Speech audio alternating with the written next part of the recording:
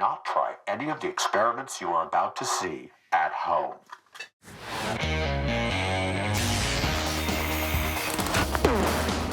Well, there's your problem. In this special series of MythBusters, It's almost too exciting.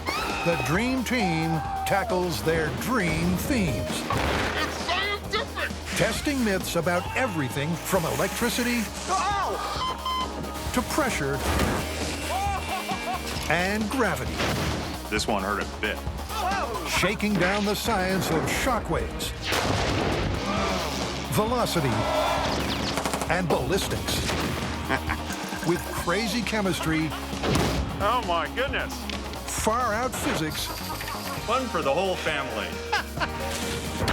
and insane explosions. Is everybody okay? Life's burning questions answered. On MythBusters, there's your problem. On this episode, the team takes a dive into some watery myths. Wow, I can feel the pressure. Both above and below the surface. Come, silent walrus! First up, can water shield you from a lethal shot?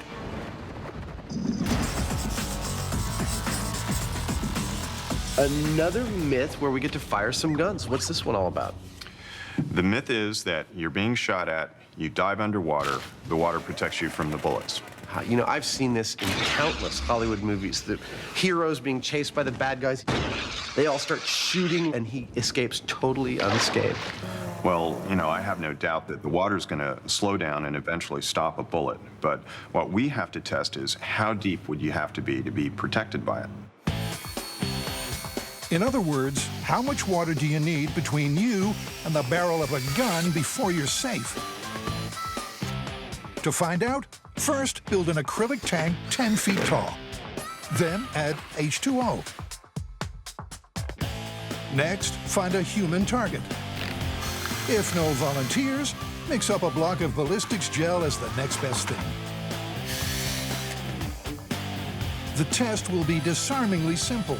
If a bullet goes through it, you're dead. If not, you'll live to swim another day.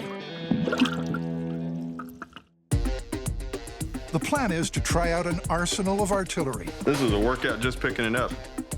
But this being MythBusters, they'll start small and work their way up. First in the firing line, a 9mm pistol with a ballistics gel at a depth of 6 feet. 3, 2, 1. Interesting. That looks like we went right through the ballistics gel, Jamie. It's a fatal hit. Traveling at 960 feet per second, the bullet went clean through the gel. How about a couple of feet lower? Okay, this is 9mm pistol at 8 feet. 3, 2, 1. And the result? Whoa, no, that didn't go all the way through. Jamie? Yeah. It's about ½ an inch under the surface of the ballistics gel. It's a non-lethal hit, but that's 8 feet of water and a small caliber handgun. So how much water will you need when they really ramp things up? Can I try? There's that sound. know. James Heineman is ready? So this is the 3-inch deer slug out of a shotgun. At 8 feet, think you'd be safe enough? 3, 2, 1. Maybe not. That's all. Now, a couple of things here. Water and electric lights don't mix well. Yep, yank all those cords out. Just yank them out. And Jamie hates mess. There's a huge crack in the front piece here. All of which means this myth badly needs a new location. Like a public swimming pool, minus the public. I never cease to be amazed at what people will allow MythBusters to come and do. We're firing bullets into their pool, and somehow everyone's agreed to cover it. Adams redesigned the rig for firing at an angle from the pool edge. But the rules remain the same. How much water do you need between you and the barrel of a gun to dodge a bullet. Worst case scenario today is that somebody dies from a bullet wound. So, with this myth back in their sights, niftily designed to adjust for the light-bending properties of water, they pick up where they left off. Ballistics gel at 8 feet and the pump-action shotgun that wrecked their first rig, Okay, deer slug in the shotgun. still firing at 1,400 feet per second. And 3, 2, 1. It's smoking. The bullet's deep in the ballistics gel, a lethal hit. It's looking like water offers less protection than the myth might have you believe. But what the heck? Jamie's not about to call time when he's having fun. Okay, that's clear. So he's stepping up to a .223 rifle, firing at 2,500 feet per second. If the shotgun pierced the gel, this could obliterate it. So this is the 223 at 10 feet. And that's the myth buried, right? That was right there. Wrong. Well, there's a problem. What do you know? The bullet shattered before it even reached the gel. Adam, let's just bring this sucker right up to the shortest distance we can do. What's that, like 3 feet? Absolutely, it's 3 feet. 3, 2, 1. Surely 3 feet can't stop that mother. The tip of the bullet was just resting at the ballistics gel.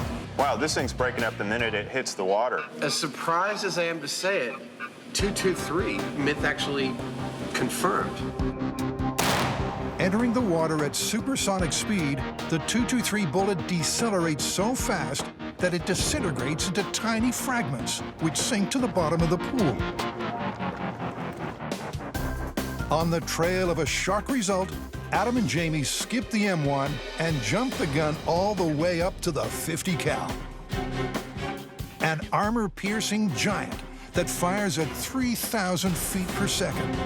I don't know whether you understand what is about to happen here, but this is the M1 Grant. Yeah. This is the 50 caliber. This kills you. This kills you and everyone else in the room. In there, right? Okay, eyes and ears. This is the 50 caliber at 10 feet. 3, 2, 1.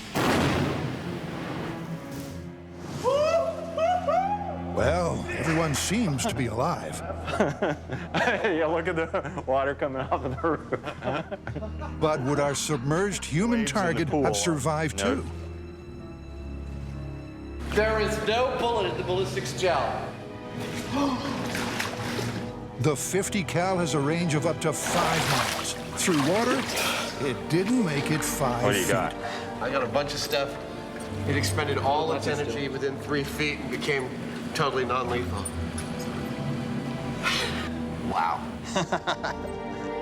Hard to believe, but just 3 feet of water would protect you from one of the most powerful guns on the planet. It's almost like it's turned water into a solid. So why does water behave that way? Carrie, Tori, and Grant take a look at the science from another angle. Okay, so we've got a good one.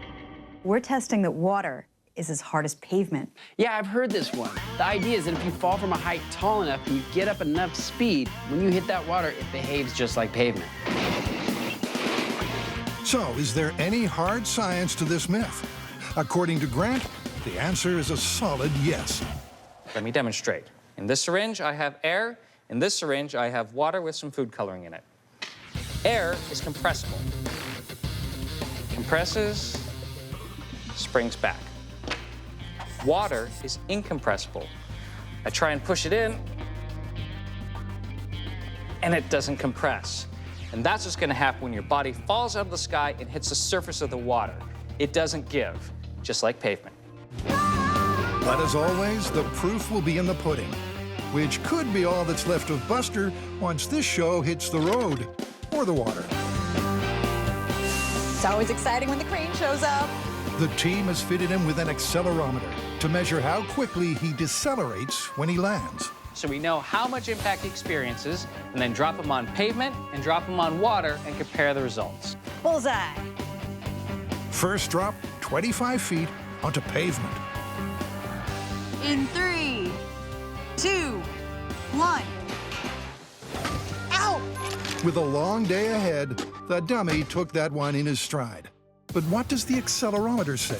Got a peak G load of 60 Gs. Well, that seems about right. I mean, he has his legs to break his fall. Great! That should cheer Buster up.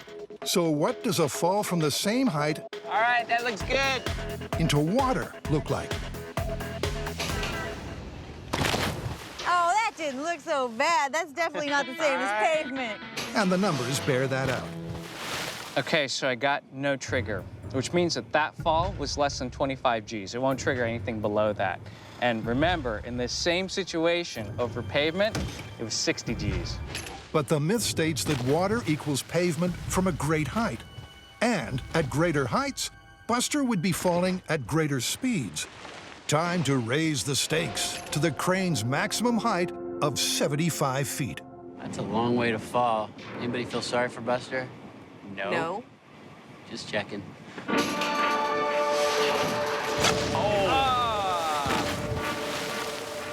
We got 29. No way. Yeah, so that's half of what we got on pavement at 3 times the height. Wow.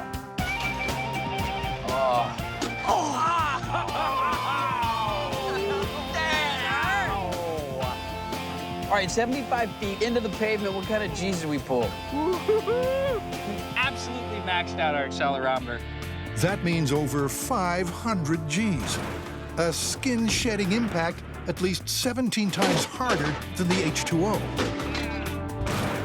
But if water's incompressible, how come this myth looks as busted as Buster? The answer is to do with how water behaves at lower impact speeds. Time for Grant mini experiment number 2.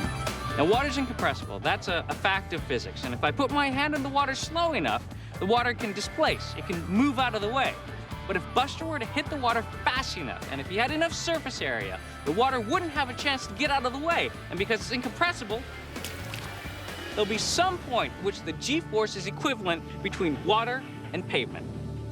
So, they need to go much higher than a 75-foot crane. Cue Chopper. Come on, let's go! Get to the chopper! And Buster's on strike. So the next best thing to a crash test dummy? Crash test pig carcasses, of course. All nicely trussed up in body bags. One for pavement, one for water. Pig doesn't want to fly. First up, pavement.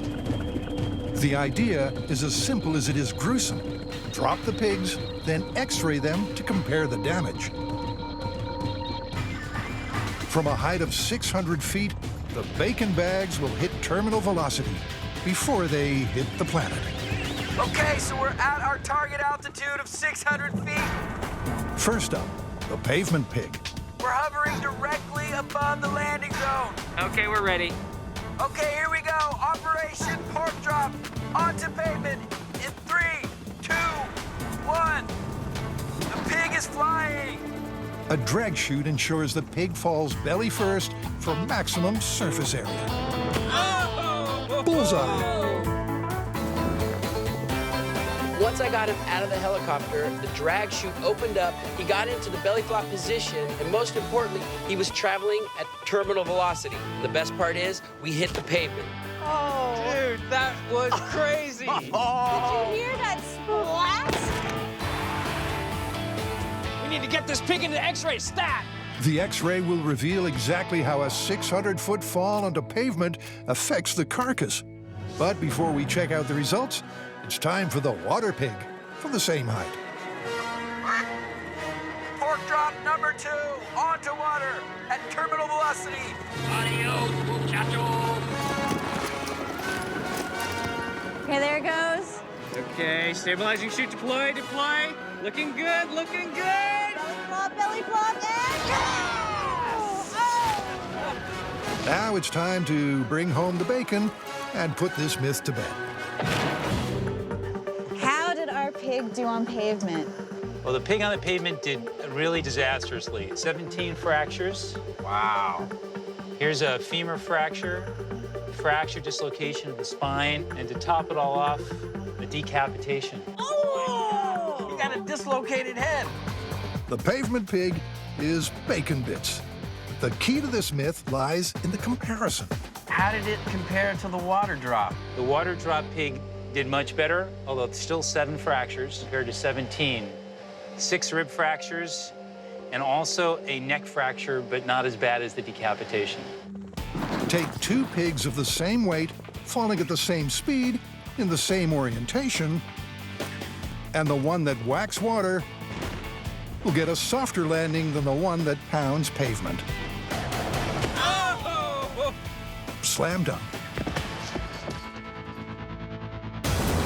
So far, the MythBusters have been testing myths about water density and how H2O behaves under impact. Now, for one that rests upon another property of water. Surface tension.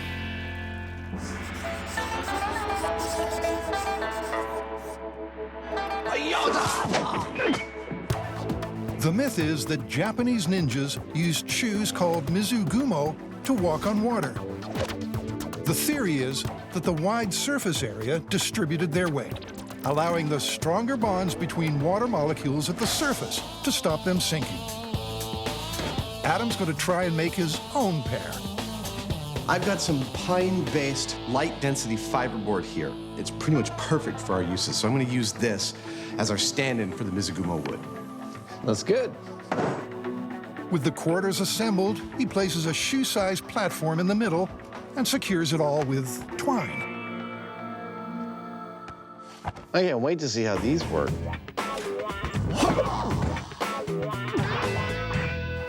These are my special device for storming the castle, walking across the water. All right, then.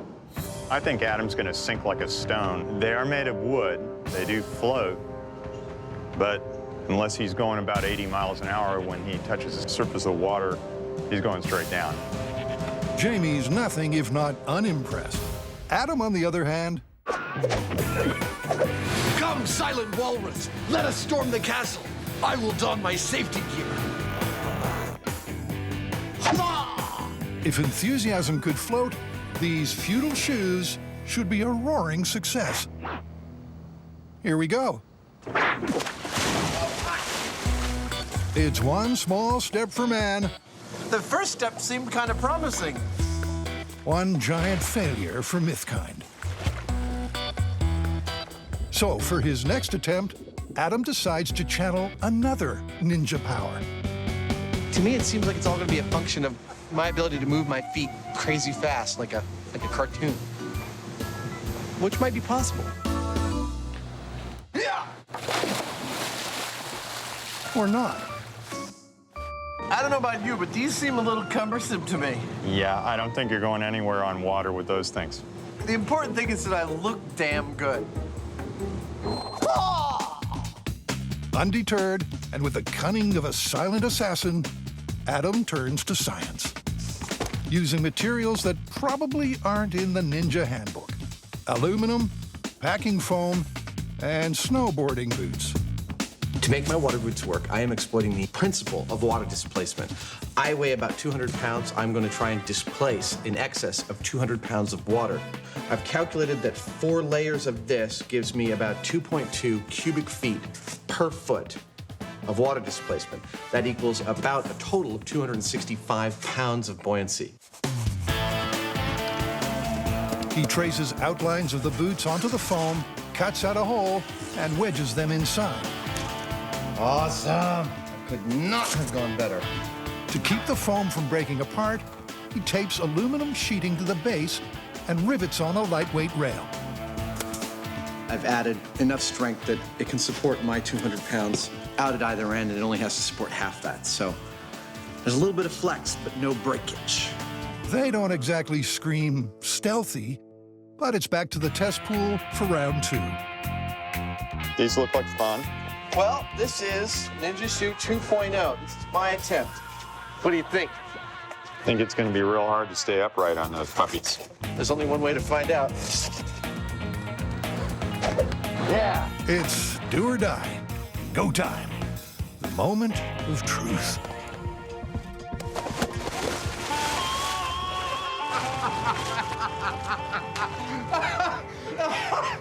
Woo! Oh, if I had any dignity, that would have been humiliating.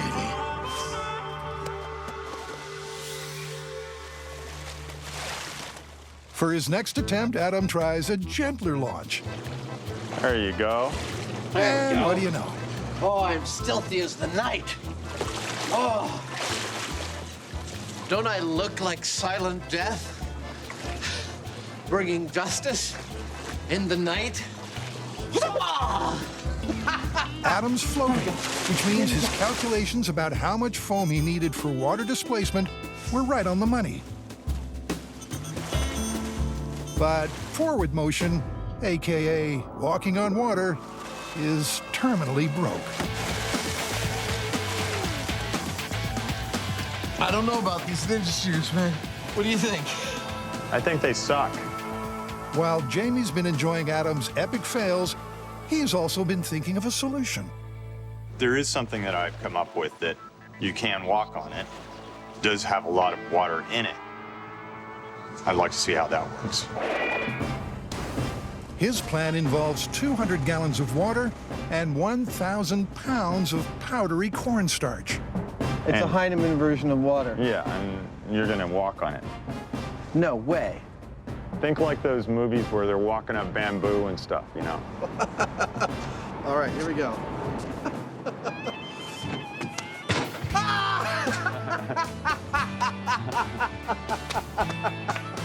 That is so cool!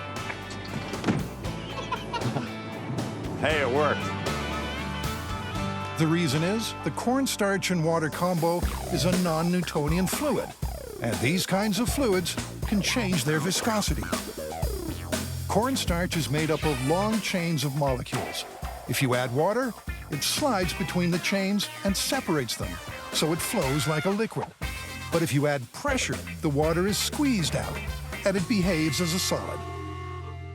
It looks like a liquid, it pours like a liquid, but when you want to run across it, you're fine, because the impact of your feet is enough to change that balance. All of a sudden, you've got a solid that you're dealing with only for a second, but it's long enough for you to move across the top of it without sinking into it. And here's the thing about surface tension. It works okay if you're moving quickly. Stop for too long, and the bonds between the molecules move aside, and you get that sinking feeling. Funky. Oh, dude, that feels so wrong.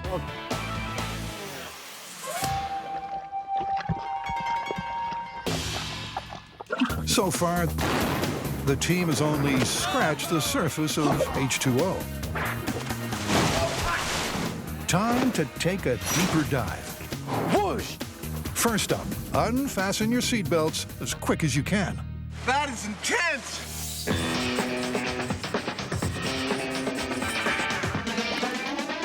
This is what I've been wanting to do almost since we started doing this show. The myth is that you're in a car, it goes over the side of a bridge or something into the water and it starts to sink. The myth is you will not be able to open that door until the cabin of the car fills up with water. And then you can open the door and escape. Sounds like you might be cutting it kind of close, though. That's exactly what we're gonna find out. This myth is all to do with pressure differential. Water exerts greater pressure than air, so it presses on the doors, holding them shut. Only when the cabin is completely full of water does the inside pressure match the outside, allowing the door to be opened. But can you really hold your breath and keep your cool long enough to carry off such a narrow escape? To get this myth revved up, they need a test car, minus one engine.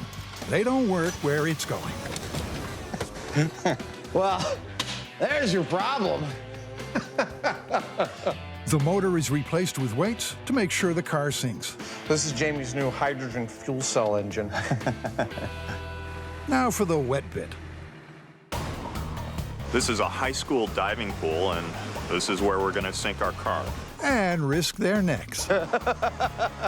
Here's how it'll work. The car will be lowered into the pool from a crane. Lovely. Adam will be in the driver's seat. Bosom buddy riding shotgun. I'm just going to be sitting there relaxing, waiting for Adam to freak out, and then I'll be right there with the regulator. You ready? I'm all set. I think it's entirely likely I may need oxygen before this test is complete. No kidding. Talk about being thrown into the deep end. This calls for nerves of steel. I'm going to try to start opening this door the moment I see the water get above my glass. Now, if the myth is true, I won't be able to open that door until the water level inside the car gets to the same point. Here comes that sinking feeling. I couldn't stop now if I wanted to. Oh, man. Oh. The water's up to my butt now. All right. Okay, it's coming past my waist. Now I can start to see under the water. Oh my God, it's coming up under the windshield.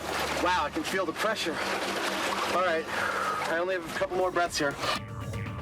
Adam's completely submerged. And scientifically speaking, in deep shit. If this was for real, he's dead in the water. Only after he starts taking breaths on the regulator does the cabin fill up completely, allowing him to escape.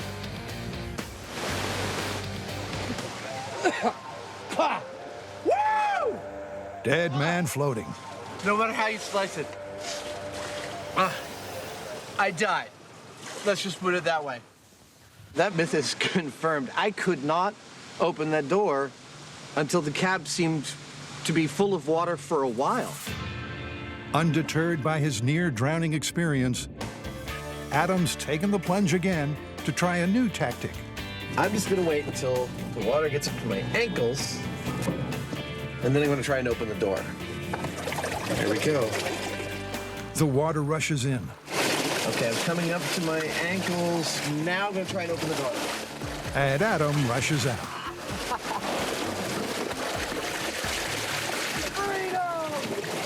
But let's face it, that car was not sunk. By the time you can see water halfway up your window, it's pretty much too late. Window. Good point. Surely you can just wind the window down when you're underwater. Back to the shop to find out.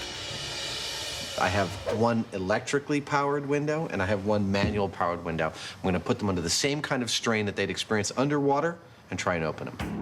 Adam weighs down the door windows with 350 pounds, matching the pressure they'd be under at a depth of only 2 feet. I do not know of a more visual way to make clear how much pressure you're dealing with when you put things underwater. Suddenly, this looks less simple. Manual winder. Just failed. Busted. The gear just slipped. You ready? Uh-huh. Electric winder. No, it's not budging. And neither would you be if you were trapped in the car. And if you're thinking, why not just bust out? Think again. Car keys. Keys are busted. Cell phone. You're screwed. Steel-toed boots. No. But if you're properly prepared and have the right tool in your glove compartment, Oh! One hit.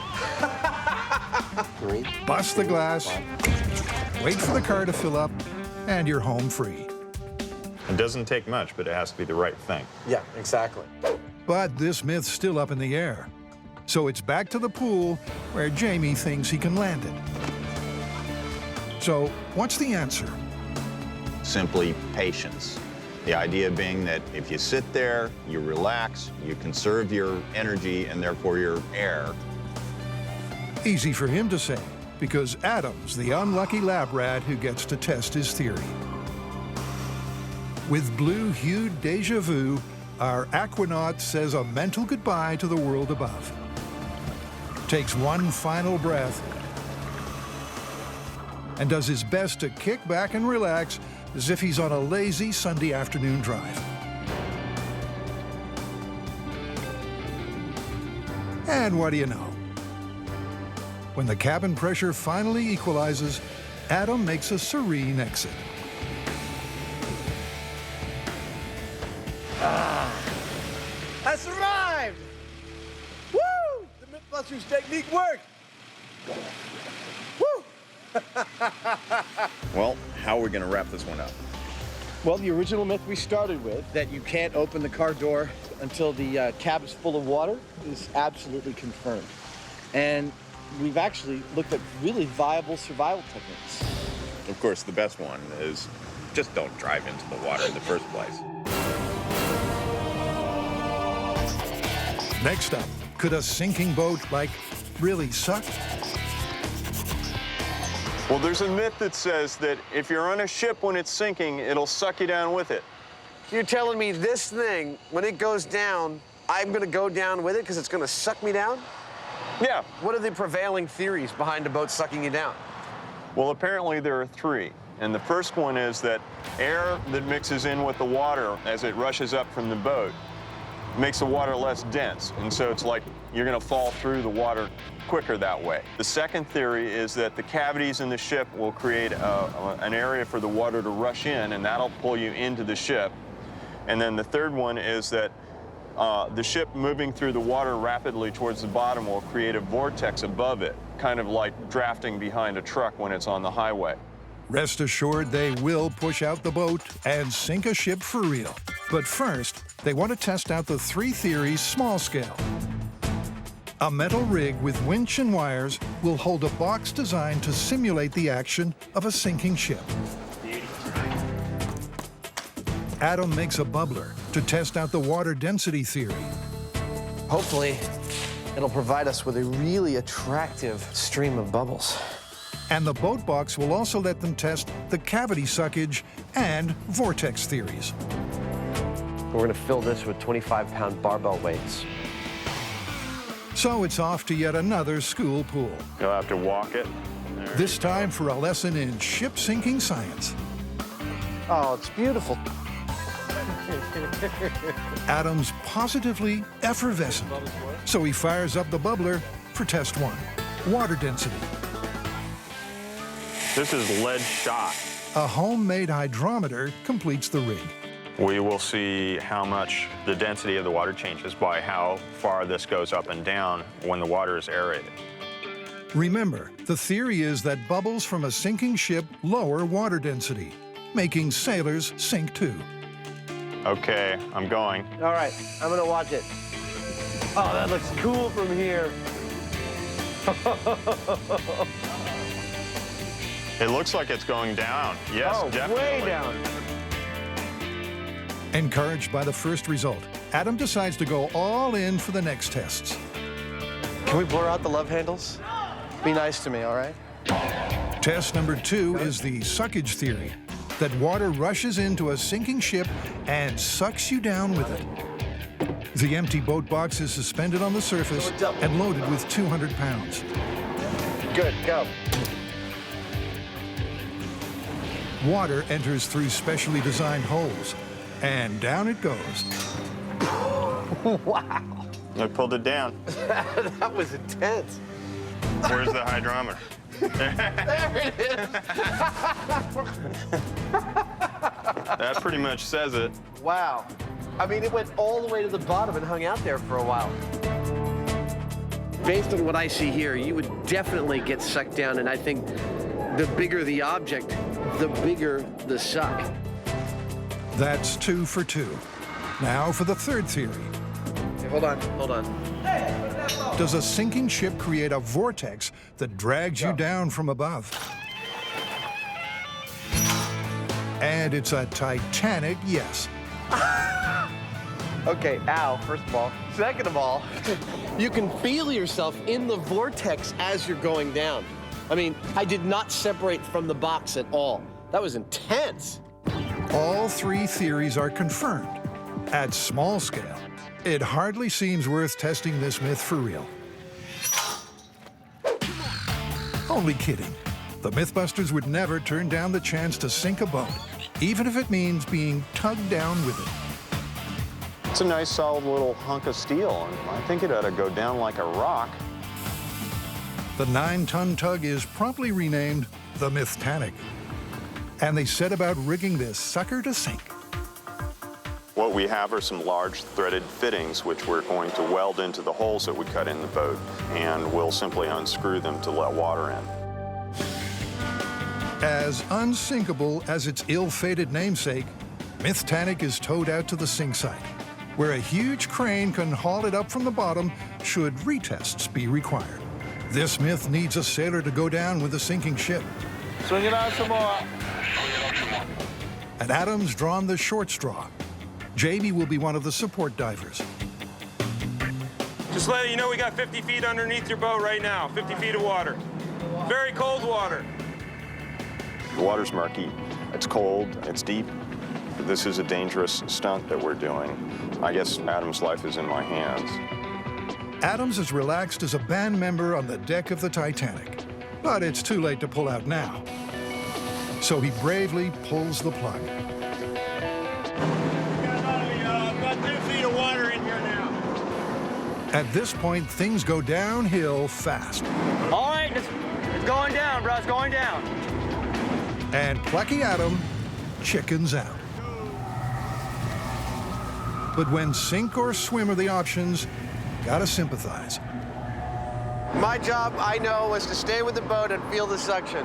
But I swear to God, standing on there, my body just goes, move that way, not that way. There's nothing for it but to raise the MythTanic and hope Adam can raise his game for a second scuttle. Rescue plan in place. It's now or never. Okay, be careful. It might roll and you get caught. It's gonna roll, guys. I hardly dare say it, but I can't help hoping the MythTanic really does suck.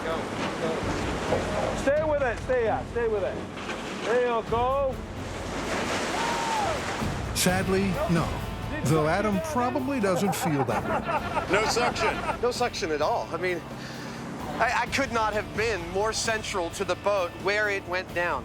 I sat on it, the entire boat just dropped underneath me, and I hit the water, my neck hit the water, and I never went any lower.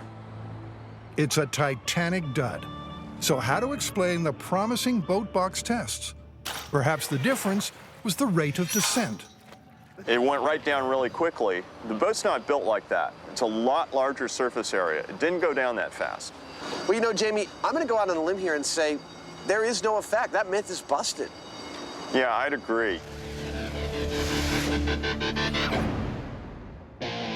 So with one ship successfully sunk, next we ponder the myth that you can refloat a boat from the bottom using only these.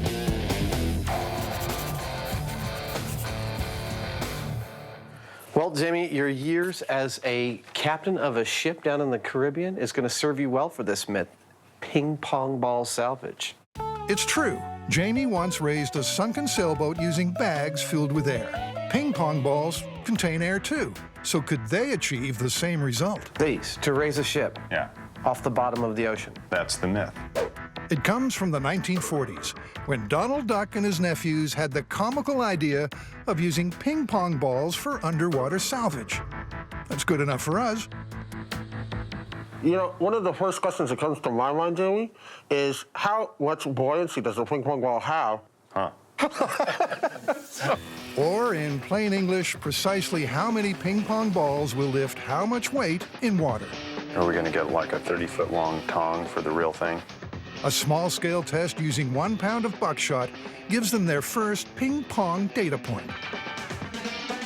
That actually confirms my math. I think that was exactly 15 balls to eliminate a pound of weight. That's a lot of balls for a lot of pounds. 3,500 pounds, to be exact. The weight of the sailboat they're planning to sink and salvage.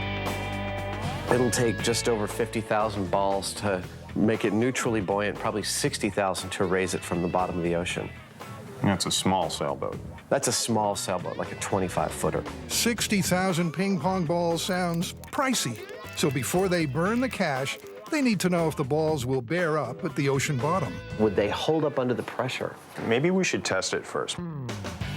Jamie knocks up a mini pressure chamber to test to depths up to 100 feet underwater. Never let it be said that Jamie and I don't take high pressure seriously. You ready? I'm ready. If the balls crack under pressure too soon, We're at 30 PSI. this myth is busted before Adam and Jamie have even got their feet wet. So let's go to 45. Okay. I'm just gonna keep on going. Okay. If you hear a big boom, just dive. Whoa! That was about 60. Well, so they didn't burst until 60 PSI. That's equivalent to 90 feet under the water. The distance we're thinking of, about 30 feet, doesn't seem like these ping pong balls will crush it all down there. Looks like they've got the balls to deal with the depth. Yeah, would you like to hold these? But how on earth do you get 50,000 of them down to a sunken vessel? Jamie funnels the thorny problem through his gray matter and flushes out a bright idea. I think we should try seeing whether a flow of water downward will carry these with them, because we might just get away with having a tube going down into the boat. Okay, good. Gravity takes the water down, and maybe it'll pull some of these ping pong balls with it. If this simple system works, it's going to save them a boatload of time. So, water on, balls in. Come on!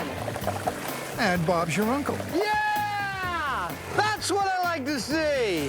I'd say that's a working thing, right? Yeah! That works! Okay. With a working rig, now all they need is a boat to sink.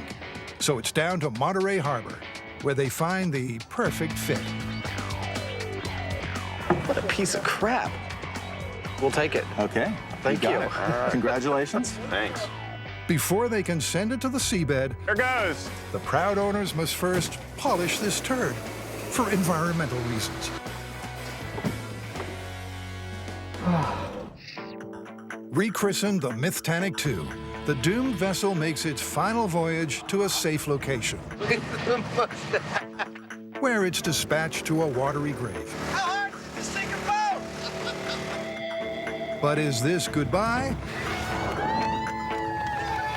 Or merely au revoir? Before they get down to business, they seal off the salvage area to protect the marine life.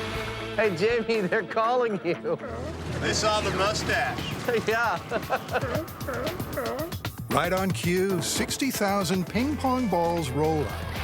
And it's finally time to put this Donald Duck-inspired myth to the test. While Adam feeds the rig, Jamie and Dive Master Robert will be down below marshalling balls into Mythtanic II.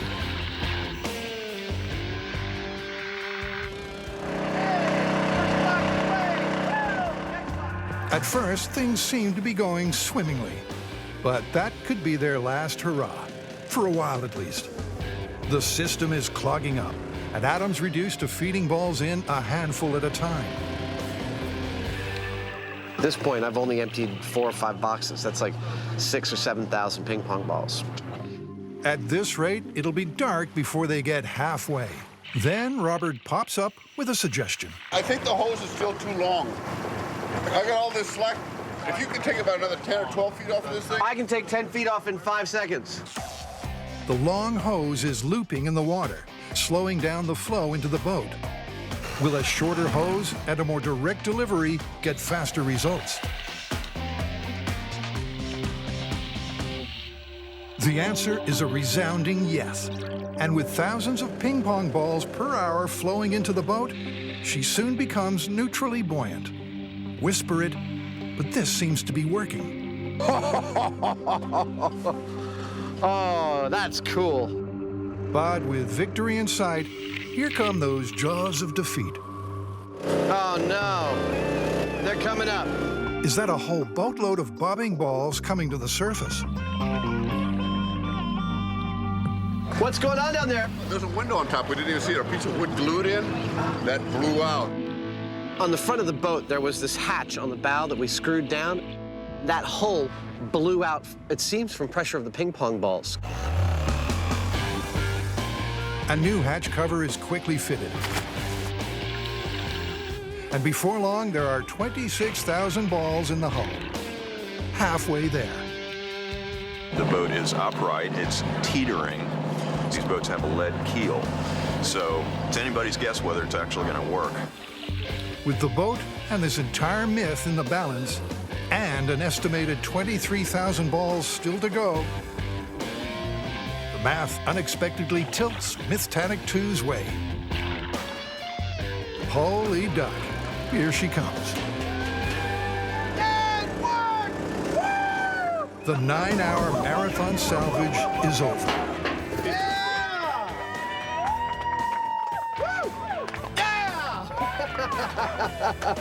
We succeeded. Of all things, she's on the surface. We did it. And the key to success? Jamie's brilliant ball-dropping system. It got the balls down there. It worked like a charm. And who would have ever thought that you could pour ping pong balls down into the bottom of the ocean? Actually, Donald Duck did. The guys swear they didn't know, but 80-odd years ago, Donald and his nephews came up with a rig uncannily similar to Jamie's. And like the MythBusters, they also triumphed. Amazingly, I'd say this one is entirely plausible.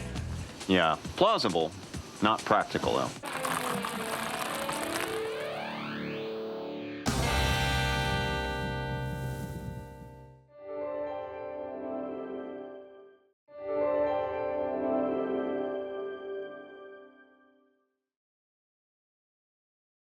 Do not try what you are about to see at home.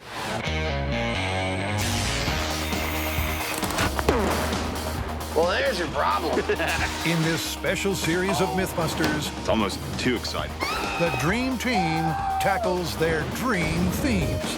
It's scientific! Testing myths about everything from electricity to pressure and gravity. This one hurt a bit. Shaking down the science of shockwaves, velocity, and ballistics. With crazy chemistry, Oh my goodness. far-out physics, Fun for the whole family. and insane explosions. Is everybody okay? Life's burning questions answered. On MythBusters, there's your problem. On this episode, Somebody order an explosion? the MythBusters countdown In 3. to some explosive myths 2. about shockwaves. 1. Bye-bye. And later, prepare for impact. With 3 more It's a Tory pinata. based on Newton's laws. I've been waiting for this, you know? It's MythBusters in motion Bring on the explosions! as the team tests out some freaky physics. Never get used to that.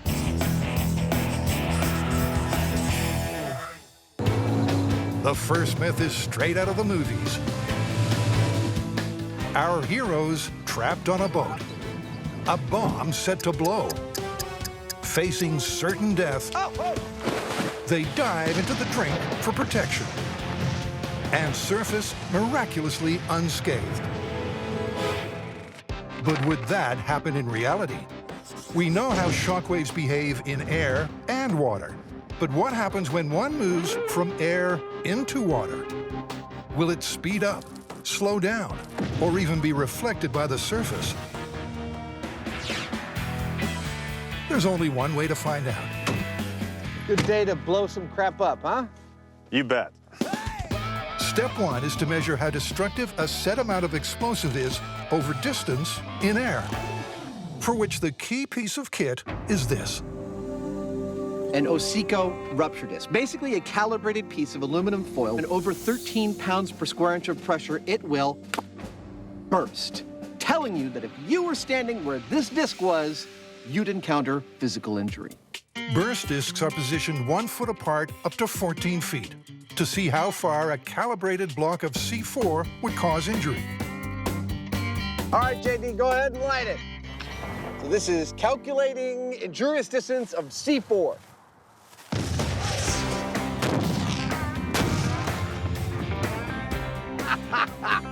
Wow, that was a rush. That'll wake you up in the morning. It definitely has more get up and go than a cup of coffee. The shock front ruptures the burst discs up to 10 feet. That's our danger zone. All right, 10 feet. Now it's time for phase 2.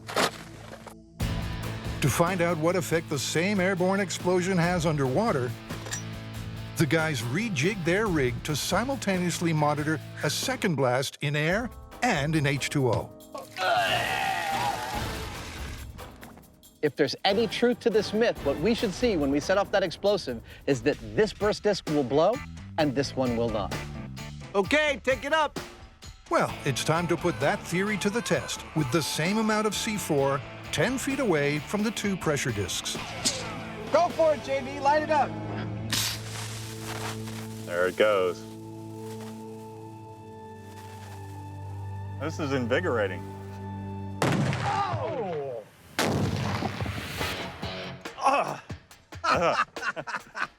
Good morning. Now to find out how the burst discs compare.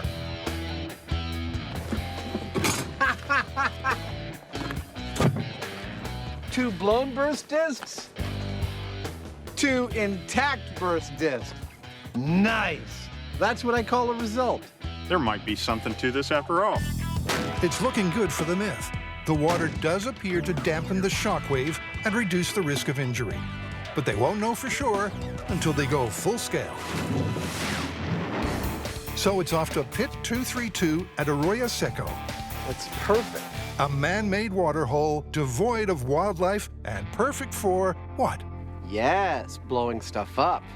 But first, they've got to get their upscale rig in position. We'll be deploying our rupture disc masts at 5, 10, 20, and 50 feet away from the explosions. Each has one burst disc above the water's surface, and two beneath, at 5 feet and 10 feet depth. And if the myth is true, if jumping in the water really can protect you from an explosion, we should find that one of our masts has its in-air disc burst, but the ones underwater intact. And for an in-depth result, they'll do tests with 50 pounds of 3 different explosives, starting with gasoline. Fire in the hole! Fire in the hole! 3, 2, 1. Wow! The platform is gone. The shockwave from the gasoline destroyed the floating platform. But how did the burst discs fare? At distances of 50 feet, 20 feet, and 10 feet, they're all intact, above and below the water. But at the 5-foot mark, it's a different story. 5 feet away, clean through. And beneath the surface? The burst discs are totally intact. Interesting. I thought so. This myth is in good shape, so let's step it up a notch to a powerful explosive called ANFO, which should be a sterner test than the gasoline. And remember, don't try this kind of boom in your own lagoon. 3, 2, 1. Bye-bye.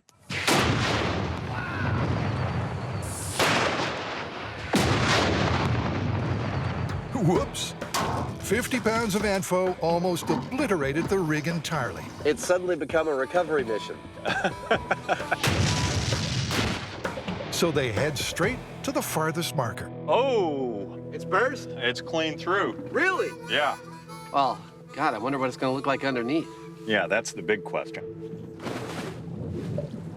Both burst discs are burst. Wow. Even at 50 feet, water wouldn't save you from 50 pounds of ANFO. Let's face it, not much would. But this myth has one more boom before it's busted. 50 pounds of dynamite. Look at it go, our little tetrahedron of death. 50 pounds of dynamite. And 3, 2, 1.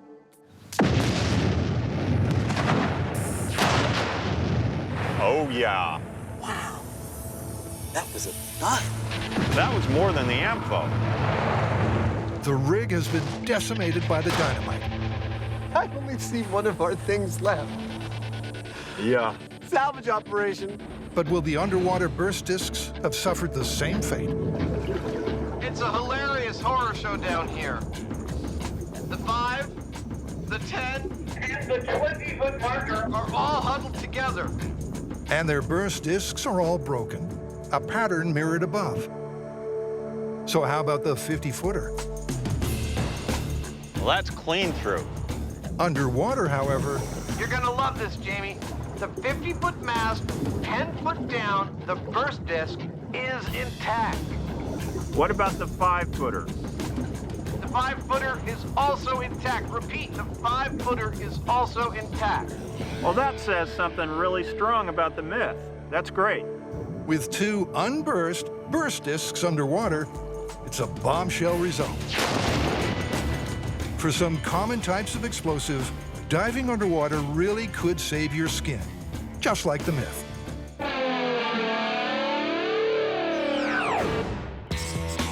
Next, it's back to the set with another shocking movie myth. What are you looking so excited about? All right, we are testing a Hollywood movie myth dealing with explosions. Great. What is it? It's a bomb-tastic scene straight from the blockbusters. Escaping an imminent explosion, the hero leaps into the air, and the force of the blast gives them a superhuman boost. But are these film physics bang on? Or is this mission implausible? To jumpstart the myth, Pycrete, get those legs up! Carrie and Tori need to establish the average distance and hang time of a regular jump All right, I'm in the zone. by an average person.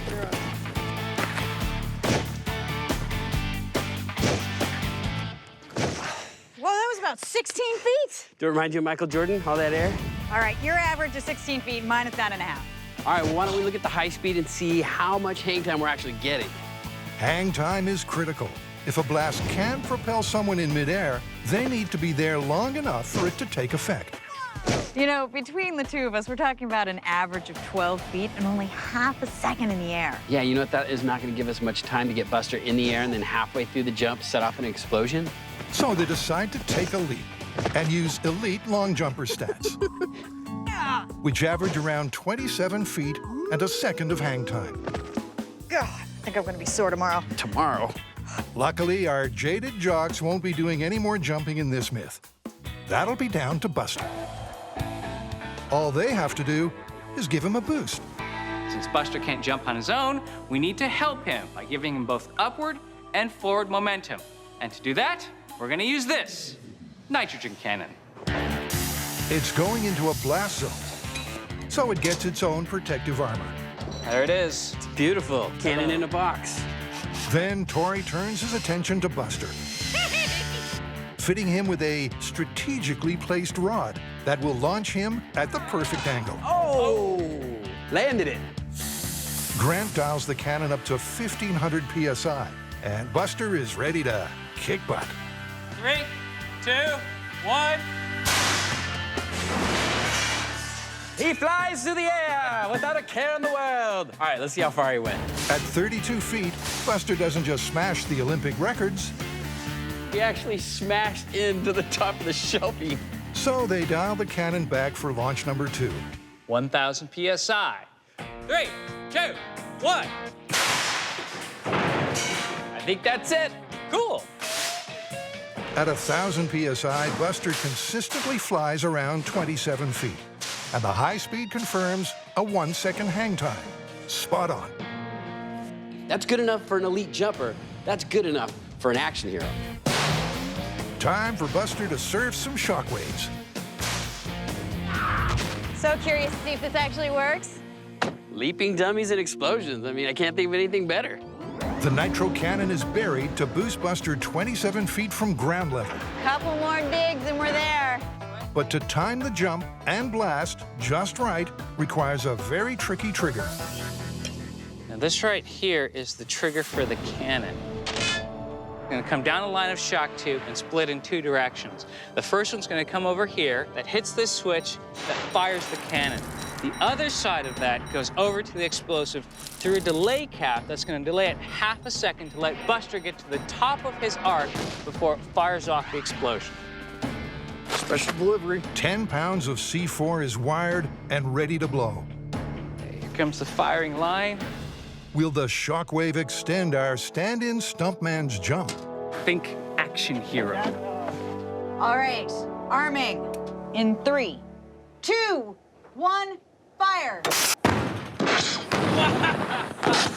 Wow, that happened so fast. Yeah. We're gonna have to look at the high speed to see exactly what happened. On review, the trigger worked perfectly. Buster's jump peaked just as the shockwave hit. But did he fly further than 27 feet? All right, what do you got? 27 feet. So that's a negative on C4. C4, negative. But it's a high-velocity explosive, which delivers a rapid shock impulse. So now we're moving on to a low-velocity explosive, ANFO. This should be really interesting. Will 10 pounds of low-velocity ANFO give Buster more of a heave-ho? Here we go. Let's see if he rides that shockwave. In 3, 2, 1, fire. That was a lot louder. You can definitely feel that thud. Let's see what happens. Yeah. The ANFO packed a punch, and the shockwave is clear to see. But did Buster hitch a ride? All right, what do we get? 27 feet. That's it? So he didn't go any farther. It's the same result again. Despite changing explosive, Buster didn't surf the shockwave. So far, everything we've tried has failed. That's 10 pounds of ANFO, 10 pounds of C4. Neither one has moved him any further than no explosive at all. So next up, A whacking 100 pounds of ANFO. 10 times the explosive might sound like overkill, but this is MythBusters. So it's boom or bust. somebody order an explosion? All right, 100 pounds of ANFO. And in 3, 2, 1, fire. Dang, that was a big blast. Well, Nice disc cloud. yeah. 100 pounds of ANFO had the MythBusters jumping out of their skin. But did that impressive shockwave send Buster surfing? We're looking at the same 27 feet. 100 pounds of ANFO and he didn't move at all. 27 feet again. I so wanted this to work. Well, I guess we got no choice but to call this one busted. You can't surf a shockwave.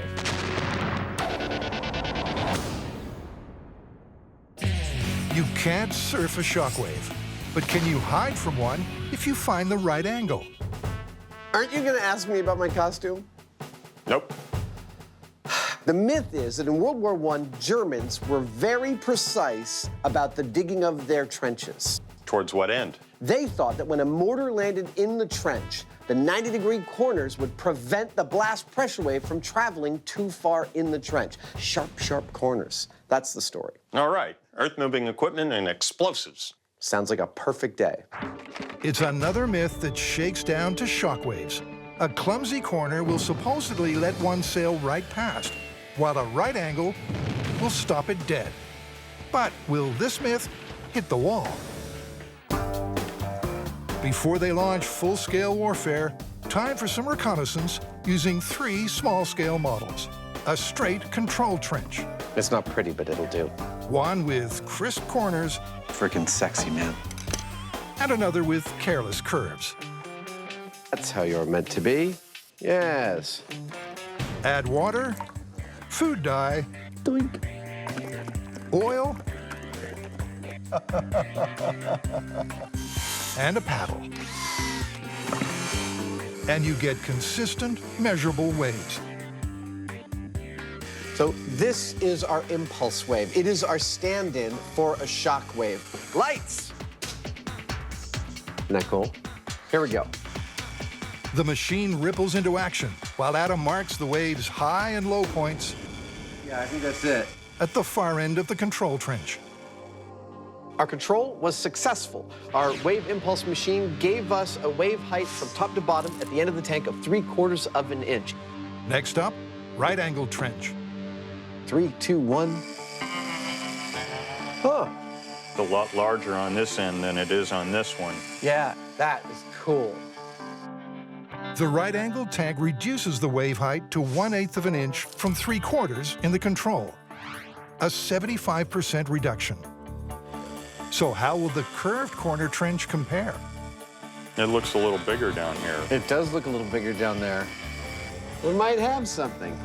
The curved corners reduce the waves compared to the control, but the right angles reduce them more, which suggests those German sappers may have been onto something. What do you think?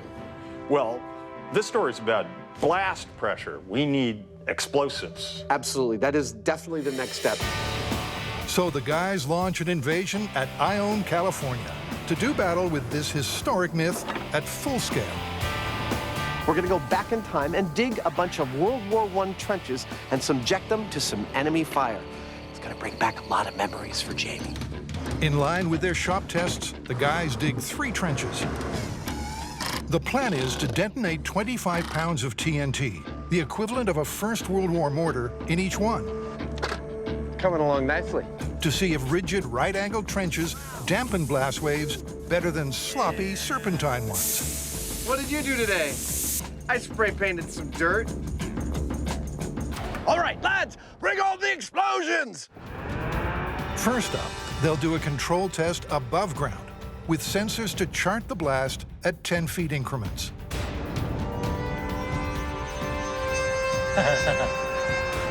Above ground blast. And 3, 2, 1. I can feel that. That was like a refreshing breeze that lasted a very short period of time. Well, more like a red-hot fireball. But what are the numbers? 20 feet from the blast, and pressure was 39 pounds per square inch. 30 feet, it was 12. And by 50 feet, it had dropped to just 5. So, with a baseline data set, it's into the trenches. First up, the control trench, with 25 pounds of TNT. In 3, 2, 1. Wow, that was spectacular. Spectacular and spine-chilling. Oh, man. The control trench has been well and truly trashed. And the sensors tell a smashing story. Compared to the above-ground explosion, the straight trench amplifies the blast pressure. The question now is whether those crisp right-angled corners will dampen it as per the myth. This is the trench that the story's all about, the one with the sharp corners and right angles.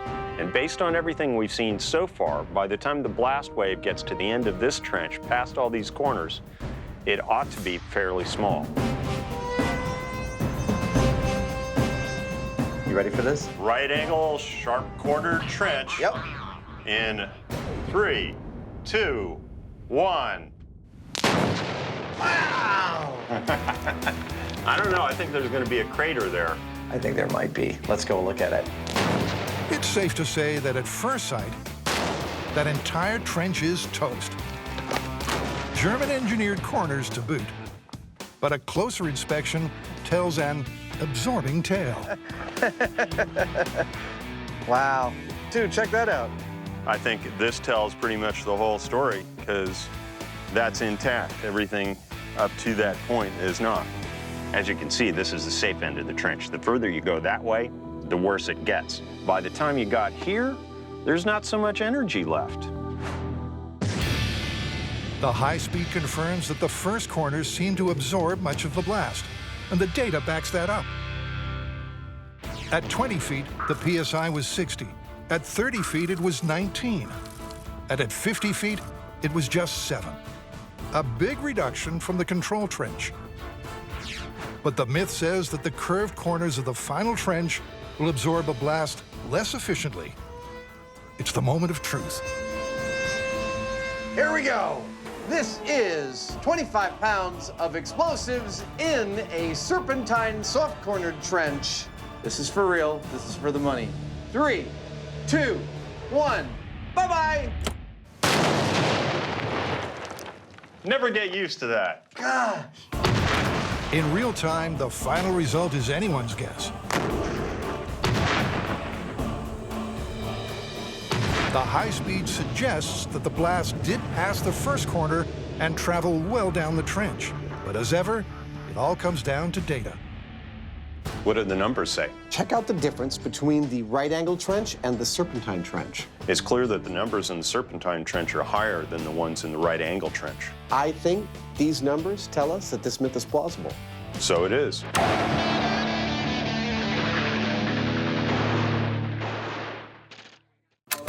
Now it's time for a bit of the old equal and opposite as the team tests out some Newtonian conundrums. Data! First up, Adam and Jamie are having a ball. Go, baby!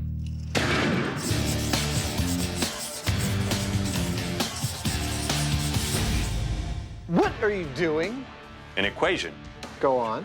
Does one of these plus one of these equal this? A wrecking ball-sized Newton cradle. That is fantastic. Ain't it sweet? It's my favorite. How do you want to proceed? Well, since this is all about scaling the Newton's cradle effect, there's no need to go stampeding towards the full-on wrecking balls. Why don't we do it gradually? You mean incrementally bumping up the size of our Newton cradles? Let's do it. Okay. First priority is the obvious cheap gag. You need to stop playing with your balls and get back to work. Now, Adam can focus on exactly how this desk toy works. Now, the Newton cradle is effectively an instant lesson in energy transfer. When we bring this up to full-scale wrecking balls, the biggest problem we could encounter is that the energy transfer doesn't work, that when we lift ball 1 of the wrecking balls, it does not send ball 5 like you'd expect a Newton cradle to work. So how are we going to know how we're doing as we scale this up incrementally? This is how. I will pull ball 1 up to this block, which is the exact same distance from ball 1 as this block is from ball 5. I release ball 1. It sends ball 5 a certain distance that I can measure and compare against our subsequent Newton cradles. Adam releases ball 1, and in a clear demonstration of this cradle's efficiency, ball 5 almost kisses the blue block. What'd you get? The energy transfer was surprisingly clean. Ball 5 traveled 98% the distance that ball 1 did. Wow, only 2% loss after one hit. Yeah. Why don't we take it up a notch, next size up? Absolutely, let's do it. Using the magic of montage, Adam whips up a 2.5-inch version in record time. Shall we try it out? And it's not just the balls that are swinging. Oh, that's cool. Adam releases ball 1 before measuring where ball 5 maxes out. And the results are definitely in the ballpark.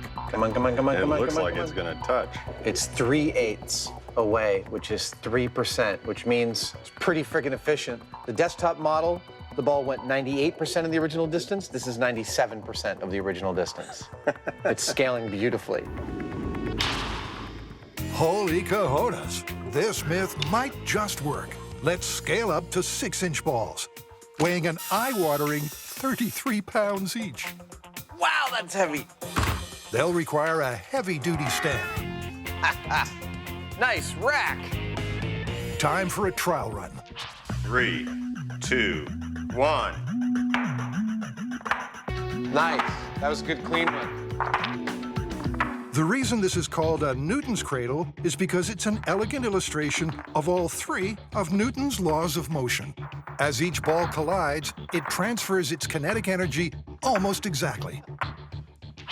All right, Jamie, ball 5 went to 94.1% of the distance of ball 1. Yeah, that's an additional 3% loss. I'm still feeling pretty good about this thing. Yeah, still working. So is increasing the mass causing us a problem? Well, we are seeing an increase in losses the more we scale these balls up. But here's the thing, it's not proportionate. These balls are over 200 times the mass of the original small balls on the toy, and yet we're only seeing a total of about a 6% loss. It's not very much. Dude, this thing is great. What do we do next? I think it's time for us to go check out a full-size wrecking ball. Awesome! I was hoping you'd say that. They're going to take a 28-inch naval buoy and cut it in half. Across the center, they'll weld a 3-inch thick hardened steel plate that should be able to transfer the energy of the swing. Inside the buoy, they'll add rebar and concrete. That leaves just 2 questions. 1, will it work?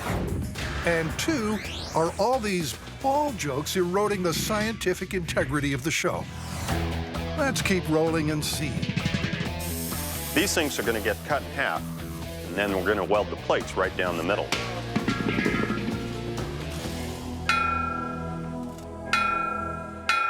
We're also going to weld structural stuff that we need onto it, like a bunch of reinforcing bars, and the rest of this space will be filled with concrete.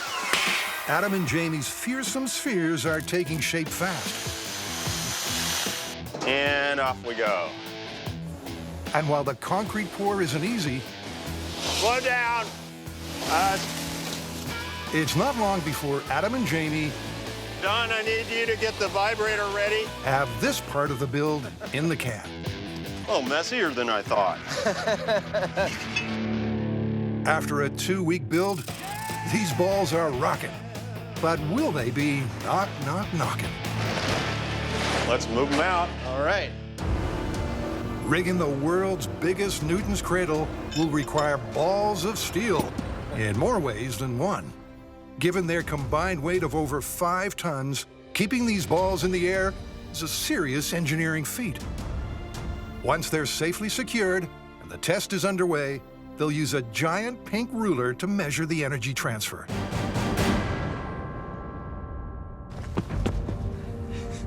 All right, you ready? I've been waiting for this, you I know? know, me too. The world's largest Newton cradle. Test number 1 and 3, 2, 1. Go, baby! Yes! 1, 2. 3. Ish. 4. The pink gauge records the energy transfer from ball 1 to ball 5 at just 45%, compared to 98% for the desktop version. So what's the problem? So check this out. Even though this is hardened steel, the areas where the balls are impacting have become flattened from the impacts. And it's not just here, it's throughout all of the balls, which means that they're all kind of squashing like hamburger patties. The amount of force here is something on the order of 500,000 times as much as what's happening with those little balls on the desktop toy. But instead of creating bounce, that energy is being transferred into compressing the balls. They'll try one last time, pulling ball 1 back to its maximum. 2 strings, max pullback. In 3, 2, 1. It really is now or never. And it's never. That went quite a ways. And now it's all done.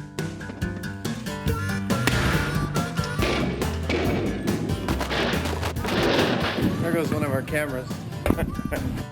As far as we're aware, this is the largest Newton's cradle that's ever been built. And it is a Newton's cradle because it's demonstrating exactly the same physical properties that the small one does. But as we get larger and larger, it becomes harder and harder to rein in the physical losses of energy in the system, from the balls to the cables to the overhead structure. While it is a Newton's cradle, it's just never going to be as perfect as the little ones are. This myth's busted. Though if you could build the balls out of something hard enough to withstand all that force, there's a chance it could work.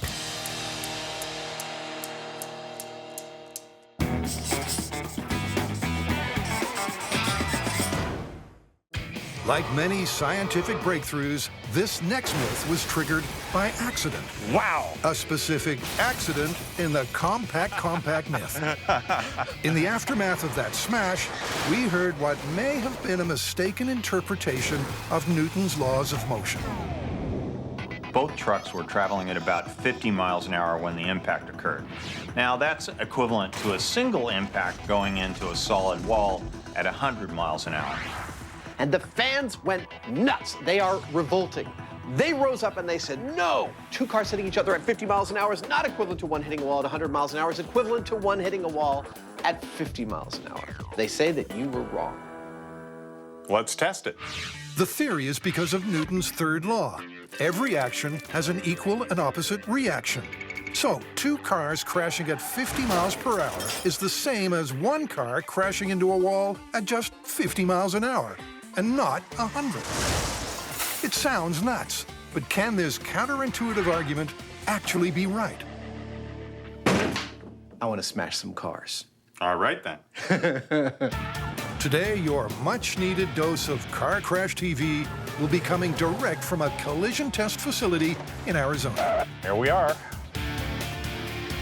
This is a 1,280-foot long crash rail. It has a track embedded in it and a cable that pulls a car along that track towards the impact spot. Inside each unlucky vehicle, Jamie has added some high-tech sensors to measure the force they'll be subjected to. It's kind of like a black box. And because the crash is liable to induce, shall we say, shrinkage, they need to measure the car. Shall we log the pre-crash length? Sure. 15 feet. All right, then. First, they'll test one car into a steel wall at 50 miles an hour. All right, the cable's ready.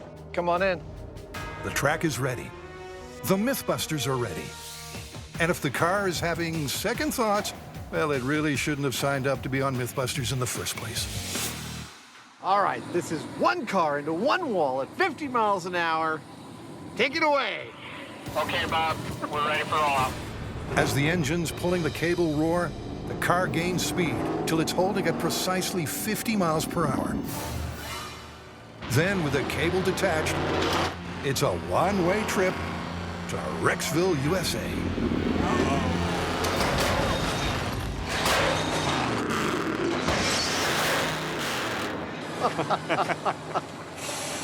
Oops. Time to reach for the insurance policy, if you can find the glove compartment.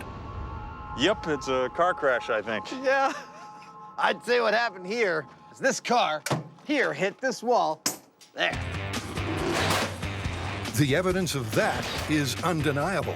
Like a hot dog hit with a hammer, the front of the car crunched up so much, it was a whole 3.5 feet shorter. 11 feet 7 inches. This car hit that wall at 50.7 miles per hour and took an average of 58 Gs in the longitudinal direction. I'm gonna go out on a limb and say that when we smash a car into this wall at 100 miles an hour, the G load is going to be significantly higher. With Adam perched on that shaky limb, another car is strapped into the track of doom. Commence with the 100-mile-per-hour crash.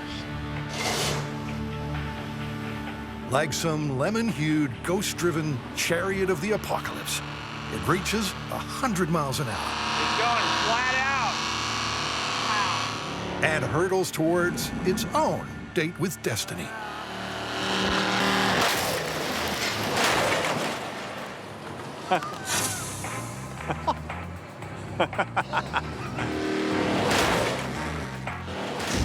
That impact crushed the lemon car with such force, it should be in a glass with ice and a cocktail umbrella. I can't wait to see what the data set says about the G load. If the data's still intact. If anything's still intact. Got good data. Really? Yeah, we got a peak on the left side of 140 and a peak on the right side of 230. And we'd normally just average those to get a resultant there. So the midpoint's somewhere around 185? 185. That's nice. That's significantly more than, what was the last one, 58? 58. Data! Before it was 15 feet. Now it's 8 feet. So, not only did the G-load triple, the crash compacted almost half of the car. And remember, these two cars were identical. There's only one more test left. Crash two cars together at 50 miles an hour. Will they resemble the 50 miles per hour squashed hot dog? Or the 100 miles per hour crushed lemon? Bring on the head-on collision. From each end of the 1,280-foot track, the identical 1.5-ton cars take off. Like tragic star-crossed lovers, they're pulled relentlessly towards each other. They reach 50 miles per hour. It's about to happen. The cables uncouple, and... well, that was quite a kiss.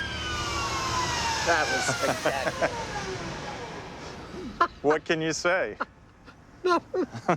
What can you say? That breathtaking finale is the final piece of their physics puzzle.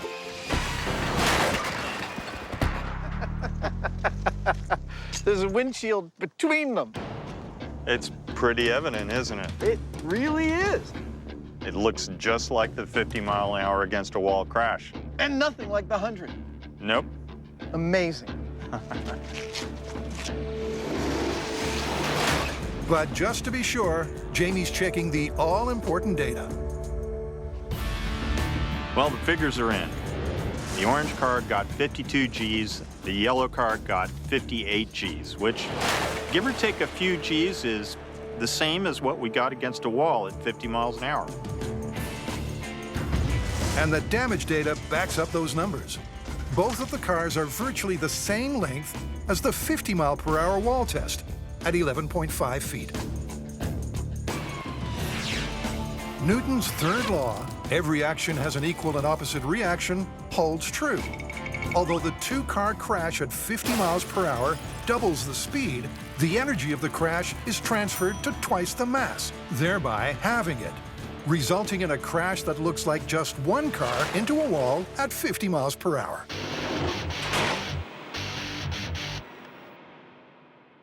So if the laws of motion can crush a car like a tin can, can a speeding bullet sweep you off your feet?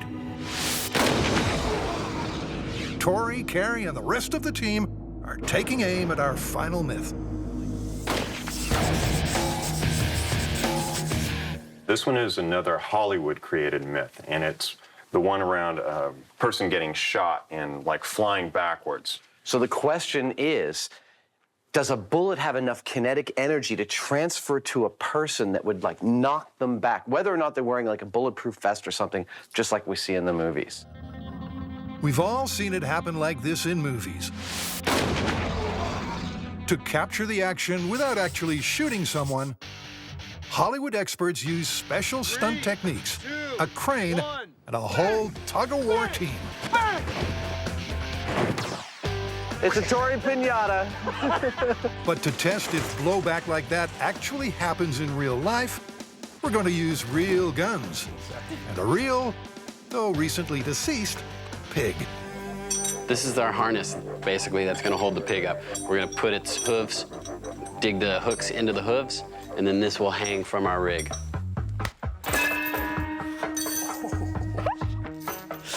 I just saw you punch yourself in the head. Let's hope out on the range with high-powered weapons and live ammunition, things go a little bit smoother. That's what you want. It's the carabiner. That's beautiful. Okay. Look busy. Here's San Francisco PD former sniper Alan Normandy with quite the arsenal.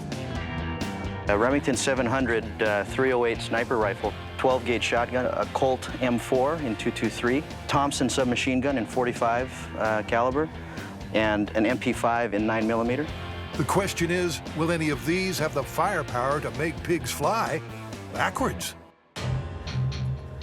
The M4 is loaded with a 9mm hollow point bullet. Lean forward just a little bit, squeeze slowly. There you go. A direct hit, but the pig barely twitched.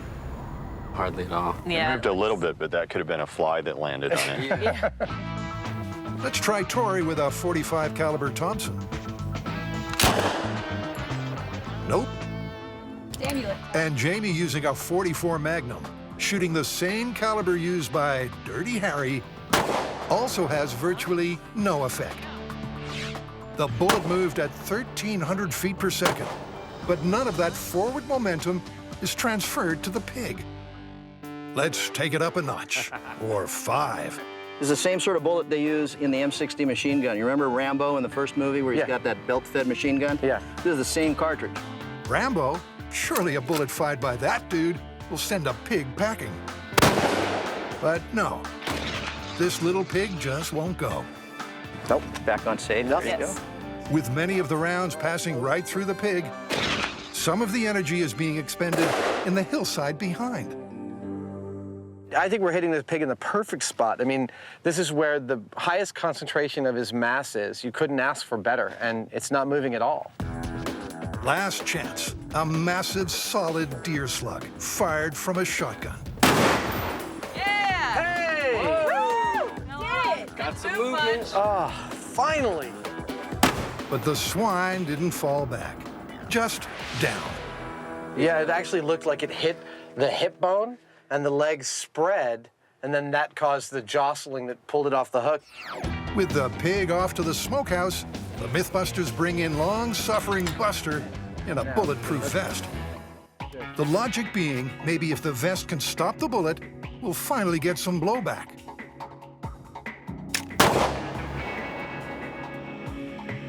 Nothing. What about the same shotgun that dusted the pig? Hey! Buster drops, but doesn't go back. Why? Because as we know by now, every action has an equal and opposite reaction. So to make the shootee fly across the room, the shooter would have to be thrown an equal distance backwards. It don't happen. The simple truth about this test is it's about the impact or effect on a target can't be greater than what the shooter's going to feel, because, you know, Newton's laws still apply. So if he was going to go 10 feet, the shooter would go 10 feet in the opposite direction. Absolutely. And the physics also relies on mass. No matter how fast it's going, a bullet just doesn't have enough mass to push a 180-pound pig or human backwards.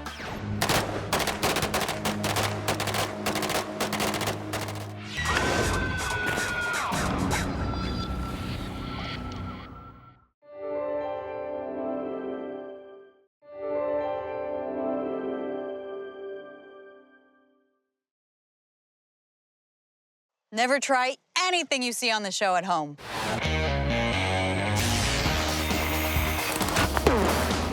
Well, there's your problem. In this special series of MythBusters, It's almost too exciting. the Dream Team tackles their dream themes. It's scientific! Testing myths about everything from electricity to pressure and gravity. This one hurt a bit. Shaking down the science of shockwaves, velocity, and ballistics.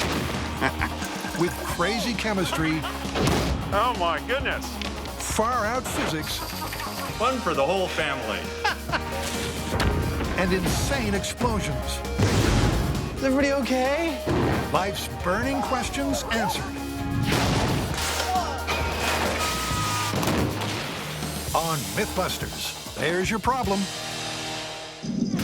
On this episode, it's burn, baby, burn, as the team tests out myths about fire. This is gonna be scary. While later, they do a 180 It's time to go to war. and get to grips with ice. Come on, baby. It's a feverish ride That's beautiful. as temperatures hit new highs and lows. First up, viral myths and MythBusters. They go together like C4 and explosions. Whoa! That looks seriously dangerous. I like it. You know, they're claiming to do this with only sawdust. Fans, they're a little skeptical. They think it's either something way more flammable or it's CGI. Well, in theory, it could work. Yeah, even though they say they're not using any accelerant, if the powder's fine enough, you could get that result from just sawdust, compressed air, and an open flame. Oh, we are gonna have to be so careful. Viral videos can sometimes be a little loose with the truth, and viewers have suggested this may have involved added accelerant. But the maker says not. What we have here is the energy source. It's a propane tank. All you need is compressed air, sawdust, and an ignition source. Time to test if this is for real. To make the sawdust cannon barrel, Carrie recycles an old pipe. Well, you didn't want it to come all off in one piece, did you? Grant works on an empty propane canister, just like in the video. Modified to hold compressed air, a high-flow valve should release it all into the cannon in one short blast. When we push this button, it deploys in less than a quarter of a second. Heavy-duty pipes connect the canister to Carey's cannon. And it's ready for a proof-of-concept blow test without flame to see how high they can blast the sawdust. I think this will work out pretty well. It's light and fluffy. The canister is pressurized to 100 psi, and... In 3, 2, 1! That's good. The problem is, it didn't go that high. No. 10 feet in the air. At the moment, it's not looking exactly like the height that we would expect to see. No, not quite. But I think it's achievable. So what to do? Grant thinks he'll get more punch with less hardware. He fits a shorter connecting pipe. Then Carey trims an inch or two off the legs. Scarface Ballet Cheese already booked the bomb range, Say hello to my little friend. where they get ready to blow. So this orange line right here is connected to the air compressor, and that is the source of air for the whole cannon. And hopefully, that'll be enough to create a huge sawdust plume. The plan is I'm gonna light the flare. Grant's gonna pull the string, and hopefully we'll get a giant tower of fire. The pressure inside the canister rises to 120 psi. Perfect. Good to go. In goes the ignition source. All right, 3, 2, 1. Grant releases the compressed air.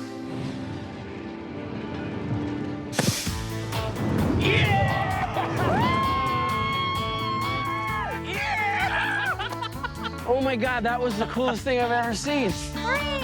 It didn't look like it was gonna ignite, and then all of a sudden, whoa, it went up. It was beautiful. It's not just the size of the flame, but the sound. It was amazing. It's a towering inferno of nothing but sawdust, tiny particles which burn instantly. When one particle catches fire, it ignites the next almost immediately, causing a rapid chain reaction. Better than the original? It was way cooler. With a potential hoax definitively unhoaxed, what next but to up the ante? So we made our cannon to the specs of the video, and it worked. Now it's time we ramp it up, and we make a giant cannon and see how big we can make the fire! They've clearly caught the firebug, Carey included. She wants something more combustible than sawdust, so she tests other fine-grained substances, like flour. That was good. Next, non-dairy creamer, which is made from highly combustible corn syrup. Non-dairy creamer.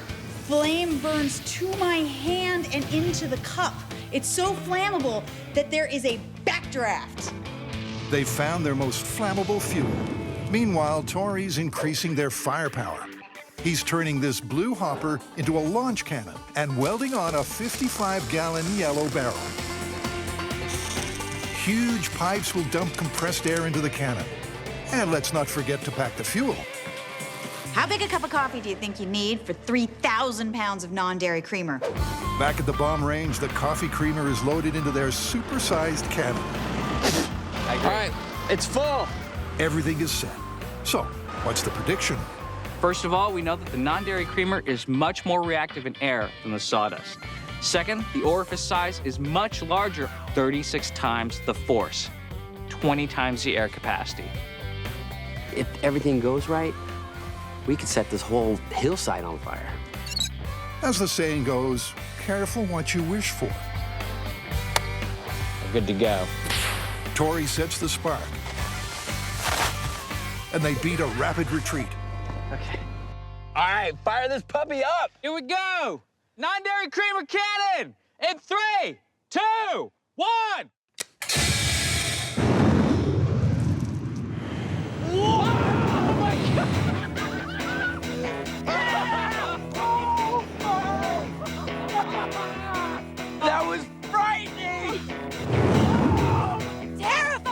This was frightening. I mean, seriously, there was a moment where I'm like, oh, crap. This was a bad idea. When you set off an explosion, you go click, boom. When you fire one of these cannons, you go click, and like, whoosh. It's not working. Oh my God! All I heard in my head was, run. We should destroy this. This technology should not be shared with anyone. And just in case you missed the message, I hope I don't need to tell you this, but don't try this at home. now a fiery face-off to warm the cockles of any myth-busting heart. Fire versus ice.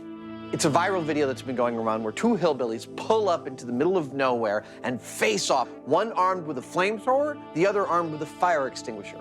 They both fire their devices, and fire and ice meet in the middle and apparently, according to the clip, cancel each other out. Dibs on the flamethrower. And don't want to hear any more about the story? No. All right, then. Roll the clip. No wonder this went viral. But the team wants to know if it's a case of film fakery or fiery fact. Time to get forensic. Well, let's scale it up. First, they study a film frame to get a take on the distances involved. There's 60 feet between these guys, which means each of these things has to shoot 30 feet. Adam sets up a firing range to test a standard 15-pound CO2 fire extinguisher as featured in the clip. The question we're concerned with is, will it actually fire out 30 feet? Honestly, I don't think so, but that's why we're doing this test. 3, 2, 1. I think that was pretty far. Encouragingly, that was a good 25 feet. Dude! Very close to the required target. I think it's time to put it up against Jamie's impromptu flamethrower. Impromptu and top secret. Even though we tell people not to do what we do at home, when it comes to homemade flamethrowers, I'm just not going to show you how to do it. And that's that. Now it's time for a proof of concept test and a swift change of set. Obviously, we can't be squirting lit gasoline around inside M5, so we've come to the San Francisco Fire Department Treasure Island Training Facility. I'm ready. All right, fire extinguisher versus flamethrower, small scale. Let's light her up.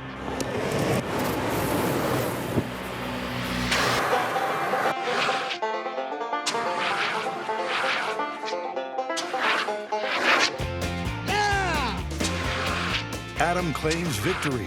But what does the replay tell them about this first test? Here at just under 10 feet, I think I'm about to put it, there it is, I put it out. They're 60 feet apart, so I absolutely need to beef that thing up. Based on this result, a standard fire extinguisher has no hope from 60 feet. So Adam's making a second, modified extinguisher to give him a cat in hell's chance. I clearly need more power. I'm gonna start this experiment process by measuring the 15-pound fire extinguisher using my pressure swingometer. And I'm going to be comparing that against all my subsequent measurements from all the modifications I'm gonna make. I don't need a white, billowy cloud going to 25 feet. I need to push the fire back from 25 feet. So I'm gonna start by increasing the size of my extinguisher. I'm gonna go from 15 pounds to 50 pounds. Then, with a few modifications, we'll see if I can get that pressure wave extending out almost 25 feet. My task now is to make an honest-to-goodness flamethrower. It's 100% illegal. We were able to do it only under the direct supervision of a number of different governmental agencies. So once again, no details allowed, but Johnny Storm is promising Armageddon. Meanwhile, Dr. Freeze is ramping up his backup fire extinguisher. Try it out. On the side of this nozzle, looks very much like this. Water comes in here, CO2 comes out here. Hopefully, what ends up coming out of the business end of this cone has a lot more force behind it.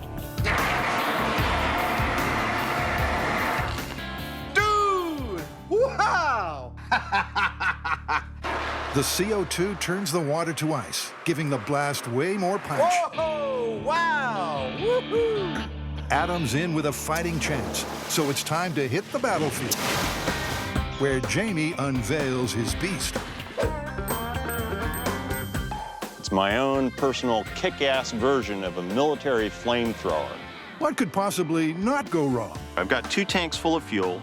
I've got a 3rd tank full of inert gas at high pressure that I'll use to pressurize the fuel tanks, such that when I pull on this lever, all of that fuel will empty out the end of this gun and burn in about 4 seconds. So first they want to test the glass safety hutch from which Adam will launch his counterattack come nightfall.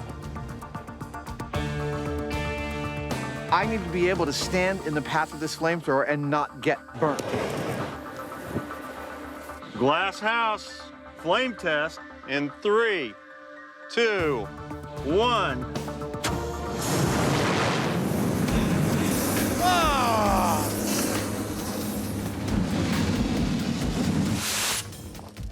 That looked like it might keep me safe.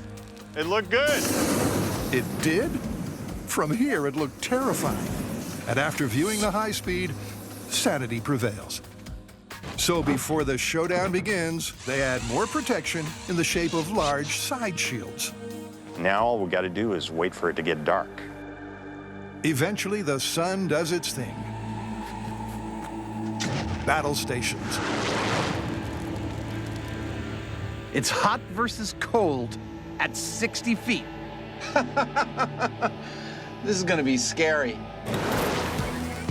First test, Okay, everyone set. We're going hot. with Adam wielding the standard 15-pound fire extinguisher.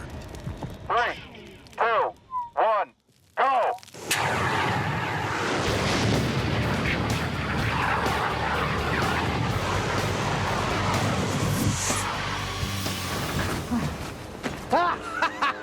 I lived! Holy that was awesome! I don't think my fire extinguisher did very much, but that was awesome! It was, but take away his safety hutch, and Adam was barbecued chicken. It seemed to me like I was pretty much bathing Adam in his little house in fire. That is insane! I'm gonna have to warn my mom before she watches this episode. She's gonna think I died in there. The myth is toast. So time to step it up to Adam's supersized water-injected extinguisher. I am ready! Jimmy, you ready? I'm ready. 3, 2, 1, go!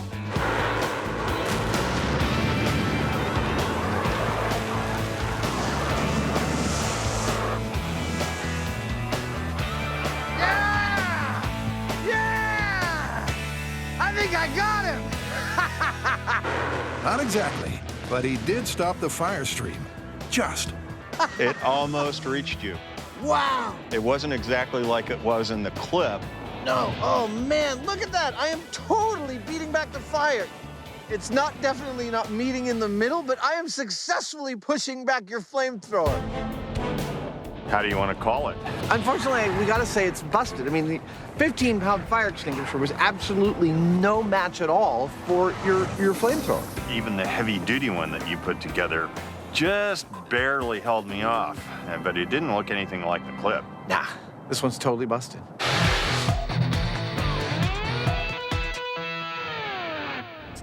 Now for a grapple with the grape. So our next myth combines 2 things that don't normally go together: projectiles and wine. Oh, you're talking about the exploding wine truck myth. Correct. Supposedly, a semi filled with wine crashed on the freeway and caught fire. Oh yeah, and the fire gets so hot that it causes the wine bottles to violently fire out their corks. How violently? Like, were they lethal? Well, we don't know because no one was ever hit. But here's the mythical part. Supposedly, the corks flew 100 feet, and when the bottles went off, they sounded just like machine gun fire. There's no doubt this blazing bottle inferno actually happened, but were reports greatly exaggerated? Did the fiery wine truck really launch corks over 100 feet with a machine gun-like rattle? They'll start with small-scale shop tests. to see how far a heated wine bottle will launch a cork. And in the interests of scientific rigor, they've assembled a variety of vintage vino. It's possible that the size of the bottle, the type of wine, or even the shape of the bottle might make a more explosive cork. This myth is all about pressure caused by fire. As heat is applied to bottled wine, it starts to boil.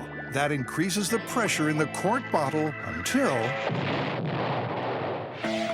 We're gonna put each different type of wine in this holder right here, turn up the flame, and compare the results. With a scale to clock speed and a long jump sand trap to measure distance. First up, a plucky little Bordeaux. Here we go. You know, this could be my favorite way to open up a bottle of wine. After 2 minutes and at 160 degrees Fahrenheit, Oh, that was it? the cork exits at a dismal 3 miles an hour, barely making it to the sand. After hearing this story, we got prepared with blast shields and eye protection and ear protection. And we got 2 feet of distance. But being glass half full optimists, the guys reset with a twist. So this bottle looks the same as the other one, and it is, but there's one big difference. It's been chilling for a while, since we don't know whether the wine was being refrigerated when it was being transported. I'm gonna throw this in and try it again. But will the chill mean a bigger thrill? I think I see it swelling. Oh, yeah. Yeah, it's starting to push out. Woo! Nice. Although still way short of the myth, 3 feet, 4 inches. the cold Bordeaux did fly 50% further than its warm counterpart. A cold bottle and a warm bottle both have the same pressure. But the more drastic change in temperature that a cold bottle experiences might mean a more drastic change in pressure. So from here on in, they're sticking with cold bottles on high heat. Next up, Burgundy. Chilled. But neither the Burgundies 5 feet, 10 inches. or the Sauvignon Blancs come anywhere near the mythical 100 feet. Looks like size doesn't matter. And that just leaves the final wine, Long, slender bottle, high heat. the Riesling. 30 seconds on the clock. All is quiet until the temperature hits 200 degrees, and suddenly... Here we go. Whoa! Wow. Oh my gosh. It went off the end of the scale. That is incredible. Result. Maybe because of its pointed shape, the Riesling shoots its cork over 30 feet at 32 miles an hour. Still not far enough for the myth, but all is not lost. It's time to bring out the bubbly. Champagne is already at a pressure of 80 psi at room temperature. Let's see what happens when things heat up. The cork looks like it's pushing out. Here it goes. Oh my God, it's happening. It's about to pop. It's happening. I could not even see where it went. It's a champagne moment. A cork bullet that flew 60 miles an hour and lodged in the rafters over 50 feet away. Finally, we are getting some results, and this is looking very good for the myth. Time to pop the cork on this one for real. To the bomb range. Yep, there's only one destination for this bottle barbecue, and it's BYO's semi-trailer, with its chilled load of champagne and Riesling, the 2 winners from the small-scale tests. Whoa! Actually, in pretty good condition. Let's burn it. And with the truck in position, prepped, and the firewood stack, All right, here we go. We're lighting up. Okay, 3, 2, 1. Woo! Let's go. That's beautiful. This fire is burning hot. So, what about the myth? Will the flaming truck turn into a flying cork machine gun? I have a hard time believing that. Tori's not convinced, and after 5 minutes, the simmering semi is still relatively quiet. Oh! Here we go. Yeah! Heard him. I mean, it's not like a machine gun you would imagine. It's more. Not yet. Hold your horses. This experiment's not over yet. Carrie's right. Good things come to those who wait. There's your machine gun. Hey! Oh my goodness! Whoa! It's better than the 4th of July. In fact, once the gunfire sounds start, there's no stopping them. Wow, you see shrapnel flying out here? Yeah. As hundreds and hundreds of bottles either pop their corks or explode in the fire. I can't believe how well this is working. After we set the trailer on fire, those bottles started popping just like a machine gun.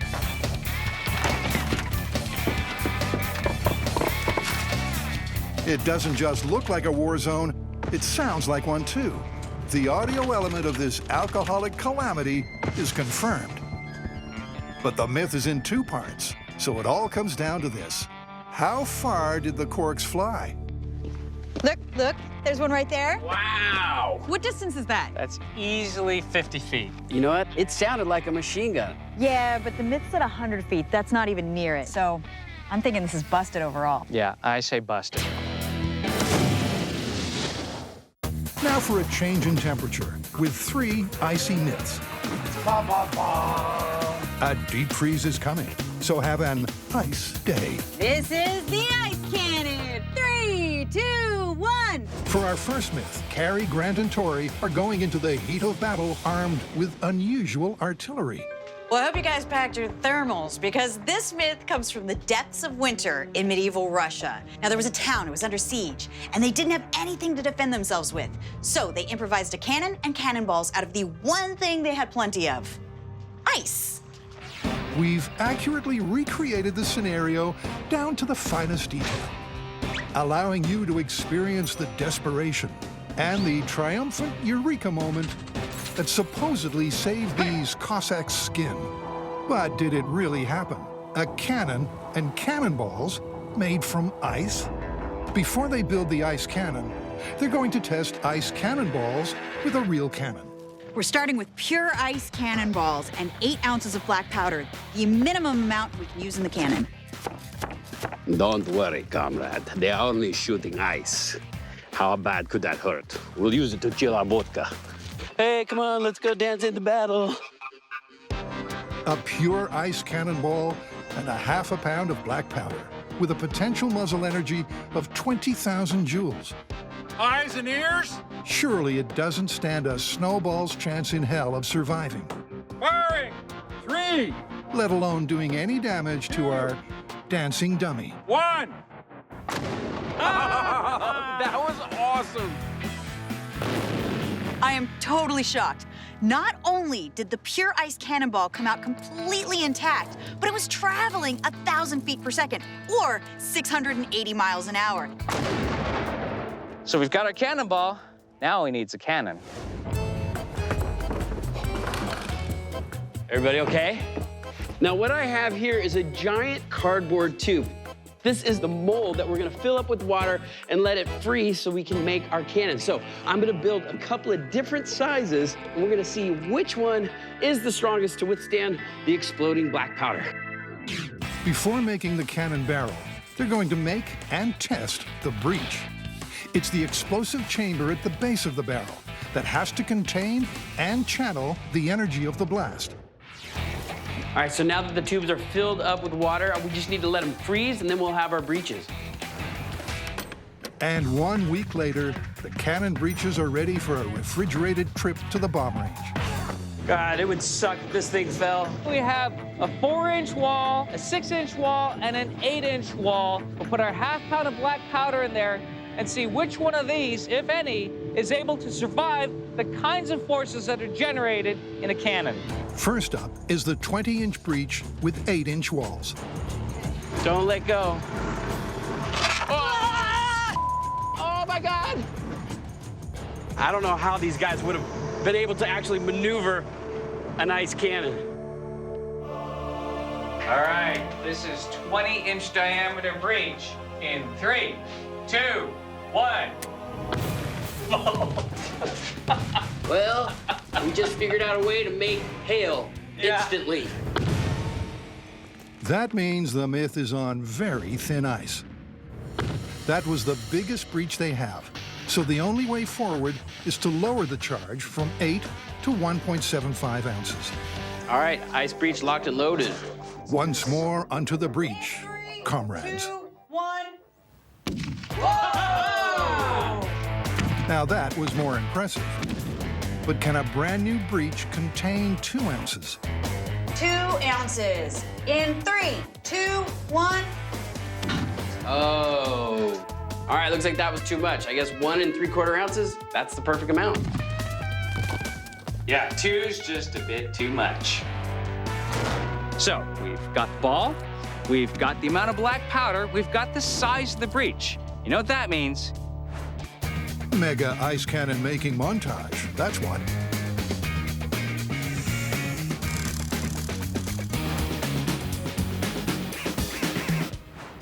Look out, people! We have an ice cannon! Ice cannon! Ice cannon! It's time to go to war. So this sets up the criteria for our myth. Number 1, the ice cannon has to have sufficient range, meaning that it has to fire about 150 yards. Number 2, it has to cause significant damage. This is a family show. This isn't quite from a family store. I might have to do a little bit of censoring. And number 3, it has to be reusable. One time only doesn't work. That's better. If the ice cannon meets all 3 of these criteria, then we can call this myth plausible. With its full majesty revealed, It's beautiful. It's an ice cannon. there's no telling what this cannon can or can't do. All right, we're wired and hot.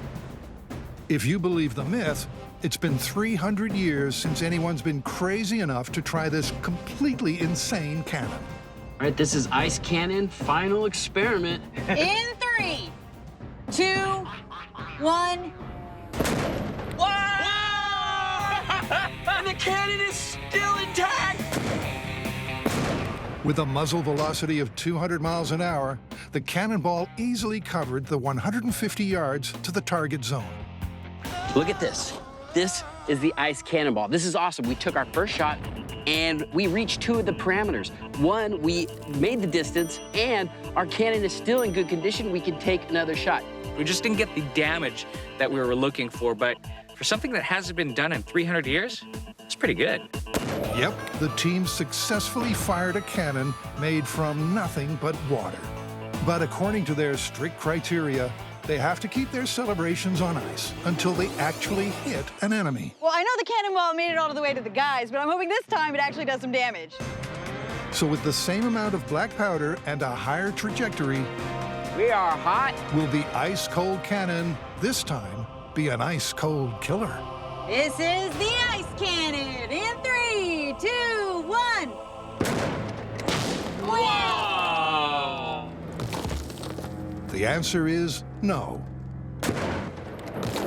Although the ball more than covered the distance, sailing over the heads of the targets, this myth blew up the moment the cannon did. I like this. I'm going to start crushing my ice this way. For this myth to be plausible, we have to have damage and range and reusability all in one, and that just never happened. For our next myth, we're going to icy Alaska to test a material invented back in World War II. Pycrete was a mixture of ice and wood pulp that was said to be so tough you could build a ship from it. And supposedly it made a mix that was harder than concrete when it froze. And they were going to build an aircraft carrier out of it, but they never got around to it because the war ended. So as far as we know, no one's ever tried to build a boat out of this stuff. That's correct. Until us. Yeah. They're starting at the beginning by making the stuff. The traditional recipe, if there is such a thing, of Pycrete is that it should be 14% by weight of sawdust or wood pulp, and then 86%, of course, by weight of water. It's such a simple recipe, there's not even a need for a montage. Jamie mixes the wood pulp and water, and that's it. Aircraft carriers, huh? Who knew? The Pycrete goes into the deep freeze to set. Once it's ready, they want to test how strong it is. First, they're going to see if this ice mix is bulletproof. In 3, 2, 1.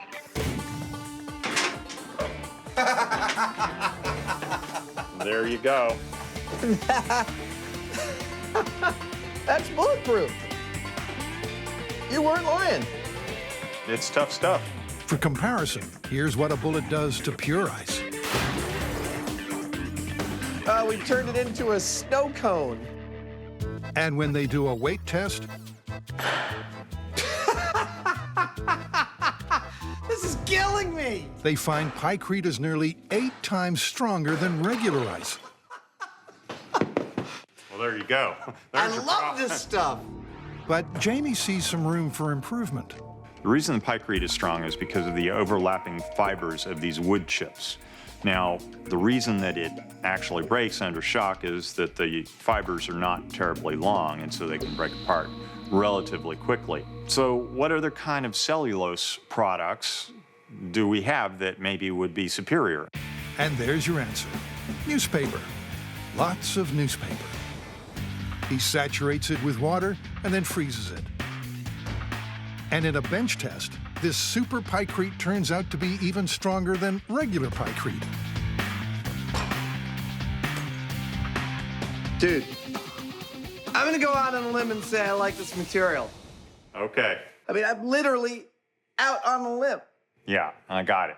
They have the material. Now they're off to Alaska to attempt to fashion a speedboat from it. In case you ever wanted to know how to build a boat out of frozen newspaper, this is how it works. First, you got to get a bunch of newspaper. Then you build a mold and you put the wet newspaper in the mold. And then you build an inner mold to hold the whole thing together.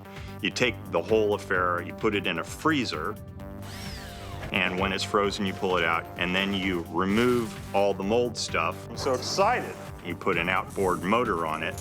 You take the whole thing down to the water, and out you sail away into the icy Alaskan Ocean.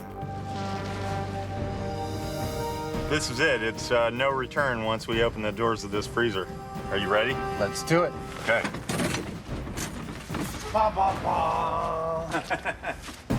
It's a tense process as the boys unpack their precious cargo for its first and possibly final voyage. That's beautiful. That's the first time we've seen the outside of the mold. I know. At the water's edge, there's time for a few adjustments. That's it. I don't want to catch your stash. You're good. Okay. Leaving Master Savage and Commander Heinemann ready to cast off. This frozen boat, dubbed Yesterday's News, has taken thousands of hours to make. And there's a chance with that large outboard motor attached, it'll be headed straight to Davy Jones' locker. Okay, you and I are pushing. Ready? Yeah. Here we go. Ah! Look at that! Come on, baby.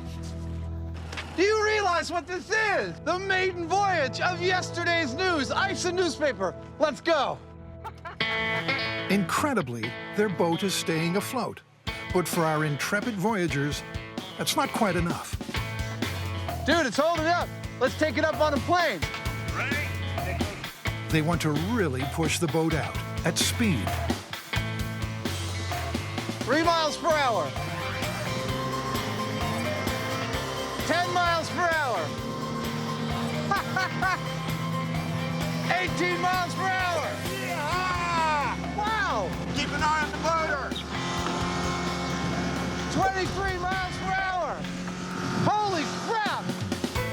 Remarkably, even at a clip of 23 miles per hour, the frozen newspaper boat is holding fast.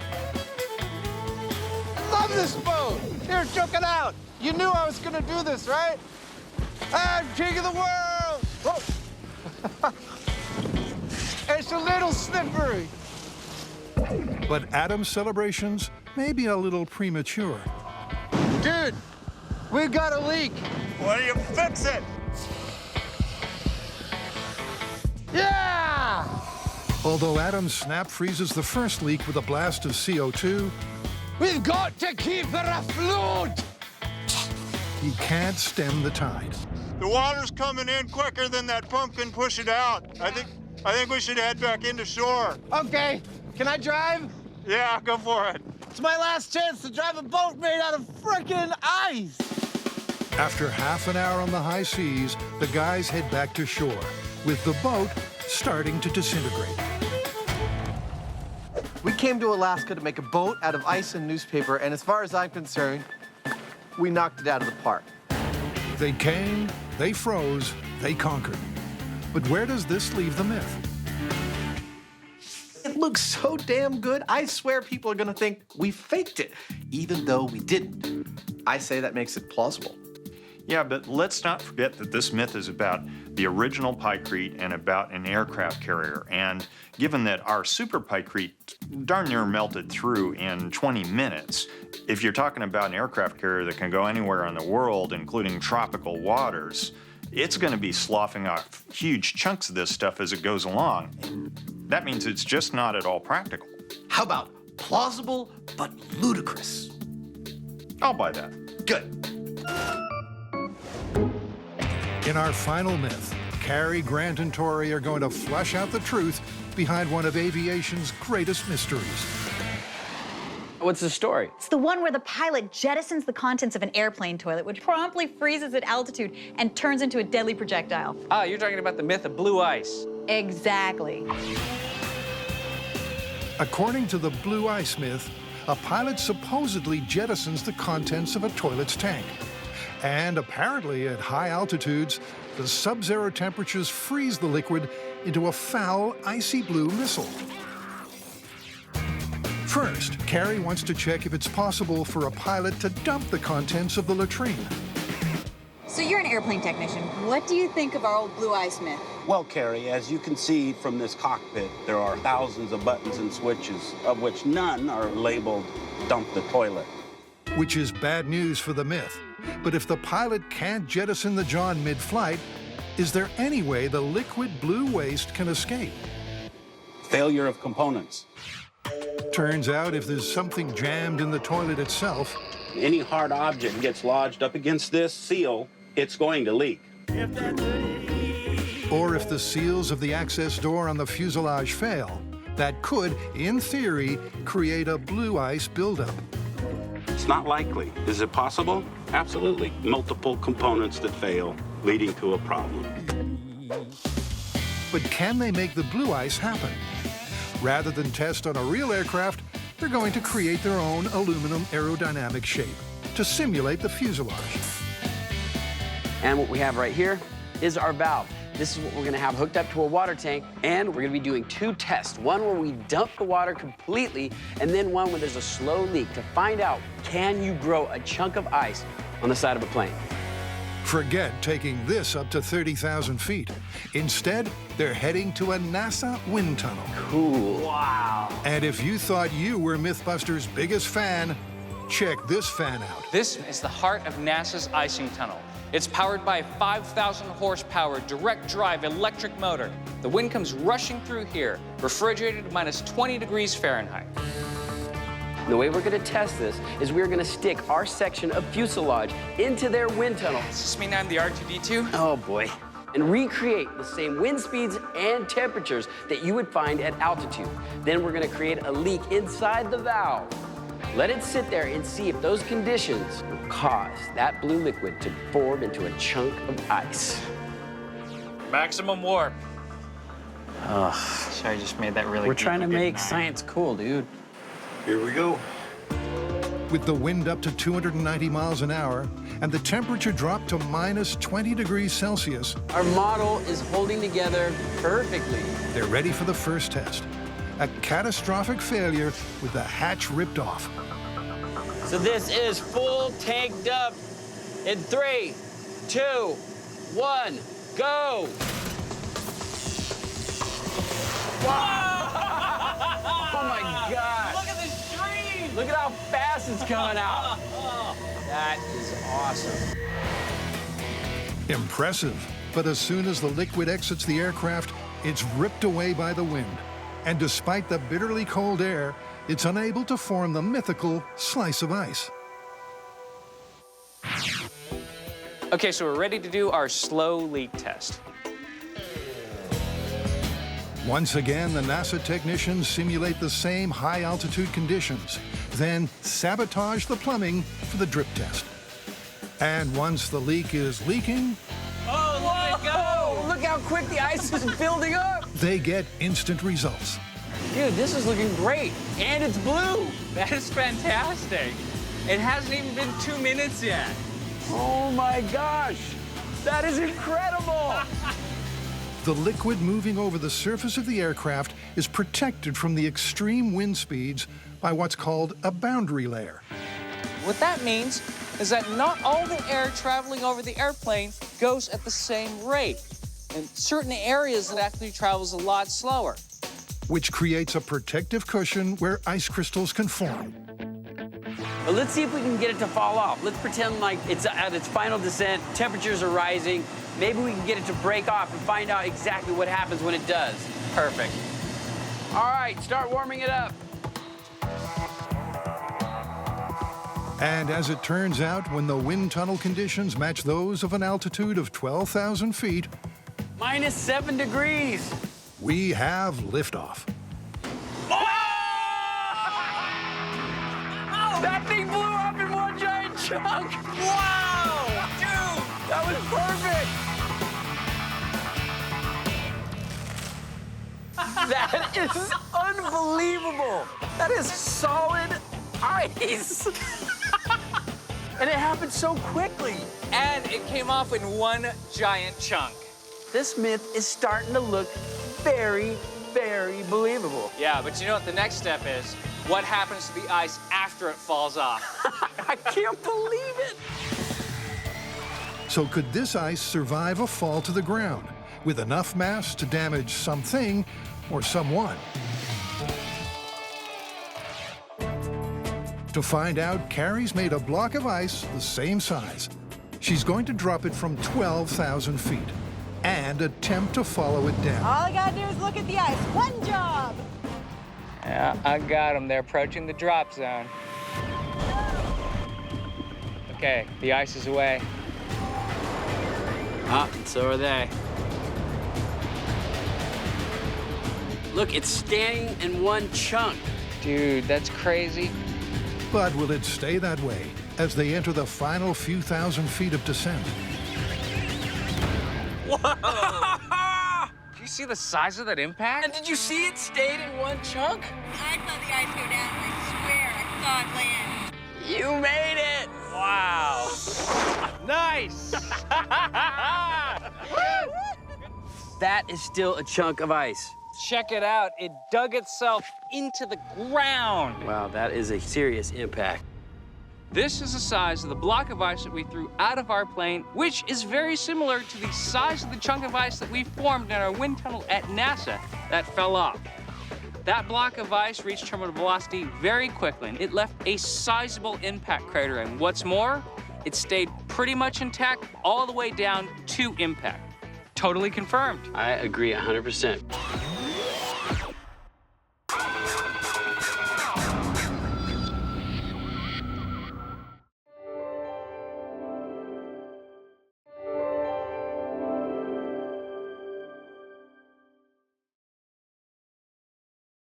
Don't try anything you're about to see at home.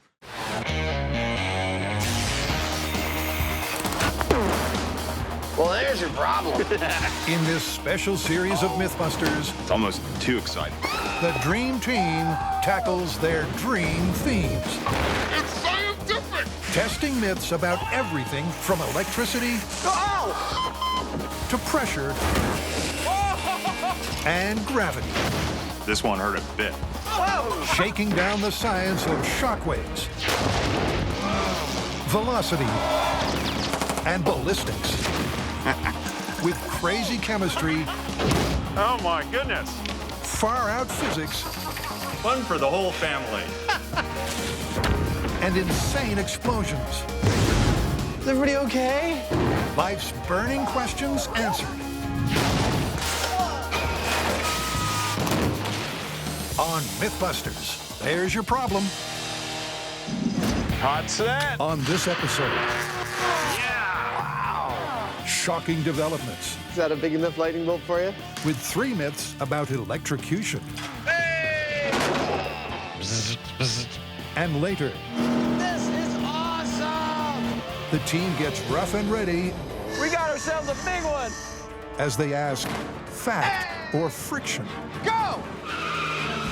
But first is a phone lightning combo potentially fatal.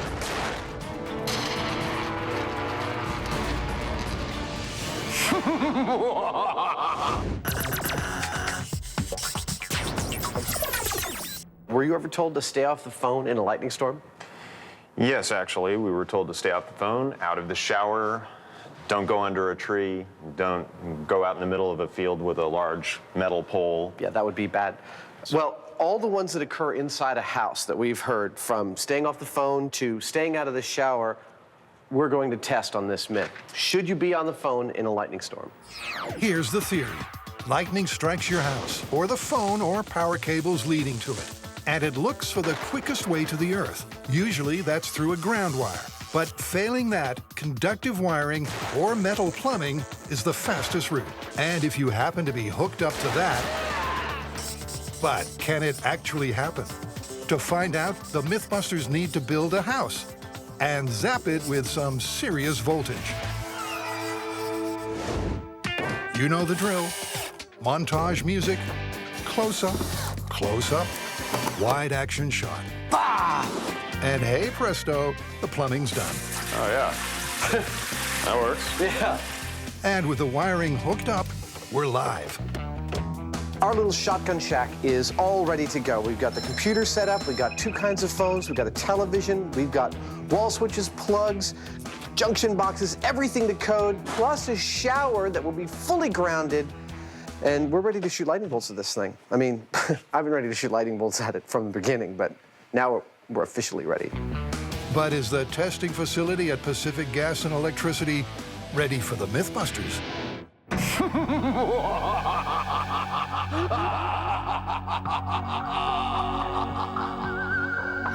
What are your plans, my master? We're going to take over the world. Oh, yes. Yes. Actually, no. They're just going to wreck some stuff like they usually do. Adam's Playhouse and its ballistics gel resident are being brought directly into the target zone of a device capable of unleashing huge jolts of electricity. This electrode will give us about 200,000 volts. Now that's enough to make it jump across the 2 feet here, through these wires, down either into the electrical box here or through the phone lines. Our test subject here, Chip, is set up with a phone strapped to his ear. We've also taped in some gunpowder in a little paper baggie here. And finally, we have our MythBusters patented heart paddle current meter setup, where we've got 2 copper paddles set up right where the heart would be. And if we read more than 6 milliamps of current across these lines, we know we've got a dead guy. Here's how this will work. Electricity can jump through the air. Every 10,000 volts adds about 1 centimeter to the distance. Closing 200 over 5. With the electrode in this position, when the charge reaches between 200,000 and 300,000 volts, it will zap across to the house. Real lightning is around 100 million volts, but as the charge builds, they're still anticipating a very large shock.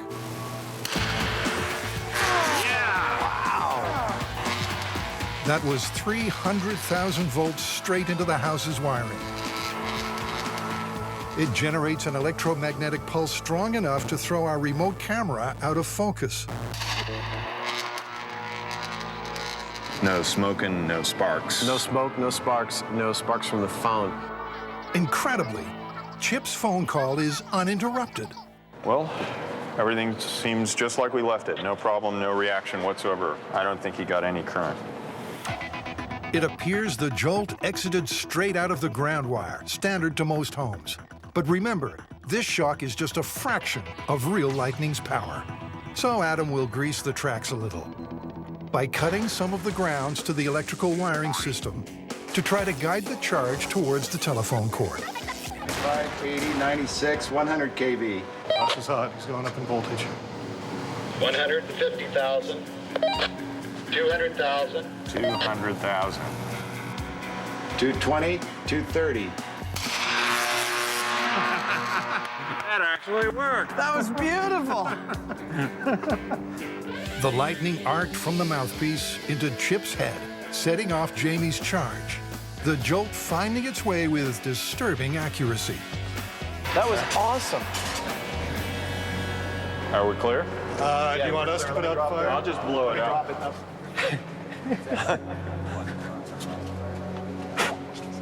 So that's it right there as far as I'm concerned. You know, this is a standard phone. It arced through the mouthpiece of the phone. That's a lot of current to go through gel. So, Well, we can check and see what kind of current it is. yeah. Remember, 6 milliamps across Chip's hard paddles would indicate a fatal shock. But there's a problem. The meter's blown. We had it set on the 40 milliamp setting, which is more than enough to kill you. If it fried the fuse of this meter, that was a lot more than 40 milliamps going through it, and that's a dead guy. Works for me.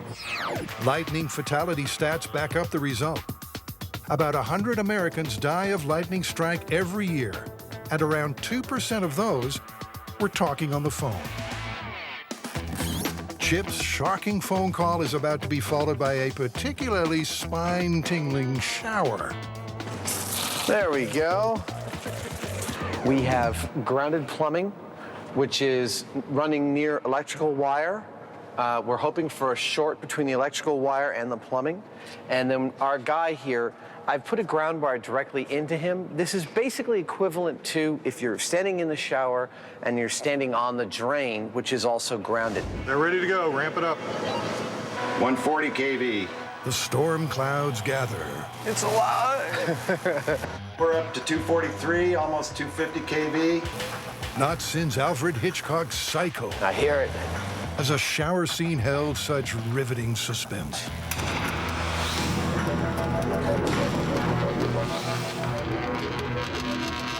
Did you see that? Yes, I did. Only the MythBusters could manage to start a fire in the shower. There you go. Here. So Chip is saved from the fire. But was he already fried? The meter is inconclusive again. The electromagnetic pulse that messed with our camera could be frying it too. Even so, there seems little doubt you don't want to be in the shower during a storm. Or on a landline phone. Arcs the size of boa constrictors that are kind of like wiggling right next to you. You kind of get the hint that there's going to be a problem there somewhere, don't you? Exactly. I'm looking at phone confirmed, shower plausible. I'd say that's a safe bet.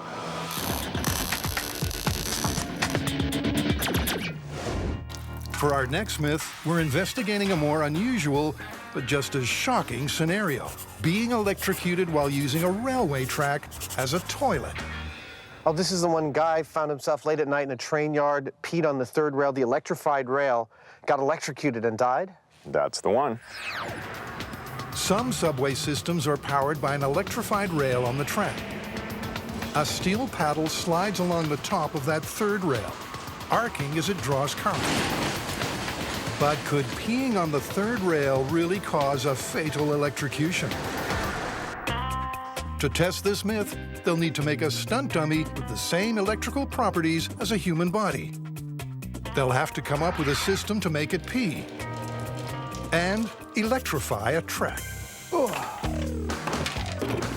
After making a mold out of the same material used for soda bottles, Adam plans to fill the dummy with ballistics gel. He's looking pretty healthy. I've always wanted my own full-sized, visible human. And they now need to get their hands on the #1 ingredient in this test. Well, here on MythBusters, it seems we'll do just about anything for science. Oh, it's warm. To work out how much current will zap a third rail victim, they first need to know the electrical resistance of urine. So it's about 10,000 ohms, which is just what we expected. And they know a subway train runs on about 650 volts. A famous electrical formula called Ohm's law says the current equals voltage divided by resistance. So 650 volts passing through urine at 10,000 ohms resistance means there'll be a current of 65 milliamps. enough to give you a heart attack. So in theory at least, urine can carry a shock big enough to kill you. But they're a long way from fully testing this myth yet. The next hurdle? Crafting a bionic bladder. Personally, I don't let gravity do my trick.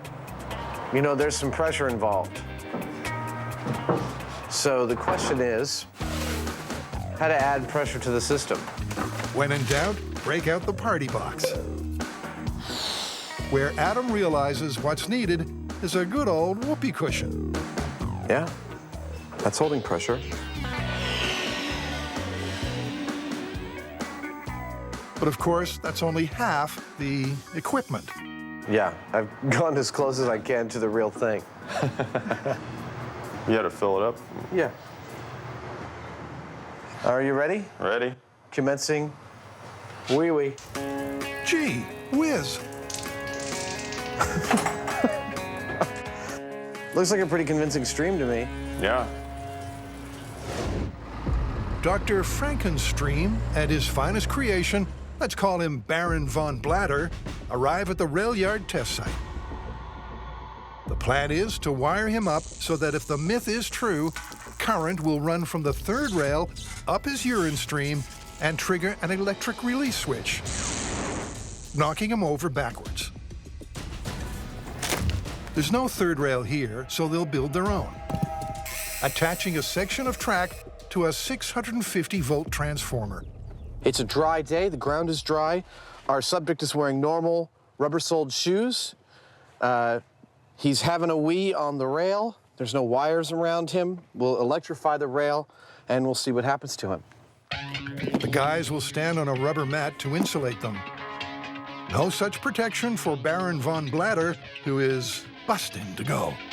If his stream triggers the electric release and he topples back, that'll mean he's had a fatal shock.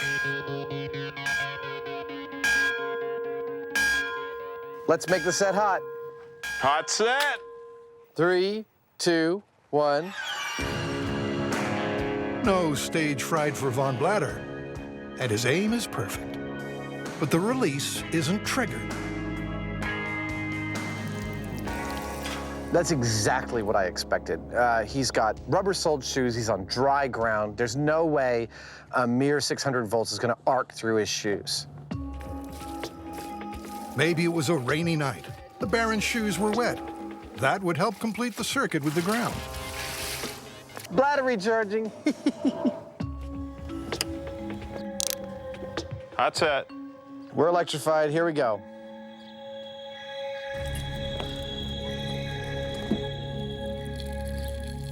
Nothing. Not a thing. Damn. He needs to see a doctor. Set is cool. Okay. What about barefoot? Okay, there's 2. Baron von Bladder must have had quite the evening. Stumbling around a train yard late at night, looking for a place to pee, barefoot. All right, are we good? Hot set. All right, here we go. Nope, there's no connection going. Checking the high-speed camera, they see the problem. By the time the urine reaches the rail, it's broken into separate drops. It needs to be solid to carry a current. The only thing we have left is to try a larger stream of urine. You know, maybe that'll be more likely to create a continuous connection there with the ground. For von Bladder, that means a substantial upgrade. That's what we started out with, and that's where we're going. And since the Baron's barefoot, drunk, stumbling around a rail yard late at night, why not give him something to steady himself? They move the rail closer. I always like to hold on tight to whatever I'm sitting on. The bladder is full. The rail is set. Powering up. Powering up. If this surreal setup doesn't complete the circuit, trigger the release, and blow the Baron backwards, the myth will be history. All right. And 3, 2, 1. Hey! It worked. Yeah, at 6 inches away from the It just rail. goes to show, do not grab the third rail with both hands and on it from 3 inches away. So, what's the verdict? Watching it break up in every stream that we've photographed, just doesn't look like you could make a solid connection. I'd say that's a myth busted. Not that I'd be peeing on the third rail anytime soon. Hey! Ah! For our next myth, Adam and Jamie have heard that foreign spy agencies may be creating a water-based stun gun. But could it be true? A water-based stun gun? Exactly. And it's our job to determine whether it's feasible or not. Step 1, determine how a regular stun gun operates. Dude, that is harsh. I hit him in the face. It turns out that a regular electric stun gun has wires that deliver a massive 50,000 volts through 2 of these barbed spikes. On contact with the bad guy, the volts instantly drop down to 5,000, causing neuromuscular incapacitation. But can an electrified water stream do a better job? Well, just in time, the deliveries arrive by mail. So I've got an armful of all the latest water shooting toys. We're gonna shoot them on high-speed camera and see which ones give us the flow we like. Having learned their lesson from the third rail story, they're looking for an unbroken stream to carry the electricity. 1, 2, 3. You know, it looks like it's breaking up after just a couple feet or so. And after trying a whole arsenal, there's only one gun left. It doesn't get any simpler than that. It's just a big tube. Yeah. All right. Let's see what it does. All right, I'm ready. That is by far the best one we've tried yet. At last, the high speed gives it the thumbs up. A 15-foot, totally continuous laminar flow. Now the question is, can we get electricity into this stream? Can we get it to a person? And when we do, is it a reasonable stun gun? For double the power, Jamie takes one water pistol and connects it to another. To this, we're going to attach a stun gun to supply the electricity. Pull the trigger of this electric device right here. Electricity will travel through these 2 wires out to electrodes that are in the water stream. And when those water streams hit your suspect, ho-ho, they are yours, gift wrapped. Remember, they want to stun, not kill, their target. They set up a testing area with a ballistics gel dummy and an oscilloscope reader. We'll know if the signal is being transferred to the target via the water by what we see on the electrical screen. Time to test their AquaZap from 5 feet away. Go for it.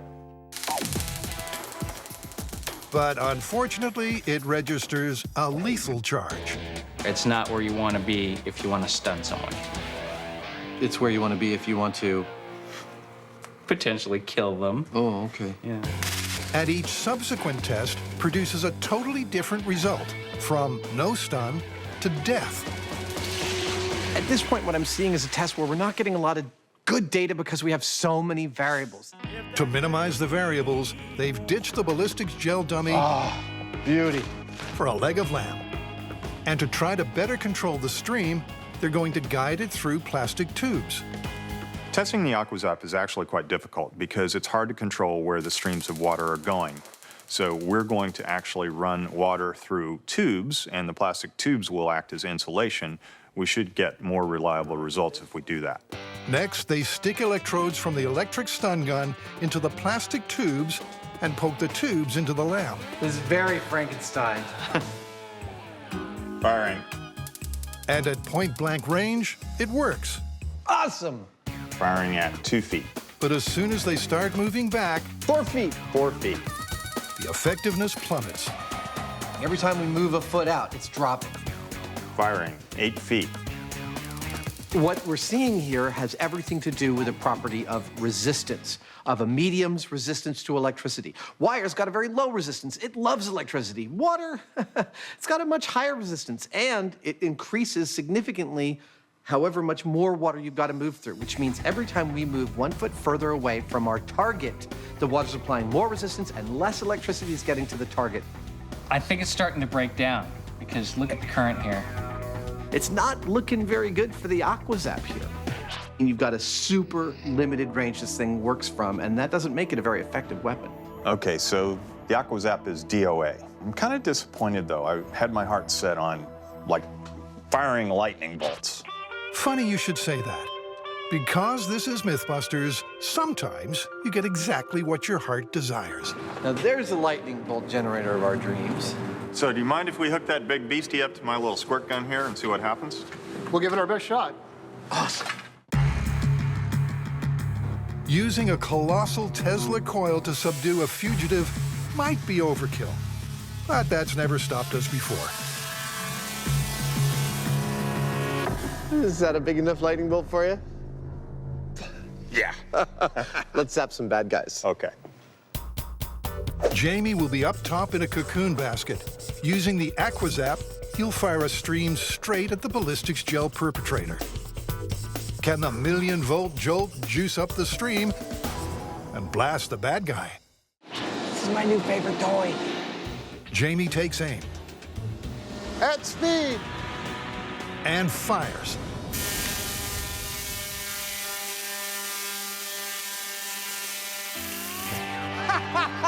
We hit him! Whoa, yeah! You got him! That was a nice shot. I could see right down the lightning bolt right to his head. But as the smell of charred ballistics gel fills the air, Adam acknowledges the elephant in the room. Here's what I've concluded. You've got a perp, he's causing trouble, you want to subdue him. So, you get a crane.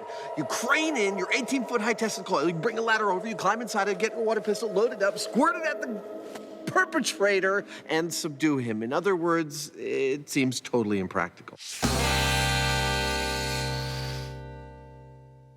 So far, we've been zapped and fried. Done! He's out! Whoa! Now it's time for some myths that are stranger than friction.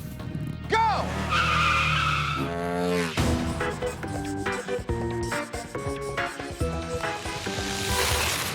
For our first friction myth, all right, Adam and Jamie are painstakingly interleaving two phone books. We've just passed 500 pages total. We're cruising. Each with 800 pages. Does this remind you of when you used to count money for the mob? I was a hitman, I wasn't a money counter. Once they're done, they're going to test the myth that friction between the pages will make the books totally inseparable. What I've got here is a lesson in friction. While this might look like two 800-page phone books, Jamie and I have interleaved them, and apparently almost nothing will rent these two things asunder. And we're gonna see if that's true. It's really quite amazing. I mean, when you tug on these, it's like they're glued together, but they're not. It can only be the friction of each page where it contacts the next one, and times 1,000 or so, it adds up to a lot. Friction can be defined as the force resisting the relative motion of two surfaces. For example, the pages of a phone book. Static friction is the force keeping two stationary objects from moving. And kinetic friction occurs when two objects that are already moving rub up against each other. It's very hard to believe that friction alone can hold two books together with such force. If they want to stand a chance at pulling them apart, they need strong handles attached to the book's spines. But these don't add strength, just something to grip onto for their first test. All right, you want to do some tug of war? Okay. Oh, check out my guns. You ready? Here we go. Remarkably, the books take the strain. Oh, I believe I'm winning. Equally matched in weight, it's actually Adam's superior foot friction, aka traction, that is the ultimate decider. Good job. The phone book's still together, though. While Jamie's ego is torn, the phone books ain't. This puppy didn't creak, didn't move, didn't budge. We're gonna need some more help. Let's get everyone in the building on this. Okay. Are you ready to fight the Spartans? With 9 muscled warriors and Adam split into 2 teams of 5. 1, 2, 3, like that. We're about to see exactly what these phone books are made of. Whoa! Lands! Lands! Come on, they're beating us! us, you pansies! Move! Okay. So far, it's phone books 1, everybody else 0. 5 people on 5 people tug of war, generating almost 2,100 pounds of force, the weight of a small car, and the phone books are steadfastly refusing to be separated. And even with all 10 tuggers in one mighty team, incredibly, 2, 3, the books refuse to part. All right, what do we get? We got up to 4,000 pounds. You guys called it up. Called up the beast. And the beast was beaten by the books. Dude, this thing is a behemoth. What are we gonna pull it with now? Rental cars. I wish I could say they used the phone book to find a rental company and rent these cars, I love full insurance! but we all know they use the internet like everyone else these days. Though phone books definitely still have their place. And this is it. I'm ready. Are you ready? Yeah, I'm ready. Let's do it. Cabled between 2 sedans, driven by 2 men hell-bent on tearing their interlaced pages apart.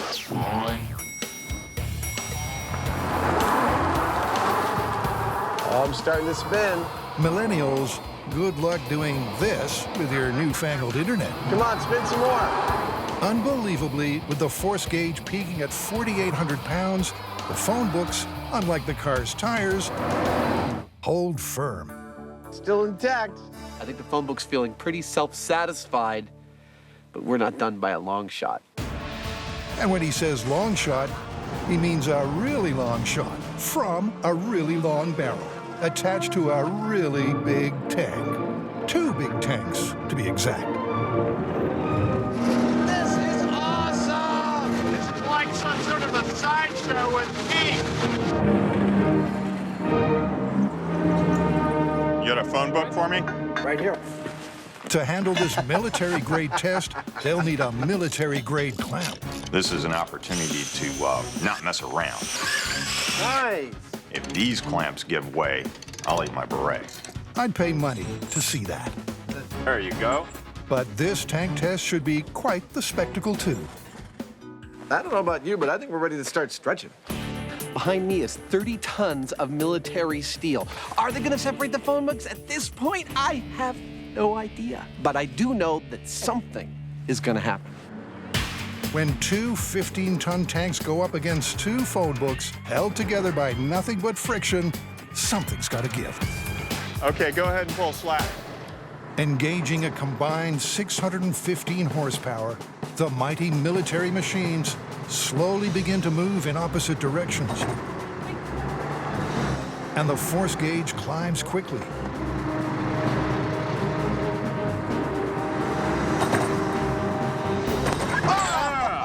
There it went. Separated, it worked.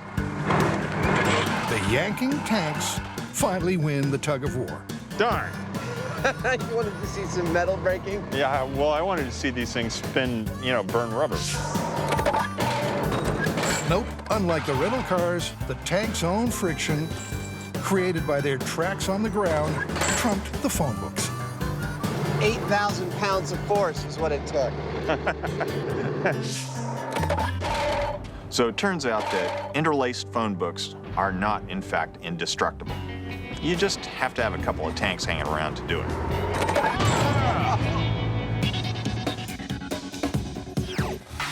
In our next story, Carrie, Grant, and Tori are fired up to test a fishy tale.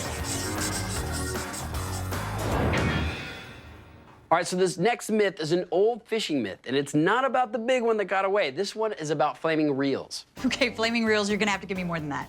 All right, now as any fisherman knows, once the fish is on the line, all it wants to do is get away. All right, meaning it takes off in the opposite direction. Exactly, and as it's taking off, it's pulling a lot of line off that reel. Okay, I see where you're going with this. If the line's coming off fast enough, it generates friction, which creates heat. And if you generate enough heat, it could burst in the flame, hence the name flaming reel. And that's the myth. Can a fish cause a reel to catch on fire? This myth is all about the heat generated by friction as the reel spins. Friction creates heat, because it causes the molecules on surfaces rubbing together to move faster and therefore have more energy. But before they get to catching fish, they'll figure out what equipment will be best at catching fire. All right, let's begin with the 80-pound monofilament test. Okay. Wait, hold on. We're missing one thing. Just in case this myth is true, we just gotta be prepared. All right, let's do it. With the safety set, a motor pulls the 400 yards of line at 20 miles an hour. All right, we're at maximum speed. Before Tori engages the drag, a kind of braking system. All right, going to full drag. Which will take the friction up to the max. Stop. Okay, we're at the end of our line. All right, what do you got, Byron? Oh, look at that, thing's glowing. Looks like we are maxing out at 105 degrees. After testing 3 other lines, there's a clear winner, braided polyethylene, peaking at 158 degrees. I think we have a winner. That's pretty hot. They experiment with a variety of reels until settling on one with a star drag. Because after rapidly reaching 180 degrees, this happens. It's getting red hot. We're starting to smoke. It's smoking. Oh my God. Keep going. We got smoke. Wow. 187. Oh my God. Wow. Hey, get the fire extinguisher ready. 223. That is incredible. 230. So we've completed our reel comparison, and this is the winner. The limiting factor, though, in our tests was the amount of speed that we could get pulling the line off and the amount of line we had. Now what we've got to do is find some way to get more line off this spool a lot faster. And to do that, take one marlin, mount it on a go-kart, and head out to Alameda Runway. We're here. I'll drop the anchor. Carrie's job is to drive the go-kart as fast as a sailfish. At 68 miles per hour, they're the fastest fish on Earth. Now, why have I been chosen for this task? Well, it turns out that the weight of the car plus my weight is about the same weight as a big old sailfish. She drives like a maniac. So Carrie is hooked. She's gonna take off down the runway going 68 miles an hour. At that point, I'm gonna start adding drag to the reel. I don't know if this thing's gonna catch on fire, but this fish is going 3 times as fast as we did in the shop. This thing's definitely gonna smoke. Go for it, Carrie! Will Carrie's desperate dash for freedom be enough to get flames flying off the reel?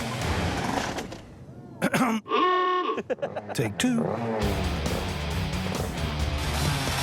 Okay!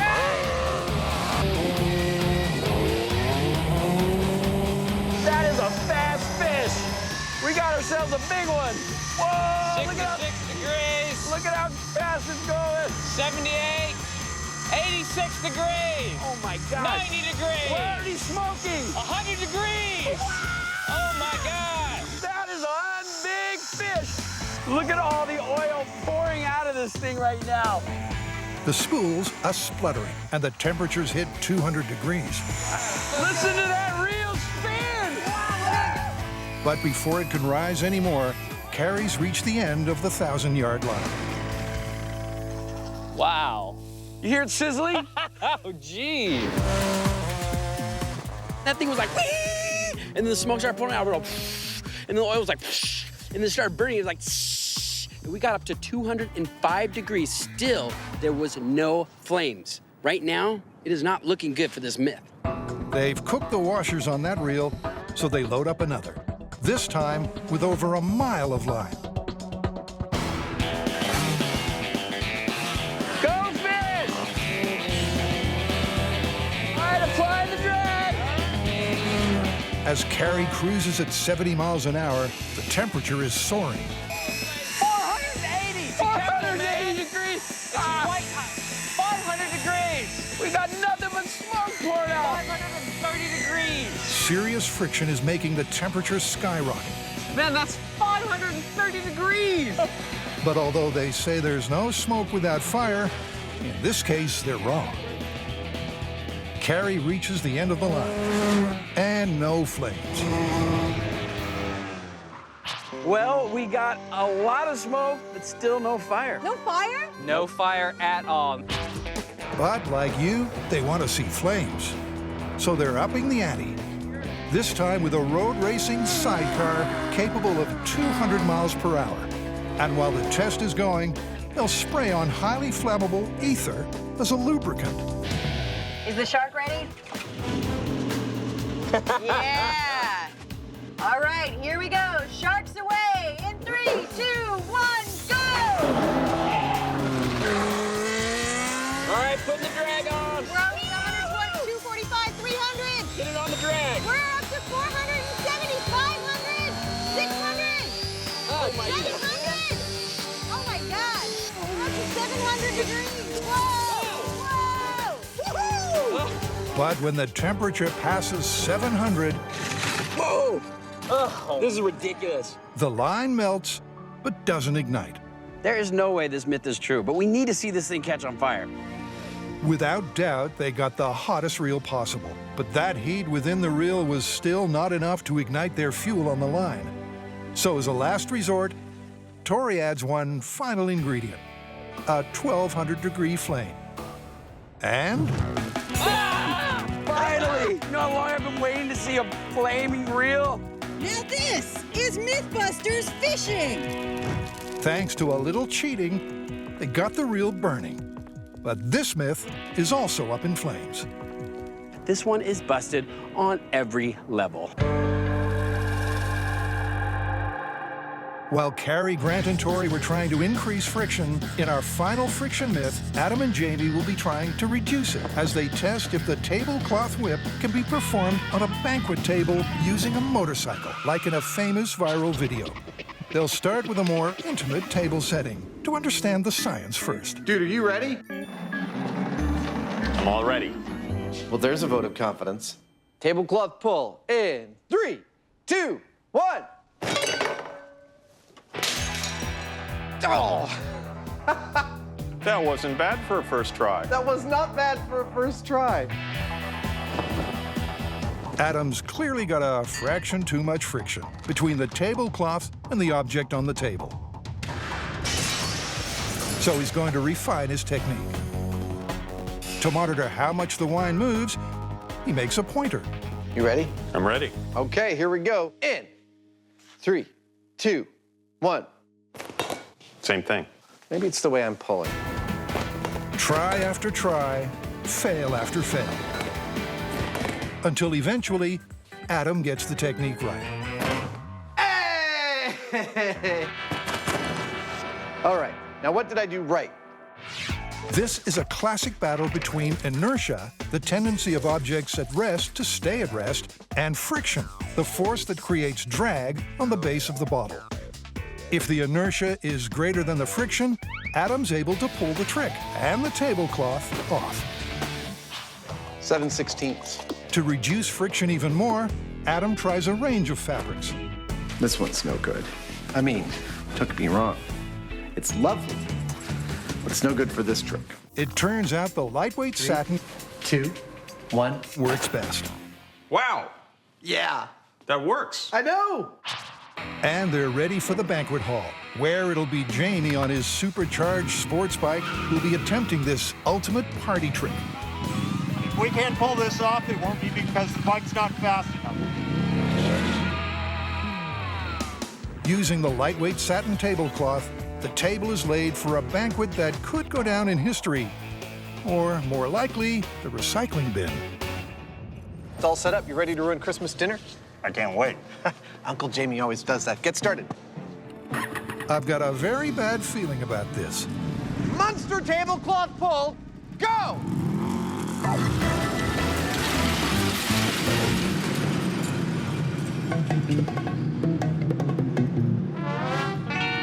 Well, some stuff stayed on the table. Abracadabra, this ain't. Despite Jamie gunning the superbike to 50 miles an hour, it wasn't enough to overcome the friction of 24 table settings. Oops. This is why we can't have nice things. I guess so. What a horror show. I left some of them on the table. That's exactly what I said. The glasses half full. 3 things are clear. 1, next time they need some slack in the line so that the tablecloth isn't pulled until Jamie is at maximum speed. 2, they need to go way faster. And 3, they need to get away from this mess as soon as possible before someone asks them to clean it up. Alameda Naval Base has a quarter-mile runway. Show off! Where Jamie can easily hit the speed they need. 97, ladies and gentlemen. 200 yards will be the length of the rope we attached between Jamie's motorcycle and our tablecloth. They've reduced the weight of the table setting, and they've coiled 200 yards of slack so that the yank doesn't happen until Jamie's at top speed. You ready to do this? Yep. Let's do it. All right, here we go. Possibly the world's biggest tablecloth pull in 3, 2, 1, go!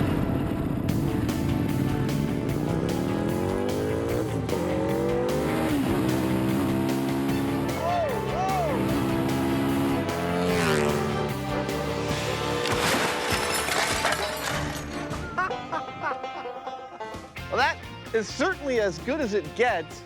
Plate's still rolling. They almost pulled that one off. But even a perfect run at 100 miles an hour still wasn't enough to leave the table intact. Everything slid, especially on the front half. We lost a few place settings. Most everything is still standing, but honestly, you know what I'm thinking? It's busted. Yeah, totally busted. The friction is too much. But on MythBusters, knowing when to quit isn't our strong point.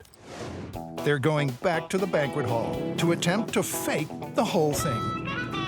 What's different about this setup than its predecessor? Actually, quite a lot. I started out by treating the entire tablecloth with a dry lubricant made for sailboat sails, and that should actually reduce its coefficient of friction.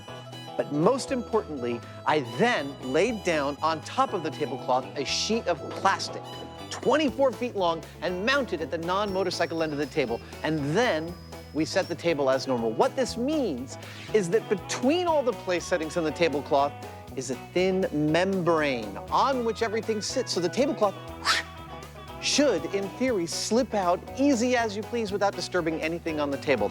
There's a lot resting on this thin layer of plastic, 24 table settings to be exact, and the MythBusters' reputations as masters of special effects.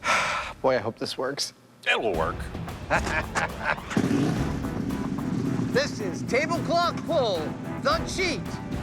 3, 2, 1, go! This is it. Will they finally be able to overcome friction and make the tablecloth disappear?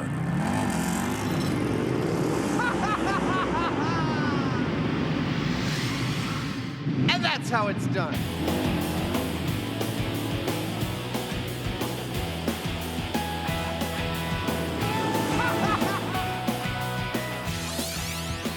Congratulations, we did it. It looks fantastic. Yeah, we disturbed one fork, and that was it. I'll settle for that. So will I. The only way to pull this off is with friction-free fakery, which means it's busted. I totally agree. It's busted. Let's get out of here.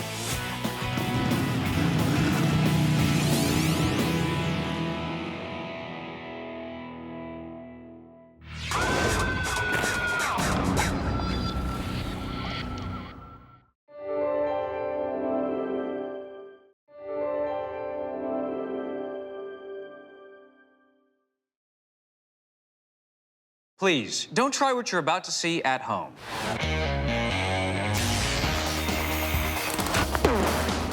Well, there's your problem. in this special series of MythBusters, It's almost too exciting. the Dream Team tackles their dream themes. It's scientific! Testing myths about everything from electricity to pressure and gravity. This one hurt a bit. Shaking down the science of shockwaves, velocity, and ballistics. With crazy chemistry, Oh my goodness. far-out physics, Fun for the whole family. and insane explosions. Is everybody okay? Life's burning questions answered. On MythBusters, there's your problem. On this episode, You are crazy! we drop some jaw-dropping myths I'm terrified. I'm totally excited. about gravity. That was such a rush. And later, inflation is rising. With 3 myths about balloons.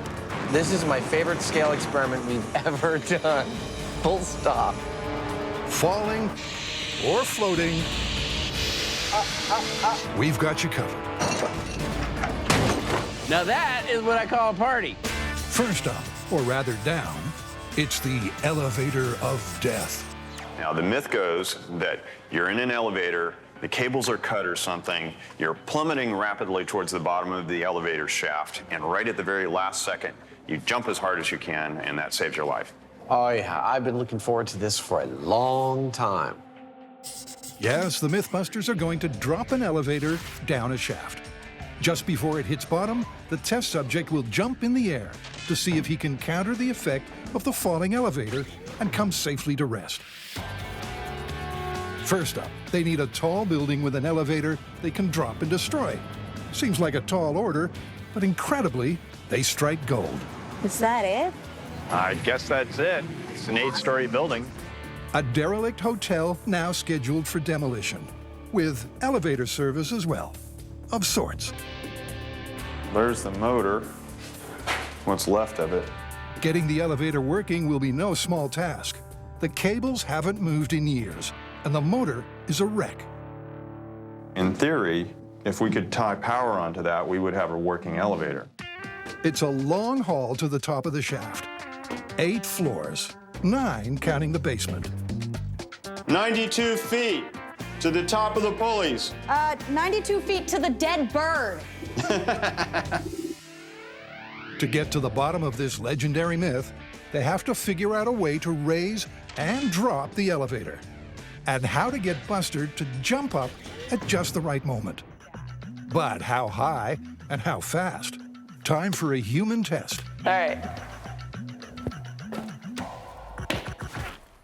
In their short moment of acceleration, the average top speed generated was just over 8 feet per second. Now, they need the stunt dummy to replicate that. I need to figure out how to make Buster jump. I think I'm going to have to use some kind of spring because I don't want to go for the gunpowder. A car spring inside overlapping tubes with a quick release catch. There we go. There, okay. With Buster riding shotgun.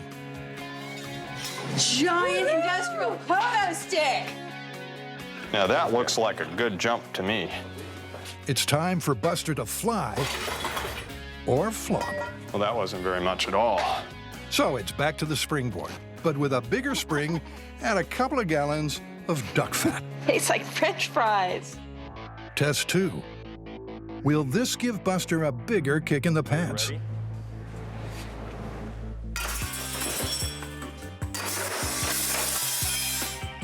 Well, that was a good jump. Nearly 12.5 feet per second. More than enough to give this myth a fighting chance. But will it be enough to break Buster's fall? Or just break Buster? Now for the sticky problem of those elevator wheels. If they can't get them working, this myth is stuck between floors. But Jamie has a gift for thinking outside the box. I had an idea that I might be able to modify an electric vehicle that I built. It's a prototype that I have back at the shop. Meet Jamie's Life and Death Machine, or LAD for short. With applications for law enforcement, fighting fires, and hopefully operating ancient elevators. Multi-purposing is the MythBusters' middle name. Okay, ready? Hey, that's it. Remember, the elevator hasn't moved in years. Jamie, that looks great. Yeah, baby. Couldn't be happier. I think Jamie's rig is a classic MythBusters rig. You know, we have to lift an elevator, and Jamie says, well, I've got a robot in the shop that we could modify to lift this elevator. Obviously, elevators are designed not to fall. Fortunately, the MythBusters wrote the book on disabling safety systems. So first, dump the emergency brake. Anticlimactically enough, I believe I've disabled the entire mechanism by removing this simple pin. There's also a counterweight that balances the elevator car. It's got to go too. We are cutting the cable. Stand by. The drop mechanism's attached, a movie special effects quick release. When we get upstairs, we'll be able to pull a pin, and this whole car will drop. You know, working with these dirty cables, I can't tell you how hard it is not to touch Jamie's white shirt. I just want to touch it, make it dirty. They're ready to board. Final call for passenger Buster. But how to trigger Buster's jump at just the right moment before he hits the ground? Okay, Buster, this won't hurt a bit. Adam's tying off a trip line at the top of the shaft. That will pull the release on the launcher when the elevator's 6 feet from the bottom. Looks about perfect to me. If something goes wrong, somebody could get killed here. No kidding. Getting insurance for this stunt was harder than finding an elevator to destroy. We're about to drop an elevator. I'm beside myself. It's all gonna be over in a few seconds. And with a big boom, what else could we ask for? Jamie and the team are in the basement. Adam's 9 floors up, quick release in hand. I'm terrified. I'm totally excited. Ready to drop. In 3, 2.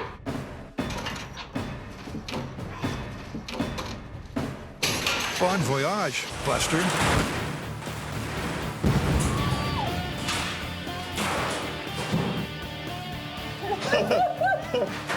Oh my God!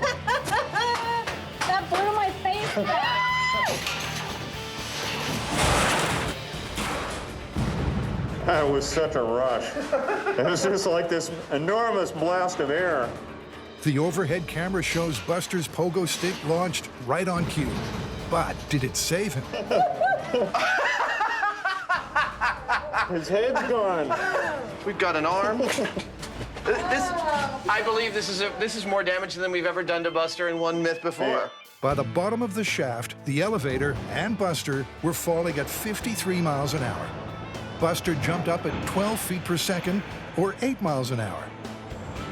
Enough to hit the roof, but he still hit the ground at a fatal 45 miles an hour. Well, you know, you might be weightless relative to the elevator, but you and the elevator are going down at 53 miles an hour. So unless you can jump up at 53 miles per hour, you're dead. I think we've done all that we can here. I think this myth is definitively and finally busted.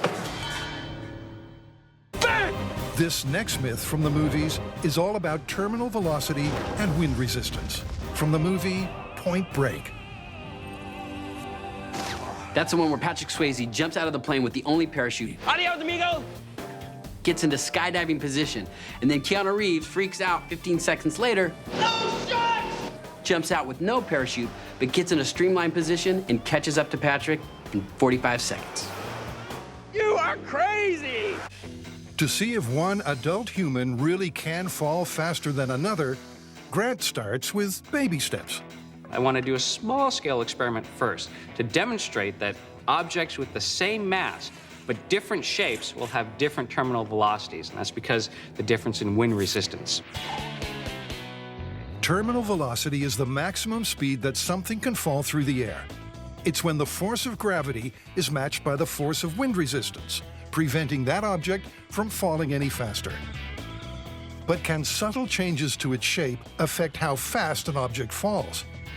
Grant hastily knocks up a mini wind tunnel and 2 mini skydivers of identical mass, in different falling positions as per the myth. One in the arms and legs out position for maximum wind resistance, and one in the straight position for minimum wind resistance. I'll put them both in the wind tunnel and see what the difference is. First, the spread-eagled skydiver. When the wind speed is strong enough to hold him stationary, that's his terminal velocity. Carrie clocks the wind speed using an anemometer. Okay, what'd you get? We're looking at a pretty stable average of about 1450 in feet per minute. Okay. Next, the streamlined skydiver. If this myth is going to fly, his terminal velocity has to be higher. I got about 2,000 feet per minute. Oh, fantastic. So, proof of concept, tick. Better streamlining equals faster falling. In Toy Town, at least. But can real human beings fall at different speeds? To find out, they hit a supersized skydiving wind tunnel, where the instructors are head over heels in anticipation. Gigantic turbines shift 1.3 million cubic feet of air a minute, so they can replicate a skydiving freefall, perfect for their Stage 2 tests. We're here to see how changes in wind resistance affect terminal velocity. So what's the plan? I say we just get in there and try different body positions and have some that are more wind resistant and some that are less and see how we behave. We're gonna go to some hot nightclubs. I expect I'm gonna walk in there, to make sure it's working, and I'm probably gonna get tossed around like a rag doll. With the wind howling, Tori tries out Patrick Swayze's spread eagle position. And he floats, confirming Swayze should have been traveling at 120 miles an hour. The terminal velocity of a standard falling human. Next up, Carrie tests Keanu's vertical position, and she doesn't fly. Meaning if this were for real, she'd be falling faster than Tori. I think this is a great demonstration of how your surface area affects your terminal velocity. But it doesn't tell us exactly how fast Carrie would fall. Even at 150 miles per hour, she's still grounded. Only when she untucks does she fly. So there's only one way to test this myth, and that's for real. With our handsome hero from 15,000 feet. Skydiving! Next up, Skydance skydiving. With the moment of truth fast approaching, Do we really need to test this myth? Tori's wild enthusiasm has gone AWOL. When everybody else is doing it, you're like, haha, that looks fun. But then, when you're about to get up in the plane and do it, a lot of things go through your mind, like death. I just gotta remember to breathe, not my pants, not throw up, not pass out, not scream like a little girl. Oh yeah, and open the parachute. That's an important one. Here's the plan. When the plane reaches an altitude of 15,000 feet, Tori and his tandem buddy will jump out, assume the spread eagle position, and plummet to Earth. 15 seconds later, a specialist skydiver heads off in hot pursuit with streamlined pose. But will he fall fast enough to catch up with Tori, as in the movie? I'll be timing the whole thing. Once you jump, I start the timer, wait 15 seconds, then I'm going to signal your catch-up diver and let him go on after you. All right, let's do it. With Tori finally on board, it's chalks away. I'm taking your tools. But as the plane soars to its target altitude, our hero gets that sinking feeling. Is it too late to change my mind? Too late now. You're going out the door. There's no turning back. Terminal velocity is about to take over. The plane hit 15,000 feet. Tori's reminding himself to breathe and his eyes are bugging out. The tandem skydiver pushes him to the edge right outside the door. He jumps. Tori and his buddy assume the spread eagle position. With twice the mass of one person, they need a small control chute so they don't go faster than Swayze's fall of 120 miles per hour. 10! I count 15 seconds in so that I can signal the catch-up skydiver to jump out after him. 15! He just soared down as fast as a bullet, and then everything just kind of went white. After 15 seconds, Tori's already plunged 3,000 feet. But the specialist diver's bullet position means he hits an eye-watering top speed of 250 miles per hour. Can he reel them in? Incredibly, after only 20 seconds, and just as Tori's about to pop the chute, the chaser not only catches up, but actually overtakes them. Oh my God! just like the can-do Keanu. That was insane! Nice! Dude! That was insane! So, did the guy catch up to you or what? Yeah, we jumped out. 15 seconds later, he jumped, and right as we pulled our chute, he was like right next to us. You're kidding! You're darn tootin' he's not. The chaser traveled nearly 7,500 feet in only 20 seconds and caught up with Tori, just like the movie. So it turns out, given enough altitude, you actually can jump and catch up to someone who has a 15-second head start. How are you gonna top that one? I don't know. Gravity is all about how masses mutually attract. The bigger the mass, the greater the gravitational pull.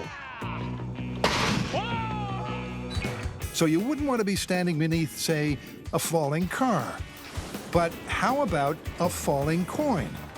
This next myth is an urban classic. At around 1,280 feet high, the Empire State was once the tallest building in the world. And it's home to one of the tallest tales in myth history. The myth is that if you throw a penny off of a building this height, it'll embed itself in the concrete at the base of the building, or it'll hit somebody in the head and kill them. The simple way to test this would be to toss a coin off the top and see. But if the myth were confirmed, Adam and Jamie would be busted. So instead, they have to apply some science in lab conditions. We need to figure out how fast a penny would be going if it fell 1,280 feet, what kind of damage it would do. I think we need to go back to the shop and test it. Calculations show that the terminal velocity of a penny should be between 35 and 65 miles an hour. I used to be able to juggle them. But complex equations aren't the MythBusters' style. So Adam sets up a mini wind tunnel to test it for himself. At the bottom, wind speed is clocked at 65 miles per hour.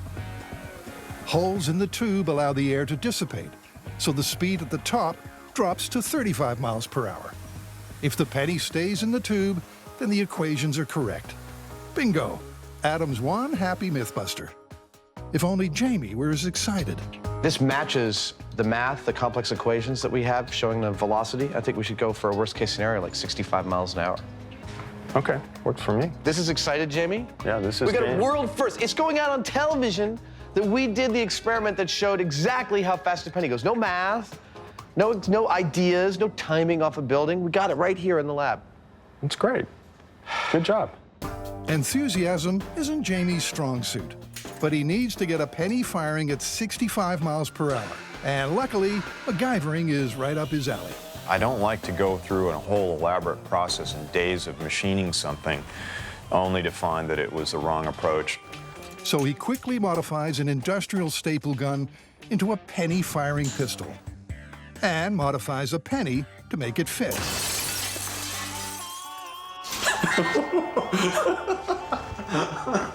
Whoops. We should get out of here. That's mercury vapor there. Well, that worked. On the bright side, the pistol definitely fired. But how fast did that penny fly? Cue high-speed camera. We've modified the staple gun to accept the penny. We're firing it and tracking it, recording how fast it goes. So here's firing a penny into a concrete block. The penny traveled 3 feet in 16/500ths of a second, which amazingly is right on the money at around 65 miles per hour. Terminal velocity gun right here. Meanwhile, Adam is making a stand-in for the myth's unlucky passerby, using real bone wrapped in ballistics gel. Okay, stop. Jamie's improved the penny pistol to fire a full coin. Damn, that is some serious impact there. And they're good to go. This myth has been doing the rounds since the Empire State was built. Now it's finally about to be tested. First up, can a falling penny bury itself in pavement? In an instant, the decades-old myth is busted on both asphalt and concrete. But what about flesh and bone? The myth says a penny falling at terminal velocity would pierce the skull. This one's for the money. Lights. Perfect hit. The penny pierced the thin layer of ballistics gel, but the skull stays intact. Unlike Adam's common sense. He's aching to see what happens when this penny hits skin firsthand, or first butt. Go ahead, shoot me in the ass. So here it is, Adam's ass on the line for science. Oh, that hurts. Oh, man. It's painful proof that at terminal velocity, a falling penny would kick butt. You said I could. I always enjoyed seeing Adam in pain. I'm not sure what it is. But lethal, it ain't. So you made that great gun. We made the pennies go 64 miles an hour. What did we end up with? Well, the myth's not looking good. Okay, time to ramp it up to see if a penny can be made to go fast enough to do some serious damage. Anytime we get to play around with explosives and gunpowder and, you know, cool weapons and things like that, here at MythBusters, we're happy campers. So Adam sets about modifying a high-powered rifle. Test firing. The coin will be fired from a special aluminum barrel, attached to the rifle like a silencer. The rifle itself will be loaded with a blank round. When it's fired, the expanding gases from the cartridge will explode along the barrel, propelling the coin from the slot with bullet-like speed. Firing in 3, 2, 1. The high-speed camera result apparently is 3,000 feet per second. Well, that's like a bullet. That's the speed of a bullet. But there's still no penetration. And there's your problem. Force equals mass times acceleration. Even at supersonic speed, a penny weighing just 2.5 grams simply doesn't have enough mass to break through concrete, asphalt, or bone. Unlike a real bullet, which in this case is 6.5 millimeters of solid lead. 1. Now that's penetration. It's a face-melting finale, but the penny myth isn't worth a dime. I hate when that happens. Eliminating all the things that are in the penny's way from just reaching the ground, 64 miles an hour just wasn't enough to cause any kind of damage to a person. And then when we made it go almost 3 times the speed of sound, it still wasn't enough to break the bones. Yeah, I mean, the worst thing I can come up with is if you were looking straight up in the sky and you got hit in the eye, it probably wouldn't be very good for you. I think we busted the heck out of this one. Myth busted. Yeah.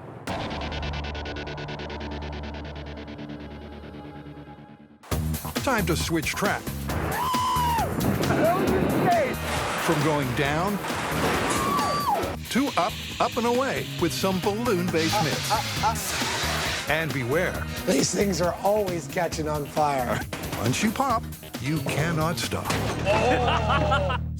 For our first myth, Adam and Jamie are going to try and solve a decades-old balloon-based mystery. So what's the myth? The myth today has to do with the cause of the Hindenburg disaster. In 1937, the giant German Zeppelin Hindenburg was coming into land when it suddenly burst into flames over New Jersey. 36 people died. History's largest airship was reduced to ashes in just 34 seconds.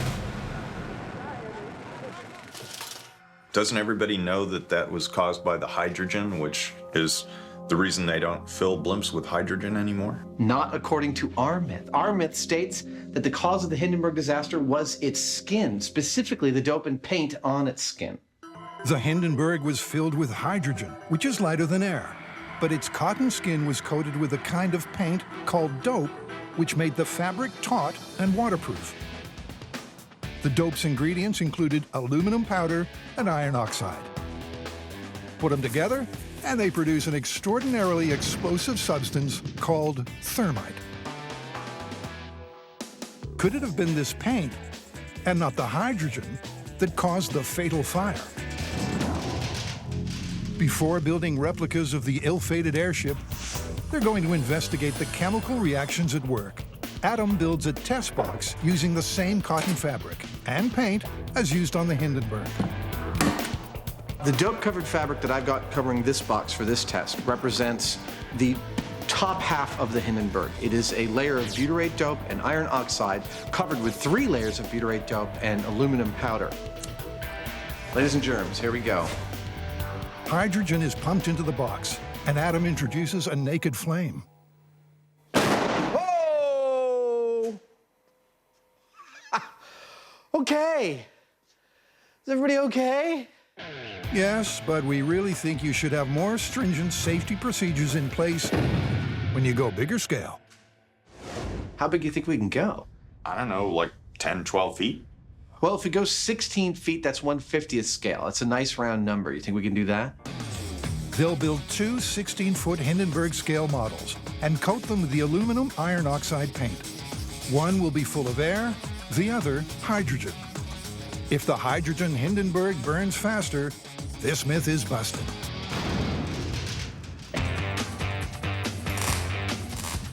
Look at that. That is very, very cool. By following the original Hindenburg blueprints, the MythBusters are building blimps smoothly. Until Jamie decides to break out the welder. Oh.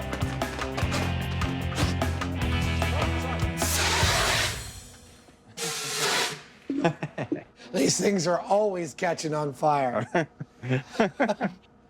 That is the textbook definition of irony, kids. The last thing they have to do is apply the dope, and the models are complete. Now, we're gonna blow up some Zeppelins. Their blimps are pimpin'. At 16 feet long, each model is 1/50th the scale of the actual Hindenburg. We've got these figures from a train set. These are 1/50th scale. Check these guys out. That's how big an actual person would have been with the Hindenburg. This thing was massive. This fire must have been just the most unbelievable thing that anyone that day had ever seen. The blimp skin matches the Hindenburg's exactly, right down to the dope formula painted on its surface. The first test is just the blimp without any gas, no hydrogen, and we're just going to burn the skin and see what that does. To avoid another, is everybody okay moment, the room will be a strict no-go zone during the test. To set fire to the blimp remotely, Jamie rigs a blowtorch on a stand. This is a test number 1. Period, correct skin, no gas. Ignite when you're ready. That looks good. You're right on target. It's going. That was quick. The Hindenburg burned in 34 seconds. For the myth to be plausible, this Hindenburg has to be consumed in a similar time. But yeah, we're already at 1 minute, 10 seconds. So we could have burned 2 Hindenburgs by now, and we're only like not even a quarter of the way through this. Suddenly, the flames take off like, well, wildfire. Oh, wow. Wow. Oh, yeah. That is so beautiful. Sparks cascade as the aluminum and iron oxide on the skin create thermite. Bang. 2 minutes, 6 seconds. It's a lot quicker than I thought it was going to go. That's almost 4 times longer than the real Hindenburg took to burn. On to burn number 2. This dope-coated Zeppelin will be filled with hydrogen. We're gonna feed it from the hydrogen tanks through this blue gas hose up the main strut and into a trough of water. And the trough of water is going to diffuse the hydrogen across the entire Hindenburg. If this hydrogen Zeppelin burns faster than the first blimp, the paint theory will be punctured once and for all. You're lit. As the flames take hold, the hydrogen is fed into the mini Hindenburg. Whoa! More hydrogen. More. And the blimp is instantly filled with flame.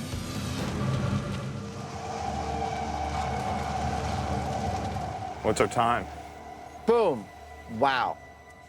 59 seconds flat. That just feels exactly like what we see in the newsreel. God, it's great. He's right. Their test and the 1937 footage look eerily similar. This is my favorite scale experiment we've ever done. Full stop. The period skin plus the hydrogen burned twice as fast as the period skin without the hydrogen. Doesn't get much more definitive than that kind of result. It's busted. Yeah, but you know, the skin actually did have a fair amount to do with this. We saw that it does burn aggressively, and it was clearly a part of what was going on here. We even saw little bitty thermite reactions, which tells us that, like any good myth, there is a grain of truth to the fact that the skin had something to do with thermite. But in the end, it was the hydrogen plus the skin. Yeah. We're calling this one busted. Busted.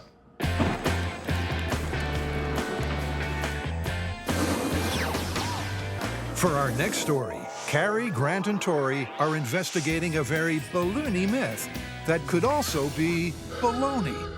Two clowns are driving to a party. The clown on the passenger side has a big bunch of balloons. What happens? They go out of control and crash the car? Exactly. Now, the driver clown is wearing a seatbelt, so when they careen into a wall, he's fine. But the passenger is not. And the balloons save him? Exactly. It's a myth that makes for one heck of a headline. But can a bunch of party balloons really act as an improvised airbag and cushion a potentially fatal blow? To simulate a crash full of clowns, they're going to drop a car from a crane. All right, bring in the clown. Now, we've calculated that if we raise the car 41 feet from the bumper to the ground, we can achieve a 35-mile-per-hour crash. The dummy clowns are rigged with accelerometers. If their G-load passes 100, it means it's a fatal crash. Now, the theory here is these balloons are going to act as an airbag. Now, the goal of any airbag is to slow the passenger's forward motion as evenly as possible in just a fraction of a second. I'm not sure these balloons are going to function that way, but it's sure going to be fun to find out. Okay, in 3, 2, 1. -1. Oh.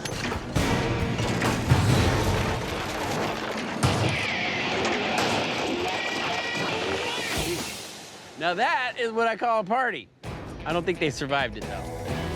The high speed shows the passenger who wasn't wearing the seatbelt pushed past the balloon barrier and connected with the windshield. Not surprisingly, the stats show the balloons didn't save the clown's life. It experienced 350 Gs to the head and a 620 G-load to the chest, over 6 times the survivable limit. But the myth isn't popped yet. So it turns out an average bunch of party balloons is not enough to save your life in a car crash. But it's not such an outlandish idea. An airbag is an inflatable, and so is a balloon. Maybe there is a balloon out there or a configuration of balloons that we could make that would save your life in a car wreck. To find out which balloons might be better lifesavers, Grant's going to build a balloon crushing rig. Good. I've added this plunger right here with a 50-pound weight. Now, the idea is that we drop this onto each type of balloon. Using the same weight and the same volume of balloons each time, we can compare and find out which type of balloon absorbs the most energy. First, a control with no balloons. The result is 100 Gs. Then the same latex party balloons used in the car drop, 2, 1. which aren't much better than no balloons, at 98 Gs. I'm making a pterodactyl. Next, balloon animals. Oh, that's a good one. Yeah, it's an octopus. Balloon animals in 3, 2, 1. That worked pretty good. That worked better than I thought it would. With a radical G-load reduction to just 6 Gs. We got 6 Gs from the balloon animals? Yeah. All right, giant party balloons. We got 2. I think we have winner. I know, isn't that crazy? That's awesome. Reducing the G-load from 100 to just 2, these giant latex balloons are the winner. But could they save a clown's life? This is like how we used to pack for family trips. Take her up. Now remember, if he goes over 100 Gs, the clown is dead, and so is this myth. All right, this is clown car drop with our best latex balloon. Here we go in 3, 2, 1. Yeah. Whoa.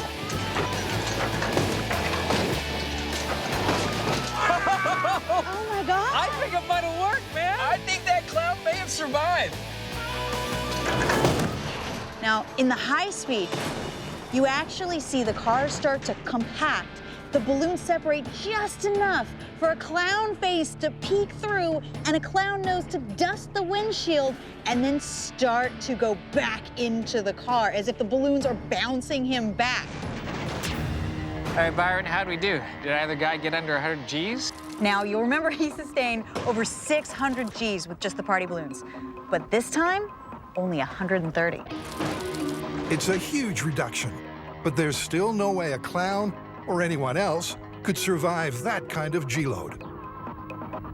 So it turns out, even with our best balloon, the oversized latex balloon, we were not able to save the clown's life. So this myth is busted, but we're not gonna stop there. This is MythBusters. It's time to ramp it up. So we're gonna go back to the shop and see if we can come up with some kind of configuration of balloons that could save the clown's life. They test a bunch of different balloon configurations and combinations. That looked really good. The best turns out to be Grant's version of giant bubble wrap. In 3, 2, 1. Oh, we got a couple of pops, but hey, maybe more than a couple. All right, let's see what we got. You got 1.7. Hey, that's great. Now what we need to do is make 15 or 20 of them and stuff them into every part of the car and see if it saves the clown. Probably better if you don't watch. In their final drop test, the guys stuff the car so it's literally fit to burst. You guys are packed in there like sardines. That ought to do it. Now, with this last and final test, we're trying to get below 100 Gs on our clown. That is our benchmark for survivability. We have balloons on sheets of plastic. That way the clown can't push through the middle of the balloons, and if one little balloon breaks, it's not gonna create a big cavity where the clown can actually fall into the windshield. If packing the clown car with giant bubble wrap doesn't work, nothing will. All right, here we go. This is bubble wrap in 3, 2, 1.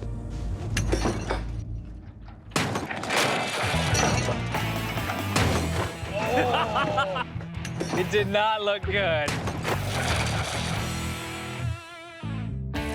Okay, so the passenger's head peaked at 220 Gs and his body at 230 Gs. Wow, so the clowns actually experienced a bigger G-load than in the previous test. So party balloons are not a substitute for airbags or seatbelts. Stop clowning around. For our final myth, Adam and Jamie are going to challenge a well-worn idiom. Have you ever heard the expression, going down like a lead balloon? You mean like, that'll never happen? Kinda, but it more commonly means a joke that falls flat or an epic fail. In myth-busting terms, though, it's simple. The myth is that it is totally impossible to make a balloon like this one out of lead. And so we're gonna build one. Lead's defining characteristic is it's heavy. That means it surely can't be made to float like a balloon. Or can it? Turns out impossible isn't in the MythBusters vocabulary. This balloon is made of fabric that's extremely light and very strong. We're going to be building a balloon that's very heavy and very weak, so not so easy. Hello? To stand a chance of making this work, they need a wafer-thin layer of lead. Sprechen Sie English? Turns out a supplier in Germany makes lead foil. What this may look like is a box full of rolls of foil that weighs about 30 pounds. In fact, this is our lead balloon.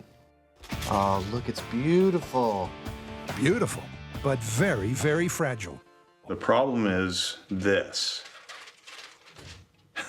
It just kind of falls apart. It's like, almost like wet toilet paper. there's not going to be any room for error. They build a quick prototype. Ah, I found a tear. And it becomes clear that the main challenge, aside from the weight of the lead, is its tendency to tear. You're going to ruin it, aren't you?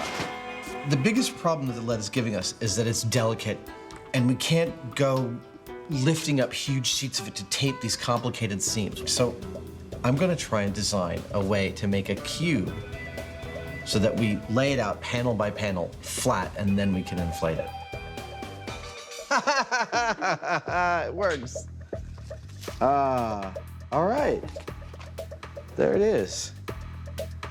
That's the deal. With the design and construction map worked out, Adam crunches the all-important numbers. Roughly 11 kilograms. His design will require 640 square feet of lead, weighing the equivalent of 24 pounds. They'll use helium, the second lightest gas after hydrogen, to hopefully give the lead balloon lift. Gonna make a lead balloon! They're at the Alameda Naval Base to attempt to assemble and fly the world's first lead balloon. We've chosen this because we got plenty of room to fly, we got no wind, we got a nice flat surface to build on, so this is gonna be like a medical procedure. Okay, everybody, this is no walk zone. Here's the plan I worked out in the shop. It's 12 steps, 12 pieces of lead. Each square gets assembled over on the assembly square and then put together on the home square. With rubber gloves to protect against what is, after all, a toxic material, the guys begin building the ambitious 12-step plan.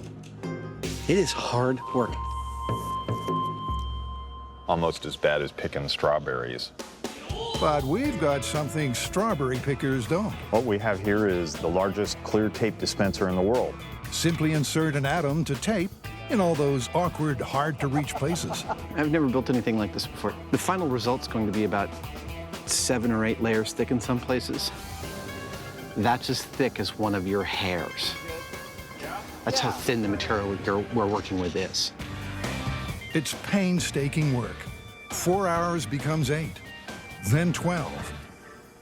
It's all working out quite well right now. It makes me a little nervous.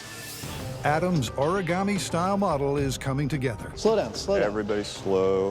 Okay, stop, stop. And he's hoping after the final piece is taped into position, it'll inflate seamlessly. I want this thing looking like a real inflatable balloon, like with a basket and with passengers. Yes, Jamie and I are gonna go for a ride in the lead balloon. It's going up. You gonna man the valves? I'll do that. All right. Adam is understandably nervous. His clever design is on the line. And as Jamie opens up the helium, one thing's clear. It's gonna take a while. If that tape sticks someplace that it's not supposed to, if something catches, it can rip, it can tear, things can come apart. This is the hard part. With the ever-present chance that a tear could quickly turn this into a disaster, I'm nervous. Jamie starts filling the cube not just with helium, but with air as well. We're putting air in this because we think we actually have too much buoyancy. We want it to just barely come off the ground, otherwise we're liable to rip something. It's looking good, it's looking good.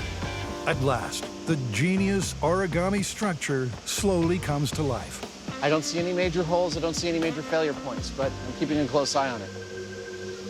Hey, Adam. Yeah. Congratulations on the design. It unfolded and twisted out just the way it was supposed to. Whether it flies or not, I don't know, but your plan worked. I'm really psyched about this one. But as it gets bigger, rips and tears appear everywhere. I got a hole. Hold on to it, hold on to it. Hold on, that's it. Thanks to Adam's patching jobs, their lead balloon is airborne.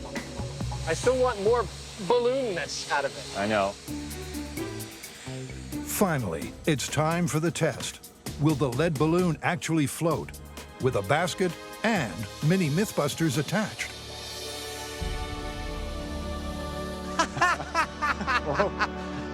Dude. That is a lead balloon. I am really pleased. We might have been able to get away with a smaller balloon, but this is a lead balloon. We did it. That worked beautifully. It's perfect. 11 kilos of lead hanging right over my head. And if I let this go, it's going up. It's just amazing.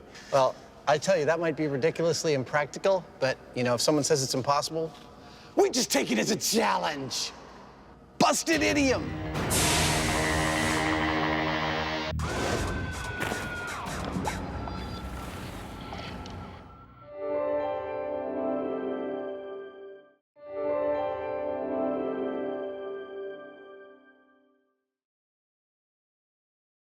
Do not try anything you are about to see at home.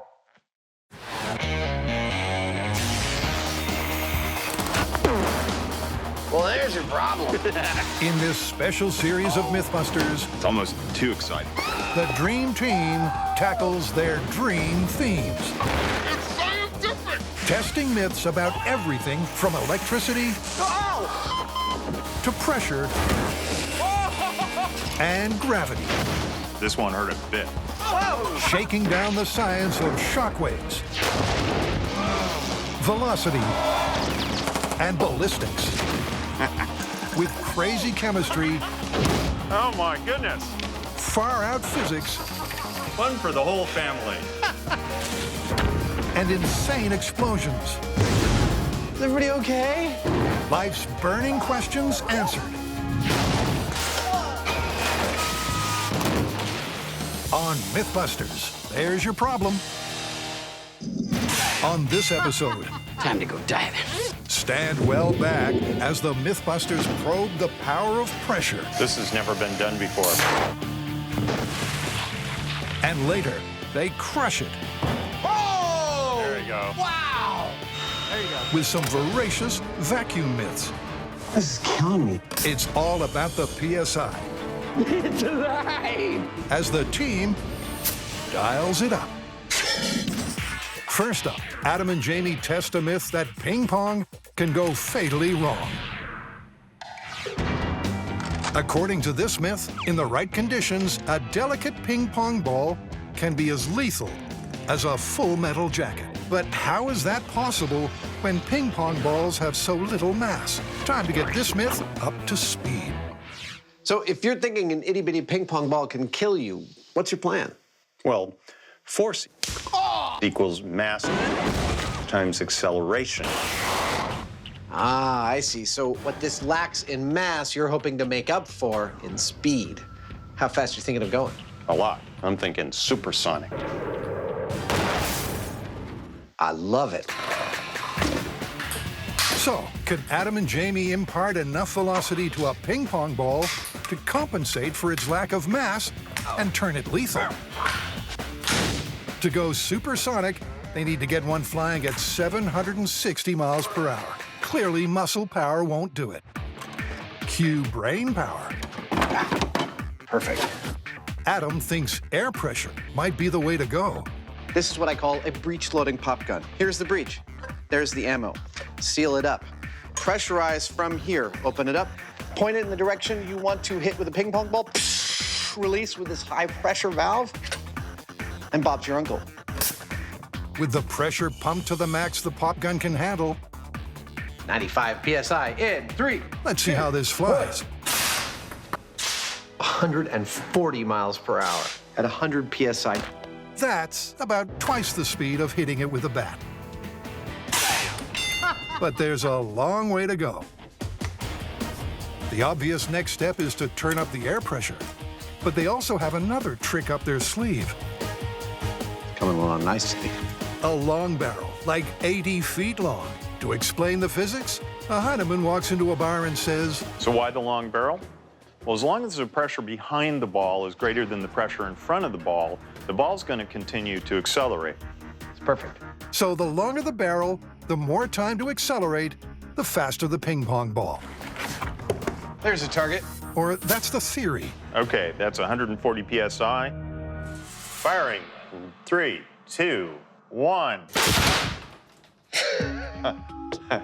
I just see a hole at the other end. Wow. That is far out. 140 PSI plus long barrel gives an encouraging 453 miles per hour. That's a good place to start. Absolutely. So we got this ball going 453 miles per hour. Wow. That's really fast, but I have to say, I don't think it's lethal. Might break a rib, but it's not going to kill you. They need more speed, and a spot of research triggers a slight change in direction. It turns out that physics teachers have been getting incredible acceleration out of ping pong balls. What they've been doing is they've been taking a 36-inch long tube of PVC, then they put packing tape over each end of the tube, and they draw a full vacuum in that tube. Okay. Here we go, pulling the vacuum. The theory is that when the tape is pierced, air rushes in to fill the vacuum, Just everyone back off a little bit. propelling the ping pong ball forward at up to 300 miles per hour, even with a short barrel. Here we go. Whoa! Popping the sealed vacuum causes a sudden influx of air, Holy! and the pressure differential sends the ball rocketing. I didn't expect it to work that well. Well, the vacuum trick's working gangbusters. I actually got 375 miles an hour. That is awesome, and this is where I'm going to concentrate my energy to get the fastest ping pong ball possible. We're ready. In theory, all they need to do now is apply the vacuum trick to the 80-foot barrel, and the result should be frightening speeds. This has never been done before. It's scary. Ping pong bazooka in 3, 2, 1. But it's an unexpected and disappointing dud. That's no good. The high-speed camera shows the problem. See, air rushes in this tube behind the ping pong ball. There's a vacuum in front of it, but that air sneaks past the ping pong ball, and it looks like it's providing a cushion that's actually causing it to spring back once it reaches the end. So it's not attaining enough speed or momentum to bust out. But on the bright side, the ball is reaching incredible speeds at 30 feet. 8:29. We're well past Mach 1 here. So shorten the tube to 30 feet, and this myth is going supersonic, right? 3, 2, 1. Wrong. 275 miles per hour. We're getting less out of a 30-foot barrel than I was out of a 6-foot barrel. Even with a shorter barrel, the air cushion is still an issue. Failure is apparently the only option. Just as it seems they're about to choke, Adam has a bright idea. Add one to the pop gun. We found out about this technology of adding a choke, like rocket science. The choke is a sealed pressure chamber behind the barrel. Oh, kidding. Vacuumizing. Pull a vacuum in the barrel. I really hope this works. Pressurize the choke to 100 PSI. 1. And stand back. Whoa, whoa. Wow, wow. The blast of pressurized air popped the vacuum and added extra energy to the equation. But just how much? 779 miles per hour. Mama. That's what I'm talking about. What Adam's talking about is that after all their hard work, they have a ping pong ball faster than the speed of sound. Armed with their supersonic ping pong ball bazooka, they head to Fort Mason, where they set up a 20-foot-long barrel and a supersized choke chamber running at 300 PSI. Here we go. 20-foot barrel, 300 PSI. 3, 2, 1, go.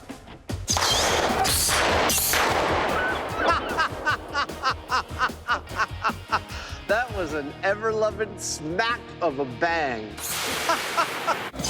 But how fast did the vanishing ping pong ball actually go? It was going at a speed of 1,100 miles per hour. That's pretty fast. That is pretty fast. Now it's time to find out if the 1,100 miles per hour we got out of the end of that barrel is in fact lethal. Lethal balls. That's what we're looking for.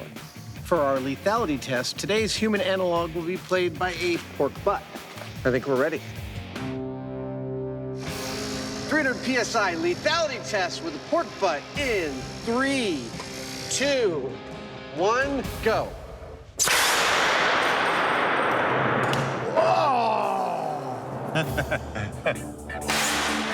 How did our porcine pal fare? Dude, there's like flesh trauma going down 1.5 inches into here. I'm shocked by how much damage it did. Now, that thing actually penetrated. That's ping pong ball shaped. That is a shocker. That would hurt. But I think we still need to call that this is a non-lethal hit. This is a substantial flesh wound, but it ain't lethal. It's a close call. At supersonic speed, the ping pong ball struck like a bullet. But lack of mass meant it wasn't quite mortal. Next, it's time to take a deeper dive into pressure with a meaty underwater myth. Before the days of scuba diving, divers would go down in those old suits with those brass helmets, just like this, right? Sure. They would pressurize their suit using a compressor on a boat at the surface. To counteract the external water pressure. Exactly. Well, that sounds like an accident waiting to happen. And that's what this myth is about. According to the myth, early deep-sea diving suits had a fatal flaw. A failure in the air supply would cause a drastic decompression inside the suit, and the water pressure at depth would squash the diver into the helmet. They dive into this myth at Six Flags Discovery Kingdom in Vallejo, where there's a handy 15-foot deep pool That is so cool. that the occupants have kindly agreed to lend them. Tori's made a ballistics gel mini diver for a scale test. Oh, cool, you painted him red. Yeah, that way, if something does happen, we'll be able to see if his body does get sucked up into the helmet. All right, time to go diving.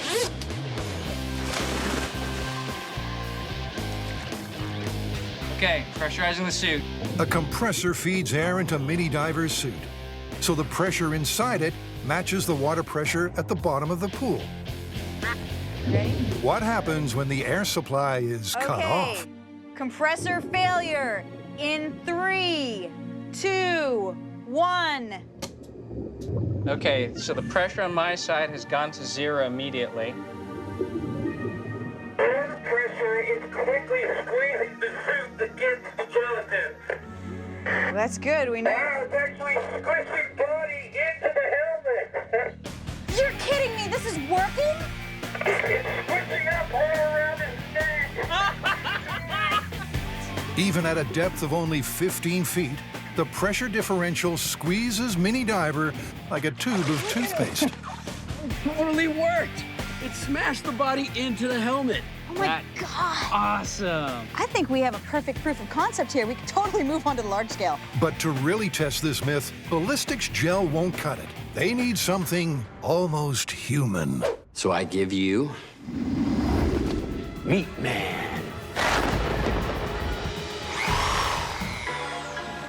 Using slabs of pork sewn onto a model human skeleton, It's alive! Meat Man slowly takes shape in the hands of the diabolical Dr. Frankenswine. I present to you my creation, Meat Man. Ooh, almost threw up. That's gross. Armed with their man-sized meat puppet, the team heads for Santa Cruz Harbor. But before Meat Man can truly call himself a human analog, he needs a final, awful ingredient. What we need to do is fill him up with some kind of organs, guts, blood, so that way if we do get that squeeze, we'll be able to see it come shooting into the helmet. I have no idea what that is. With Meat Man organed up, it's time to wrestle him into his old-time diving suit. Jesse Coons is standing in for Carrie, who's cleverly timed her pregnancy to avoid the carnage.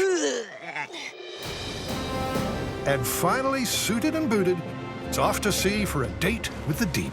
If you see any sharks, play dead. 5 miles out to sea, they reach the dive site. Grant has built an air compressor to keep the suit pressurized all the way to its target depth of 300 feet. As he makes his descent, the pressure pushing in on the suit goes up by 0.445 psi every foot. So in order to compensate for that, I'm gonna have to add air in through this hose and push back out. Now I've calibrated this gauge to the approximate psi that I need versus the depth. We have a live video feed from an ROV, so we should be able to see everything very easily from sitting right here. With the bases covered, it's time to dive. And Meat Man is in the water. Say hello to Davy Jones. As the cameras roll, the fleshy frogman drops slowly into the drink to meet his deep-sea fate. What's your depth, Jesse? 31 feet. Copy that. But as they monitor his slow descent, the team is skeptical of a full-body squeeze. There's a lot of meat down there. I don't think the whole body's gonna come in the helmet. 235 feet, and it's getting really dark. Thank God we got all those lights all over the place. Okay, that's 300 feet. Okay, stop the cage. At 300 feet, there's 135 pounds of water pressure squeezing on every square inch of the diving suit. The only thing protecting Meat Man is the compressed air inside it. We have Meat Man safely at 300 feet. The suit is holding. Now, we are about to cut his line to see whether or not he gets the squeeze. You guys ready to cut the line and see what happens? Yeah. In 3, 2, 1. Grant cuts the line. Whoa! Look at what's happening to Grant! Oh my God! My God, he's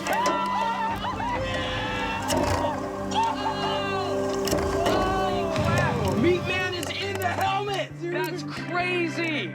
Oh my God, it's filled with blood and flesh! Yeah! It worked! Yep, Meat Man is mincemeat. When the air pressure was cut, the water pressure slammed him up into his helmet, just like the myth predicted. Oh, wow! We totally caved the helmet in! Look at all the guts in there. His stomach is inside his helmet. Now, the name of this game is differential pressure. They can withstand a huge amount of pressure when they're equalized. But the second you take away all the pressure on the inside, crash. You can see, this is what's left. That is absolutely confirmed.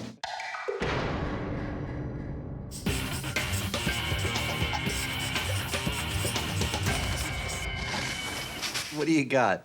Well, it looks like we've got a bunch of fire hoses pointed down and they're lifting a car off the ground. That is friggin' perfect for us. You know, if this is real and we can actually pull this off, it's gonna be awesome. Jamie's picked out a fire training facility about 30 miles east of the city in Pleasanton. This is kind of a dangerous situation that we don't really want to just dive into without preparation. And so we're going to build a scale model before we start dealing with the big boys. A system comprising pipes and valves will feed water from a fire hydrant to multiple hoses on either side of a model car 1/6 the scale of the real thing. Right on cue, fire engine and crew hit the scene to open the tap on this scale test. All right. Dude, look at that! Yeah! And in scale, that's about right. That's like 20 feet off the ground. These things are pointed every which way, but because they're mostly down, it's really stable. It could not have gone better. We got liftoff, we got stability. This seems really, really possible. What? Fired up by the results, the MythBusters splash out on an old wreck to see if they can shoot it skywards. But Jamie crunches some numbers, and he's not so sure. This car weighs, according to the sticker, 3,175 pounds. Now, that means that each of those hoses has to put out about 320 pounds of thrust. Personally, I don't think so. Not one to leave things to chance, Jamie knocks up a rig to rate the pressure from a standard fire hose and heads back to the fire department to test it out before anyone in wardrobe could have a word in his ear. We're good to go. We got 400 pounds on there. Let's fire it up. Okay, here we go. If one hose lifts this weight, then 10 hoses should lift the car. There's movement, but no liftoff. There we go! So Jamie decides to narrow the valve and raise the pressure. Hopefully, putting this reducer on this will make for an increased nozzle reaction. That's what they call it in the industry. Water is pumped through the truck as Jamie wills the weights to greater heights. But as the saying goes, be careful what you wish for. Everybody over here. I think we got a little bit more nozzle reaction that time. It was like a rocket. That was exciting. In fact, that was like dangerous. And terminal as far as any more testing goes. But on the bright side, there's no doubt that one hose can lift over 400 pounds, so they're still in business. Back at base, Adams upscaled his water delivery rig. A quick coat of paint, and it's time to hose this myth down. Or up. All available fire trucks roll up to the test site. But there's only 6 instead of the planned for 10. I'm a little nervous about it. The math says we should be able to do it just, but will we? Now let's see if a full-size, full-weight car really can take flight.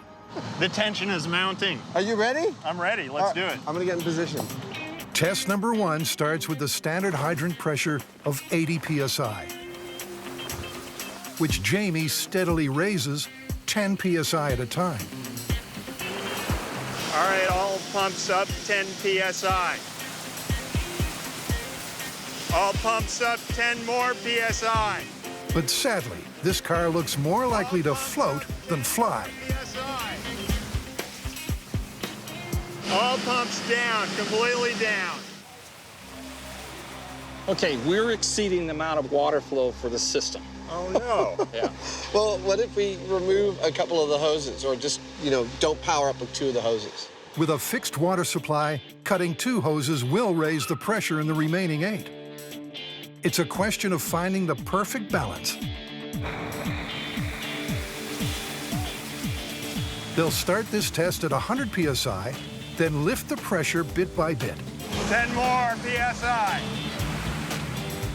In test after test, All pumps 1, 2, 0. Jamie raises the starting pressure, All engines 170. repositions the nozzles, and changes the number of hoses. But try as they might, the jalopy stays firmly on terra firma. So how did they achieve this? Adam's starting to think that there's less to this car than meets the eye. The problem is we've got an engine. That's why we're not getting any movement. Well, let's get the engine out. All right. There's nothing in the video we saw that said that car had an engine. And we got to get liftoff before the end of the day. So we're lightening our load by a few hundred pounds. Daylight's fading, and this next test is make or break. This one's gonna work. I hope. Up on 6. With 6 engines, 6 hoses, Come on, baby. Up, up, up. and no motor, the car finally takes flight. Up on 3. Up on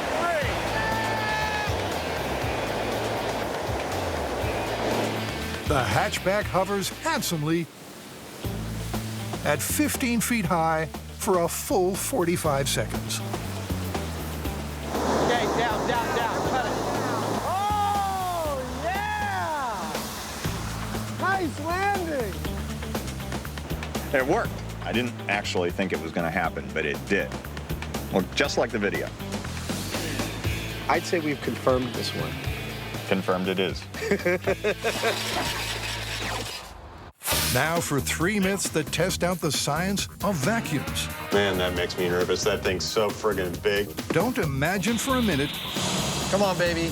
that the pressure's letting up. This is killing me. First up, Casey Jones has nothing on this myth. All right, there's a guy. He's tasked with cleaning out one of those tanker cars on a train that holds liquid, and he's using a steam cleaner. So he's steam cleaning the whole thing, and of course, as he's doing that, he's warming it up. And it starts to rain. So he caps off the tanker car and walks away. The cooling rain causes the steam to contract, and as the myth goes, the train car crushes itself. From a vacuum. Exactly. Whoops. To show that this myth isn't completely off the rails, here's Adam with a quick demo. He heats up a metal can, pours in some boiling water, caps it, and removes it from the heat. This vessel was full of steam and air that was heated to its boiling point. Now that air is rapidly cooling. As it's cooling, they're creating a negative pressure inside the can. Oh, there we go. There we go. Oh, it's actively moving. Look at that. I'm doing this with my mind. In case you were wondering, this is all telekinesis. Actually, it's differential pressure, but this can is fairly flimsy, so they're going to step it up to a 55-gallon steel drum. Structurally, it's much stronger because it's round and it's got these ribs, so it'll present much more of a challenge. The drill's the same. Pour in water, bring to the boil, seal the drum, there we go, and wait while it cools. How long did it take the little cans to crush? Those crushed very, very quickly. You know how a watch pot never boils? Seems like that goes for cooling, too. So let's cut to the chase. Next time we hold the camera up with magnet. Oh! There you go. Wow! You can feel that. Woo! That was so cool. They crushed it. Literally. But before they go full scale and wreck a perfectly good, very expensive railroad tank car, there's one more test to do. Shape and geometry are critical when it comes to pressure vessels. And so we're going to build a scale version of our tank car cylinder and see what difference that makes. They weld together a row of 55-gallon drums. Then steam clean the model rail tanker as per the myth, heating it to 200 degrees Fahrenheit. All right, capping it up. A pressure gauge will tell them how strong the vacuum is at crush point. Oh, hey! A total vacuum measures around 30 inches of mercury. Okay. 7 minutes in, we're at 11 inches of mercury. But way before they reach that point, Oh! Awesome! another spectacular implosion. Oh, that was fantastic! For these veterans of explosions, this is kind of like seeing snow for the first time. That is awesome! The model tank car is mangled metal. Now, can they do the same thing to this? If you're wondering how on earth the MythBusters managed to score a perfectly good tanker car to have their way with, you're not alone. Isn't it beautiful? 67 feet long, 10 feet diameter. It holds almost 30,000 gallons of liquid. Unless you think that the shell is thin, it's actually almost half an inch thick. It's almost 70,000 pounds of cold rolled steel. But could a simple steam cleaning accident cause it to crush like a tin can? Adam rigs it for data monitoring with a vacuum pressure gauge and heat sensor. We just turned this tank car into an experimental vessel. It's ready for them to recreate the implosive events of this railroad myth. This is gonna be cool.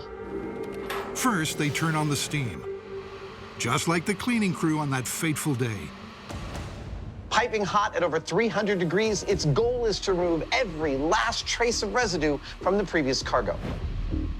Then they wait, while the metal casing heats up. It's happening. Yeah, it's already rising. When the temperature hits 200 degrees Fahrenheit, Adam springs into action to batten down the hatches. Here we go. This is it. Unfortunately, once the service guys had done their job, they closed every hatch and valve on the tank car. something they should never have done. I am de-assing the area. Mission accomplished. That went smoothly. Now for the final ingredient of the developing disaster. All right, fire department, let's make it rain. Copy, making it rain. With a hot, sealed tank car, the heavens open. Ah, perfect. Rapidly cooling the steel vessel. 5 inches of mercury. The trapped steam inside condenses. 6. Negative pressure rises. It's climbing steadily, that's what we wanted to see. And a vacuum builds. 13. The pressure differential means that already more than 1.5 million pounds is squeezing on the tank car's steel shell. Man, that makes me nervous. That thing's so friggin' big. I know. The small-scale tank car crushed at 11 inches of mercury. This is killing me. Then, 1 hour in, and pulling almost a full vacuum. Why, they make these things tough, don't they? Absolutely nothing happens. Damn! It's a crushing anticlimax. Here we go. But the guys aren't about to let it suck the air out of them. Technically, what we did to this car to try and make it collapse with a vacuum was flawless. Got the tank really hot. We'd sealed it up really well. We pulled darn near a perfect vacuum on it, and yet nothing we did to it made it collapse. But you know what? We're not done yet. Time to switch tracks on this myth. Perhaps the tank car in question imploded because of structural wear and tear. With this theory in mind, the guys decide to stage a bit of a, shall we say, accident. Dropping 3,200 pounds on a tank car. Something we didn't expect to be doing in this episode. 3, 2, 1.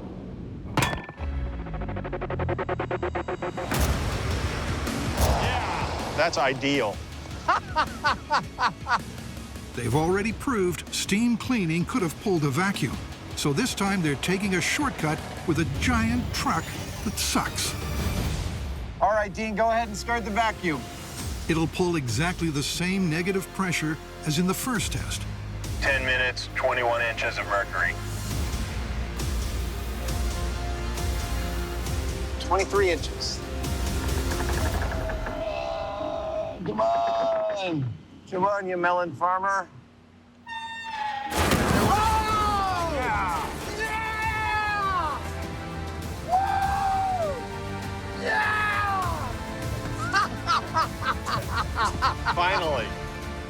Oh, 23 inches of mercury. Holy cow! That, my friends, is an ex-tank car, flattened by nothing but a vacuum. Man, look at that. That is beautiful. I've never seen anything quite like that. 35 tons of steel, flattened like a tin can. Well, this one was a bear. How do you want to call it? Well, I think the myth as stated, we have to conclude based on the evidence that it's busted. Your average tank car, even under an impressive amount of vacuum pressure, isn't going to implode. Agreed, but if it's dented or corroded or otherwise compromised, it could happen. Spectacularly so. Okay, let's get the hell out of here. Okay.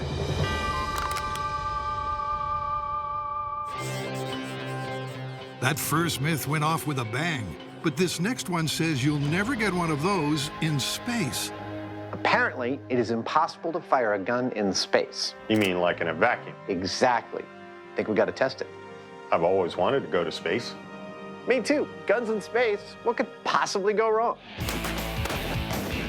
So, will a gun fire in a vacuum? And if not, why not? The theory is, first, the lack of air at atmospheric pressure in space may cause the slug to deform. Second, without oxygen, the primer can't ignite the propellant. With all space flights currently booked out, Jamie and Adam will have to test this myth in a slightly more down-to-earth way. Yeah, baby! By building a bulletproof vacuum chamber in the shop. Nice. Creating a slice of outer space in San Francisco is a challenge, but with precision and patience, you go down first, okay? Plus, lots of glue, they managed to stick it. It's going to be beautiful. I hope so. This was nerve-wracking.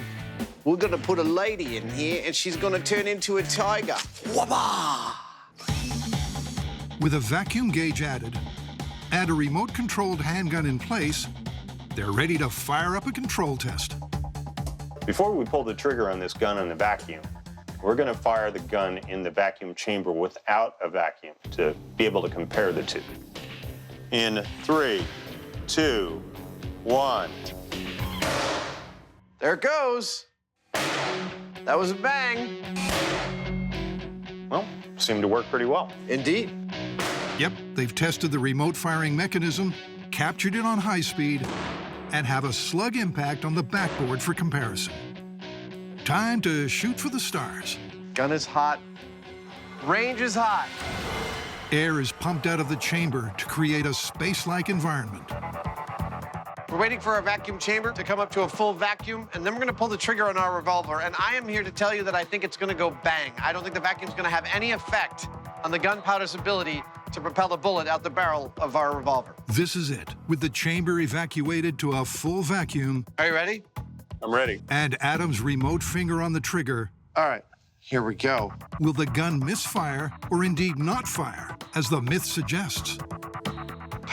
Firing a gun in a vacuum. 3, 2, 1.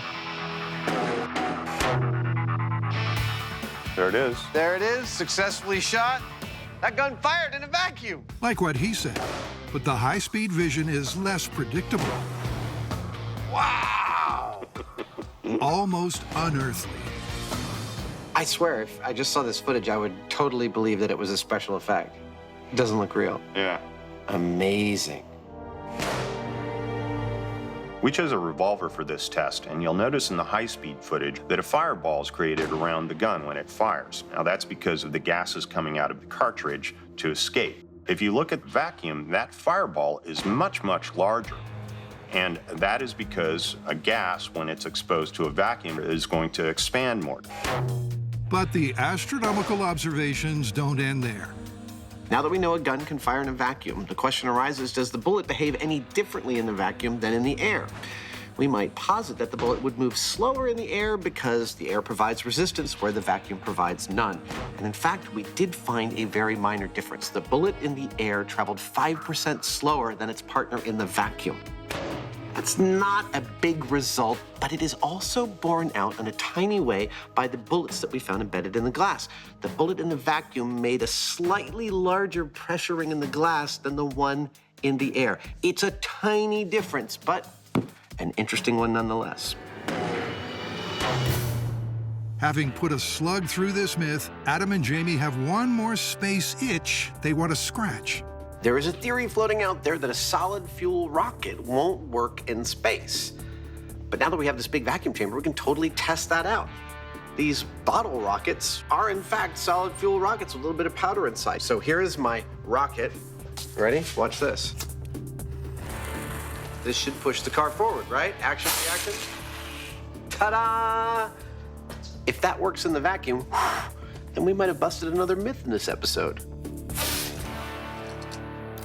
Rocket firing in a vacuum in 3, 2, 1, 0. Ignition. Liftoff. Hey! It happened so fast I wasn't looking. It worked. Solid rockets work in a vacuum. Let's look at the high speed. Why not? This is a rocket in a vacuum. Watch it go. Liftoff. 30 minutes after the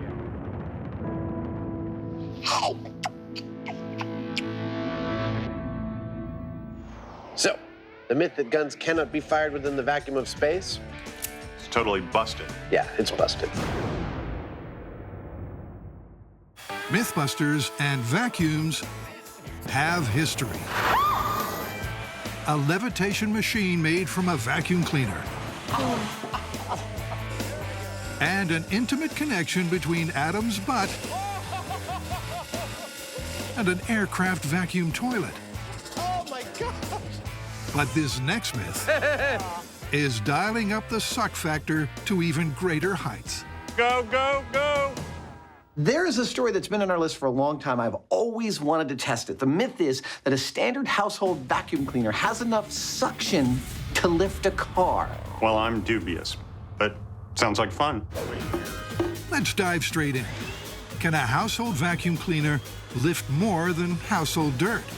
How about a 5-pound weight? Okay, so that's just barely enough to hold on to that 5 pounds. It is.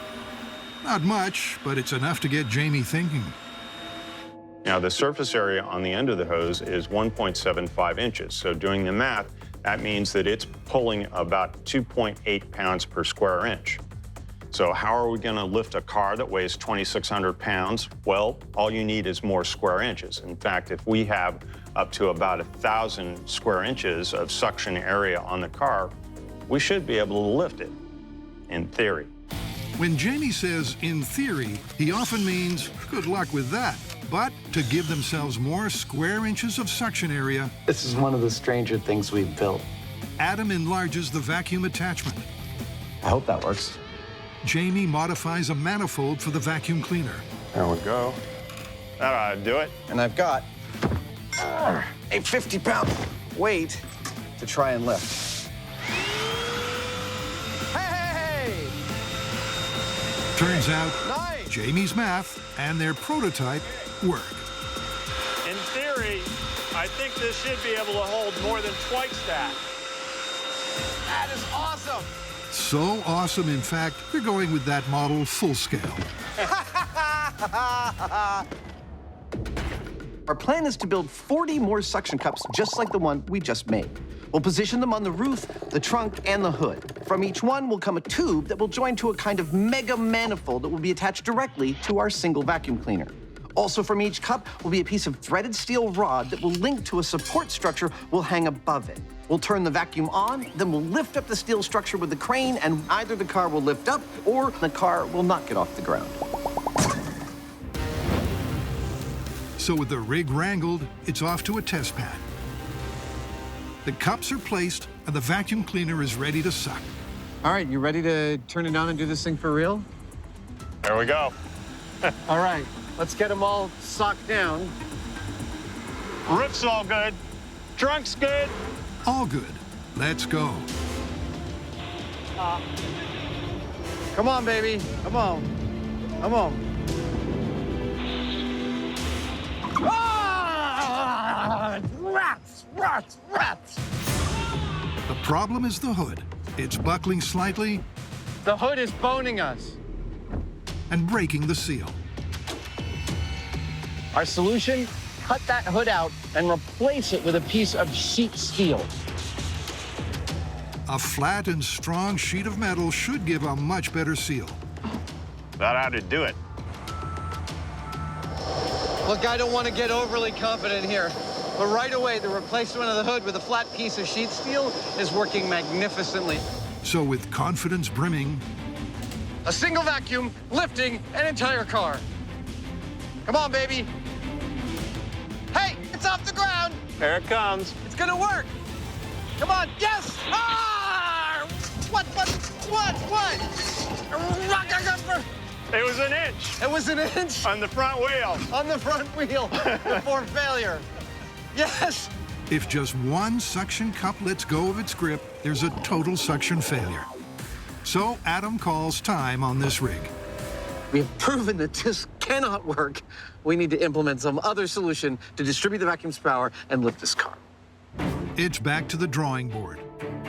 Now we are going with a method we call the box method. Instead of 40 points of failure, we now have three. Three big, sturdy wooden boxes made out of plywood, sealed with a gasket between them and the car. It's a straightforward, simple plan, which usually means the best chance of success. So with just plywood and plenty of gasket goo, they're ready for round two. Looks good. Lovely. Back at the launch pad, the new rig is maneuvered into place. A little more, a little top. Yeah, that's tight. The crane is engaged. That's good. And the vacuum cleaner's dusted off for one more try. So is this gonna work? Well, our 3 boxes have a total surface area of 4,000 square inches, and we've shown that the vacuum cleaner can lift 2.8 pounds with 1 square inch. Now, that gives us a total theoretical lifting capability of 11,000 pounds. That's over 4 times the weight of our car. But as we showed earlier, it may not all be just about the math. There speaks centuries of experience. So with high hopes and low expectations, here goes. Starting the vacuum in 3, 2, 1. It's climbing. It's climbing? Yeah. Yes! Oh, yeah, baby! The gauges show healthy negative pressure, which spells suction. Let's do this. All right, let's take it up 18 inches. Okay. Oh. That was the hood popping. That's good. That's cool. We got pressure. Commencing countdown. Come on, baby. Hold on to this car. We have liftoff. Yes, it's off the ground. This freaking car is off the ground. Oh, man. That is freaking awesome. Oh, dude. We are lifting a car with nothing but a single vacuum. I know, this is freaking me out. Remember, the crane is lifting the steel cradle. Holy balls. There you go. That's about how we're feeling here. But it's the vacuum cleaner on its own This is every bit as satisfying as I was hoping it would be. that is sucking the cradle to the car.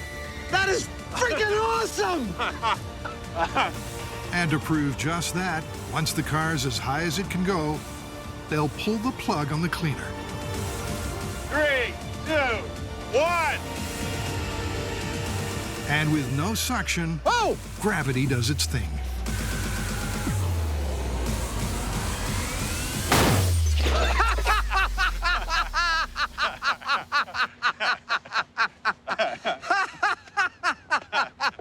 That was very satisfying. Oh, that was awesome. Woo! So, and if anyone needs to lift a car with a vacuum, don't call us. We've done it once. We don't want to do it again. We actually lifted this thing with nothing but the power of a single vacuum cleaner. Next time someone tells you that MythBusters sucks, tell them damn straight.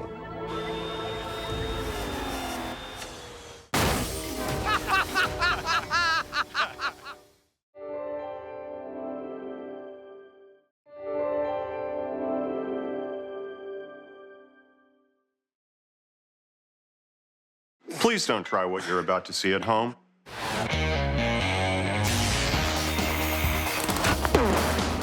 Well, there's your problem. In this special series of MythBusters, It's almost too exciting. the Dream Team tackles their dream themes. It's scientific! Testing myths about everything from electricity to pressure and gravity. This one hurt a bit. Shaking down the science of shockwaves, velocity, and ballistics. With crazy chemistry, Oh my goodness. far-out physics, Fun for the whole family. and insane explosions. Is everybody okay? Life's burning questions answered. On MythBusters, there's your problem. On this episode, it's grown-ups gone wild with 3 myths that are anything but child's play. 3, 2, 1. Oh, darn, the seesaw broke. It just kind of like folded in half. And later, the adrenaline's rising as the team feels the need That car didn't skip, it flipped! for speed. You got me. To source our first myth, Adam and Jamie are going into the ungoverned wilderness of the internet. This is a YouTube clip. A man is seen sliding down a water slide, launching himself off a ramp, flying a seemingly impossible length through the air and landing in a little tiny swimming pool. And so you want us to test this? Oh, I want to test this. Is it actually feasible to fly that far? and land in a tiny paddle pool? Or are the video makers pulling a fast one? They're going to build a similar slide with one crucial difference. Instead of land surrounding the paddle pool, they'll set up the slide next to a lake. Using the video, Adam's done the math and figured out they need a 200-foot ramp on a slope of 24 degrees. But there's some work to be done first. Behind me, in sheer size and tonnage, is the biggest build we have ever undertaken. With the earth finally in place, the guys get to work on their ramp slide hybrid. 52 sheets of plywood are slid down.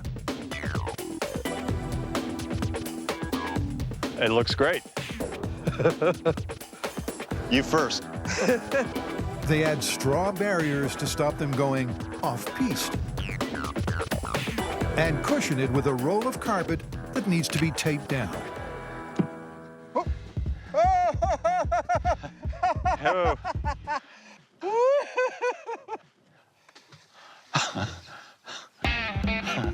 Can I get another roll of duct tape? Well, the duct tape survived. So with lacquered vinyl applied... Come on, all the way, buddy. There we go, okay.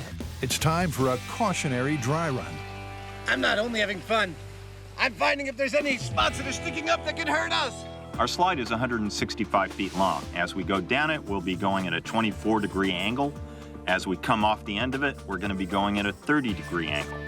How far we go and how fast we travel, that's what we're here to find out. Jamie's sorted out the lube. Pull. And Adam's suited up. Tempting as it is to go from the top, Adam's playing it safe, and for the first try, is going to set off from halfway. I'm dying to try this out. Here we go, test number 1. Adam Danger Savage empties his bucket and adopts the downhill luge position of the video. Oh, yes! I'm okay. Not very far. Ironically, by not going from high enough up the slide, Adam nearly came to serious harm. You barely made it off the end of the ramp. I don't know what happened. And for take 2, he'll need a little more slide. So he heads to 3/4 of the way up.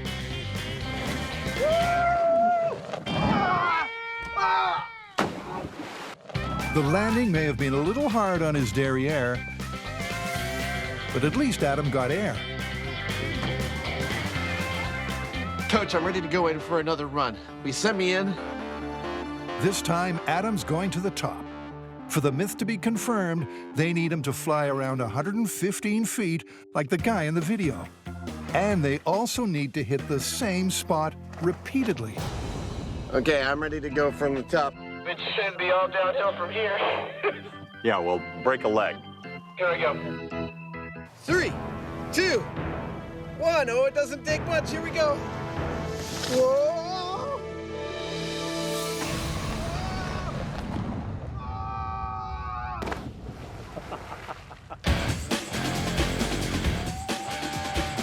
Yeah! Wow!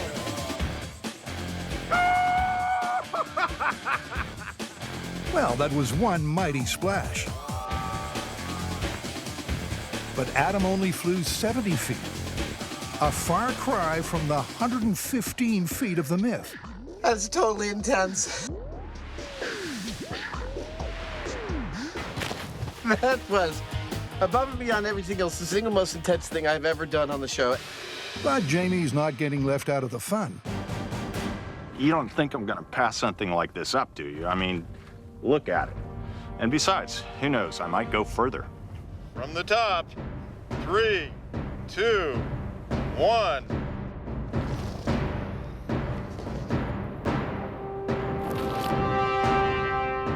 Oh!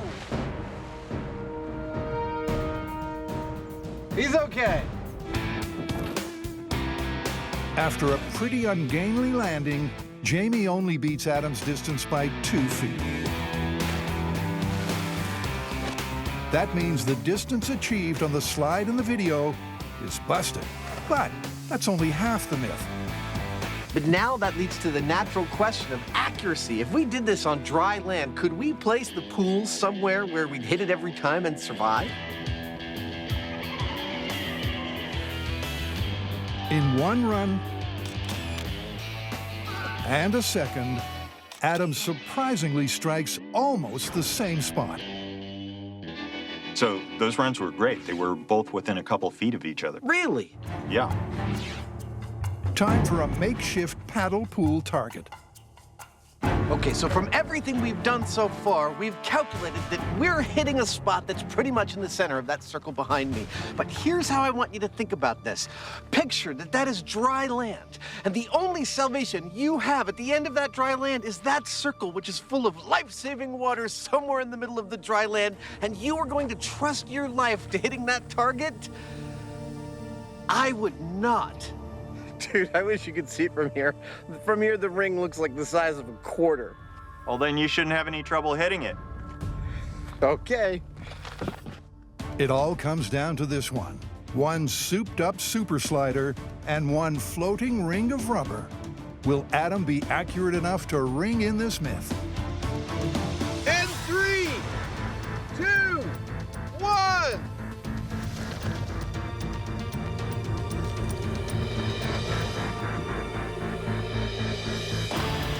Yeah! That was a perfect splash landing.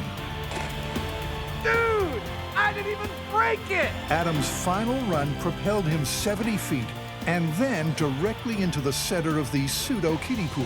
But where does that leave the myth? Well, as far as the distance goes, it's busted because we'd have to have a slide at least twice as long as this to get that 115 feet. But accuracy? Plausibility of the accuracy is the thing I find most astounding in this. When we started testing this, I would have never called that we'd be reliably hitting that dot time and again, that you could somehow set this up on dry land and actually hit the target. Well, for the myth to be true, both halves have to be true, and they're not, so it's busted. Our next myth has danger written all over it. The claim is that if you get up enough speed, you can actually swing all the way around a swing set, make a complete revolution without falling out. Sounds like a good way to break your neck. Grown-ups attempting a dangerous stunt using equipment designed for kids. I can see where this is going. Warning, this swing was designed for use by children only, not for adult use. But a little padding should make it safe, right?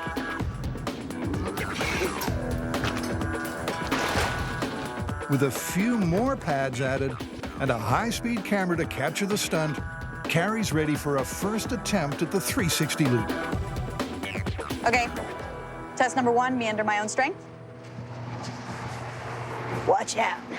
Okay, I'm getting to the point where the chain's starting to get loose when I get to the top. So I'm thinking I'm at my maximum. Carrie's way off a 360, but still gets some impressive height. Whoa! You went total Whoa! You went I'm over a horizontal. Your swing technique is excellent. Ready. Test number 2, Tori underneath his own strength. All right, ready? Can Safety Officer Tori launch the child swing any further around? To infinity and the ground. I'm okay. Are you okay, dude? Oh, I'm so glad we had the mats. As further proof you should never try this, here's another look at Tori's epic fail. Time for Plan B. A 65-pound crash test dummy. Add some serious muscle. You made it! Dude, we need a little help. Tori's biker buddies are going to help try to swing the dummy all the way around. Cool. All right, you guys ready? 1, 2, here we go. Yeah! They've got the mini swinger over the bar. This myth is still alive and kicking. That's all we needed. Just a little muscle. But it turns out that moments after she goes over the bar, the dummy falls out of the sky. So it's not a proper 360. Time to get a little creative. We know this myth is busted. You can't, under your own power, do a 360. But as MythBusters, we kind of want to see what it takes to actually do it. They're going down to small scale and adding some mini boosters to a doll called Simulate Susie. We came up with sort of a Wile E. Coyote solution to this 360 problem. We're just going to strap a few rockets to little Simulate Susie and just watch her go around the swing set. In 3, 2, 1, firing. Where's her hand, dude? Busted off. Blew her hand off? She's tough. The horizontal rocket sends Susie off into a cataclysmic spin and blows off her hand. They decide to reposition the rocket at 40 degrees. We're armed and launching in 3, 2, 1, fire. Yes! Yeah. Yes! Beautiful. Perfect! That was great. 40 degrees was spot on. Susie goes 360 and beyond.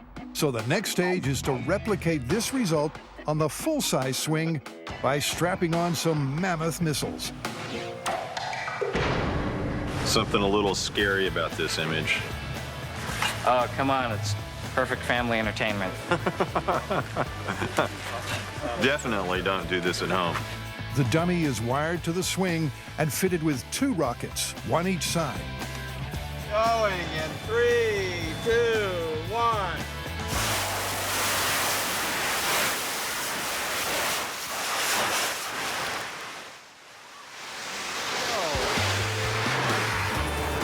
Okay, stay put.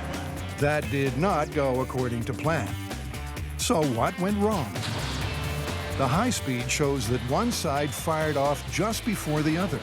It's a fraction of a second, but it's enough to throw Susie into a crazy twist. Time to simplify.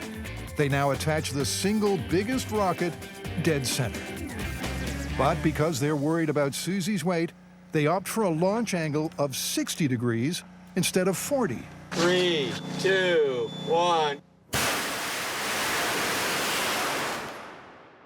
Another failure to launch. But it's not all bad news. That even though the rocket fired its full ignition, she didn't spin, she just stayed in one direction, which is ideal. That means all we need to do is probably drop the angle a bit and she'll go forward instead of being just pushed down. They drop the angle to 40 degrees. Now everything matches the successful scale test. While the fire marshals stand by, Jamie does a final head count. 3, 4. With the light fading, it's now or never for this myth. Okay, we're good. Jamie gives her one final push. And 3, 2, 1. And she's over. At last, using the results of the scale model tests, their girl finally goes the distance. That's a full wrap on the chain. And they have video proof that amidst the smoke, she really did go up and over the bar. And her chains? Well, the high speed shows that they were straight the whole way round.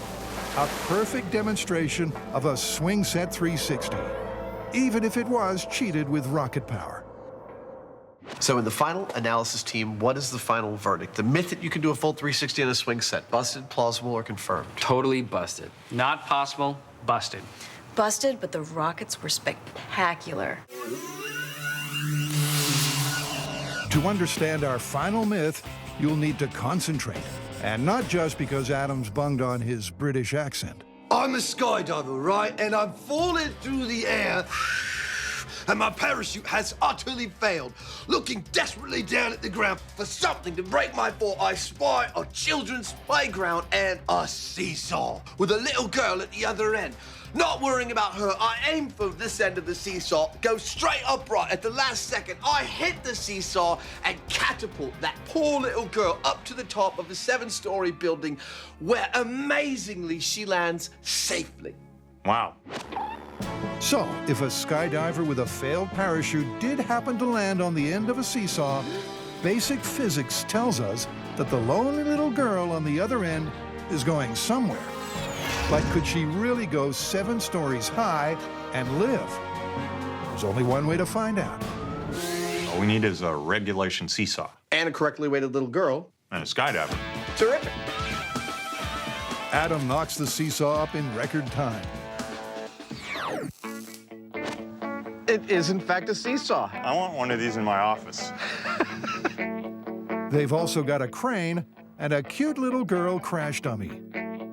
So shall we name her Ariel? From this height, they can't get a skydiver to fall at terminal velocity of 122 miles per hour. So they'll compensate by adding a lot more weight in water-filled barrels. I've calculated that filling the barrels with 1,150 pounds of water and then dropping them from 75 feet should exactly match the skydiver's free fall impact force of 85,000 foot-pounds. Looks good to me. All right, let's go up. So I'm gonna pull the safety, but you know what? I don't want to be anywhere on this lot when we drop this thing. I was thinking we should be up over there. I was thinking the same thing. All right, here we go. Skydiver seesaw in 3, 2, 1.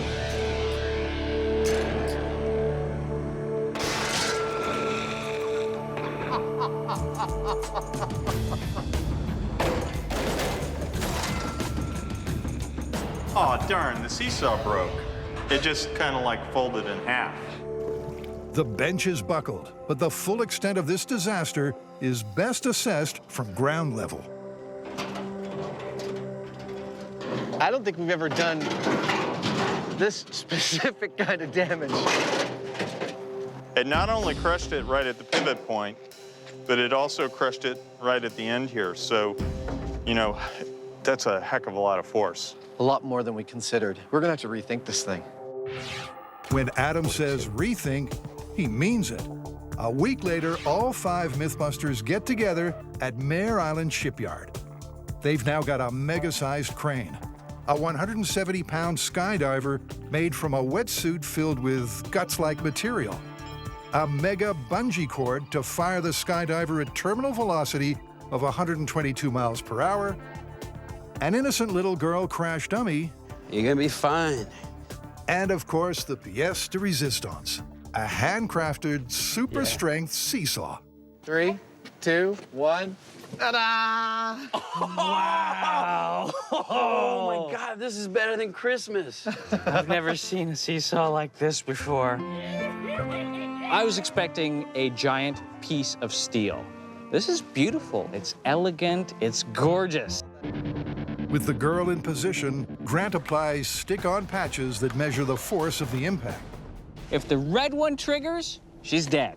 If the green one triggers, she's injured and alive, but she's not walking away. When Grant presses go, the plan is that the bungee cord will fire the skydiver right at the seesaw, opposite the little girl.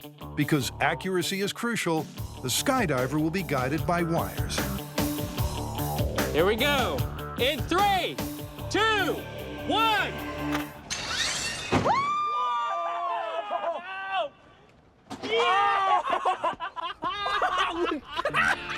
Did you expect that? It didn't go up. It shot across the dry dock. Wow. That was cool. The skydiver hit the seesaw stayed together, and the little girl got launched over 55 feet in the air. That's above the dry dock. Oh my God. Dude, the skydiver exploded. One word for this, splat. Looks like he landed butt first. His legs missed the seesaw, but his upper torso hit it. It's probably about 60–70% of his mass contacted it, and even that amount was enough to catapult her 5 stories up in the air and 70 feet laterally. Grant checks the shock watches, and the news is grim. Oh, red shock watch is tripped. Not surprisingly, the dummy is toast. They want to try again with better aim, but our skydiver is in no shape for another run. Instead, they'll use a weighted inner tube, Now, it is the same exact weight as the average man, but this time we're hoping that we'll impart all of its energy onto the seesaw and fling the girl the 7 stories that we talked about in the myth. Here we go! 3, 2, 1!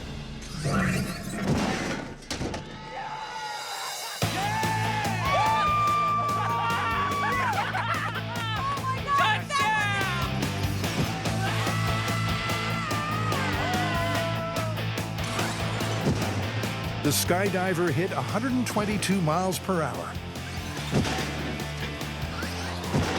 And despite the colossal sideways arc, little Ariel flew way higher than anyone dared hope. She flies about level with our spreader bar, and that's 130 feet. That's 13 stories, and that was with an angle like this. If we'd got her to go straight up, she would have cleared 200 easy. If you had an impossibly strong seesaw, if you had a parachutist that didn't just go splat when he hit it, you'd be capable of launching a little girl up at least 13 stories in the air. So, how do we call it? Well, sad to say, it's busted. The team built the best possible rig and almost doubled the 7-story flight. But the sensors proved that, unfortunately, that flight was a one-way ticket. It'll be tough to keep pace with those playground antics.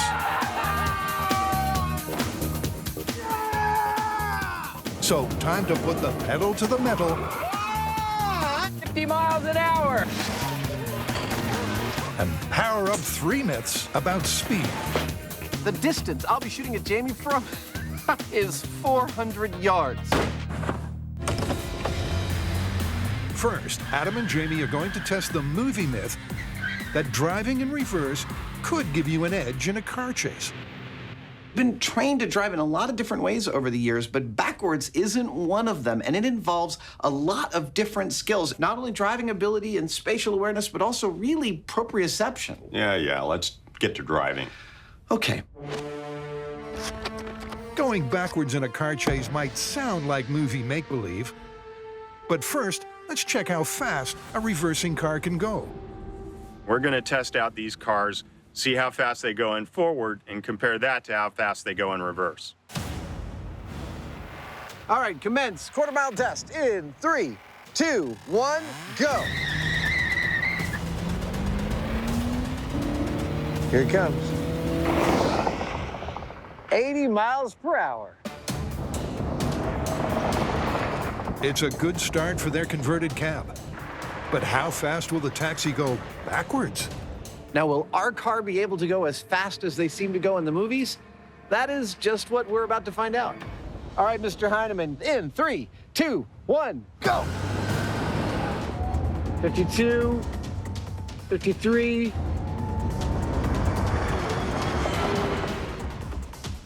54 miles per hour. Pretty quick. A car traveling in reverse at that speed could definitely provide a good movie chase. But how easy is it to steer in reverse? We've got a course that's full of the kind of challenges a Hollywood hero has to face, and we're going to see if we can reverse through it at high speeds without crashing. All right, first run in 3, 2, 1, go. Adam's off. And from the outset, he's ignoring the mirrors. Whoa! Oh, there goes a cone. And going with the over-the-shoulder technique. But his cone count is cataclysmic, and his time is terrible.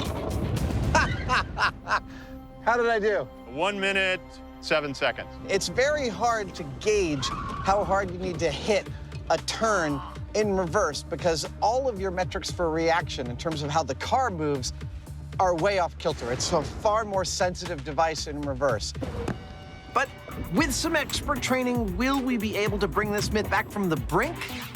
Enter expert driver Brian Frazier, and the technique he's going to teach is surprisingly simple. So I'm going to change my seating position now a little bit. I'm going to prop myself up, loosen my seatbelt, turn yourself as far as you can around, get your body almost in the center of the car. Okay. I'm going to steer the car now with one hand, but this hand will never leave the steering wheel. You're not gonna let the steering wheel shift in your hand to lock. You're palming the wheel the entire time. I see. Okay, cool. And believe it or not, that's apparently all there is to it. 3, 2, 1, go. By shifting his body to the center of the car. Wow. And keeping one hand on the wheel at all times. Wow, I can't believe how fast you're able to do this. Brian speeds through the course. That is amazing. So I'm about to give that a shot. This is gonna be cool.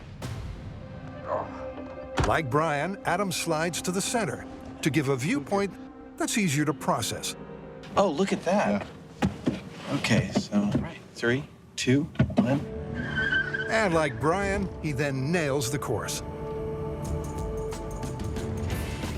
Oh, that's so cool. In just 20 minutes, he's gone from being pretty average to being pretty great. And it seems to be all down to the central head position, which seems to be letting Adam's brain process the direction to turn much more accurately. Time for the final test. Can Adam plausibly evade a cop in a car chase going backwards? I'm here in an abandoned neighborhood in Marina, California, where my crew has set up a course, and I'm just supposed to drive as fast as I can in reverse. This final farewell is a half mile of twists and turns, but with some movie mayhem thrown in. We're gonna put a little pressure on Adam because I'm gonna be in a cop car on his ass the whole way, with the sole exception that when he sees me and takes off, I'm gonna be outside my car. So he's gonna have just a little bit of a head start. Adam's goal, like the classic Hollywood hero, is to make it to the finish line before those pesky police. That is a cop. That's bad. But with reverse gear his only option, will he escape to freedom? Here we go. Bye, cop. The chase is on. Here we go. Getting the heck out of here. And by the time Jamie's got going, Adam's already out of sight. Make a right-hand turn here. Don't let go of that wheel. By shifting to the central position, he's able to navigate with skill. Whoa! Flaming car! Dude! Oh, man! Post-apocalypse! At least when he wants to. I want those boxes! Come on! Yeah! But while his steering is supreme, I don't know where he is. I hope he's not close. his speed, while fast, is no match for Jamie. Oh, fruit stand! I'm not gonna miss the fruit stand.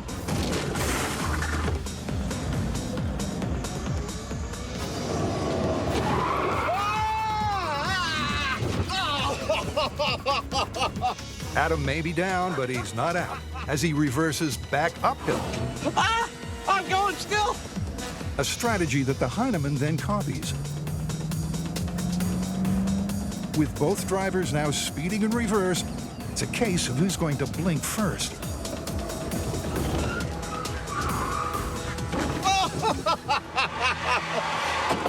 Oh, yet another in a long line of things that we should just set up for the public and charge money for.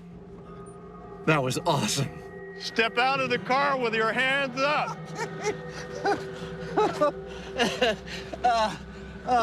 That was so much fun. Oh my God. That was the best thing ever.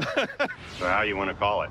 I have to say, I started this story thinking it was going to be handily busted, and I am now thinking that it's actually plausible. It's not unreasonable how much speed and maneuverability you can get going in reverse.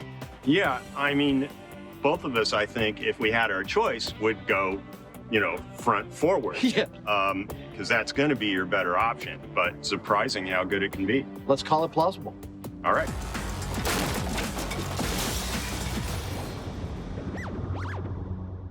Next, a myth that requires speed and skipping. Are you familiar with the Cannonball films? Yeah, Sure. from the 80s, right? Okay, so it's the third installment that our myth comes from. The beginning of the movie, there's a red Lamborghini that is trying to evade the cops. So what the sports car driver does is he drives off the road and heads straight towards the lake. He totally floors it, skips across the water, makes it to the other side, and gets away from the cops. Exactly.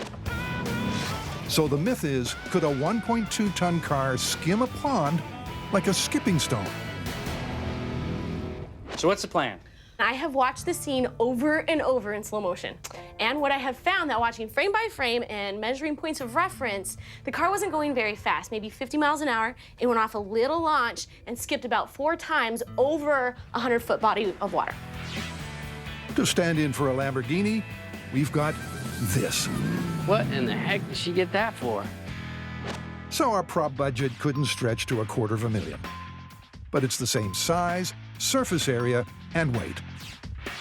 No one's volunteering to drive this on such a dangerous mission, so Grant's going to wire it for remote control. I got a plan. I got a plan. Let's skip to the fun part. A small lake in Oregon, with a road leading up to it. They've built a small kicker ramp to get the car airborne, just as they had in the movie. There's something that doesn't look quite right with this car. It doesn't look fast enough. That's a fast car. We are ready to find out if this car is gonna skip. Is it gonna work? Probably not. So for this test, we're doing everything like they did in the movie. We're going 50 miles an hour, we're taking it off a little jump, and we're gonna hopefully skip it across water. It's sink or swim. As Jessie heads to her vantage point, a clearly excited Grant starts the engines. The car is armed. This is it, you guys.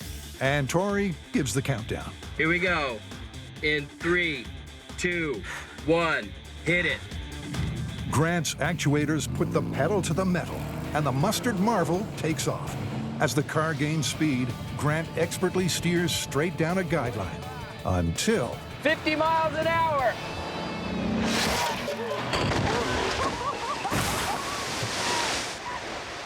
with a hop, a flip, and a thump, the car crosses the pond, but not quite as hoped. That car didn't skip, it flipped! Oh, Oh my God. I don't think That was insane. Look at what it did, though. It actually made it to the other side of the pond. that's not how it's supposed to do it. Wow. Oh, wow. Oh, my God, we destroyed this car. Now, we matched pretty much every aspect of the movie. The ramp, the speed, specifications of the car, and we got a completely different result. What this means is that the movie stunt was faked, that it wasn't a real skip across a lake. But they're not stopping there. What does it take to get a car to skip across a lake? Using a scale test, they figure out it's better to ditch the ramp. 1. That was cool. And also boost the speed. 28. Oh, holy crap. At the equivalent of 100 miles per hour, the model car skips and would skip again, except it runs out of trough. But this is just small scale. I mean, this is a toy we're using right now. When we go to full scale, using a car weighing 2,600 pounds, who knows what's gonna happen? Time to try the pond skip again. This time they'll get rid of the ramp. And they'll have a new car that will be souped up with nitrous, doubling its horsepower. Now, this little wire right here, this is the Go Baby Go wire. Have this huge rush of power coursing through the veins of this little car, and it's just going, and it's gonna make it exponentially harder to control. So I could potentially have a rocket on my hands. Here's how it could work in theory. If the car is traveling fast enough and keeps its nose up each time it hits the surface, forcing water downward, the opposing force of the water pushing up on the car should propel it forward. My heart rate just went up when you started that engine. I'm ready to do this. Me too. And with only one car, there's just one shot to make it across the lake. And we're gonna put it in drive. The vehicle is in drive. Yay! Okay. Dude, has it hit you yet? We are about to skip a car across a pond. This is crazy, man. This is totally, totally crazy. We're like Thelma and Louise. We are? I just say dumb things when I'm excited. Okay. It's make or break time. In 3, 2, 1, hit it. Okay, brakes off. But probably break. And here we go. Grant builds up the speed, then presses the Go Baby Go button. Here goes the nitrous. The car surges forward, and when it reaches the lake, something beautiful happens.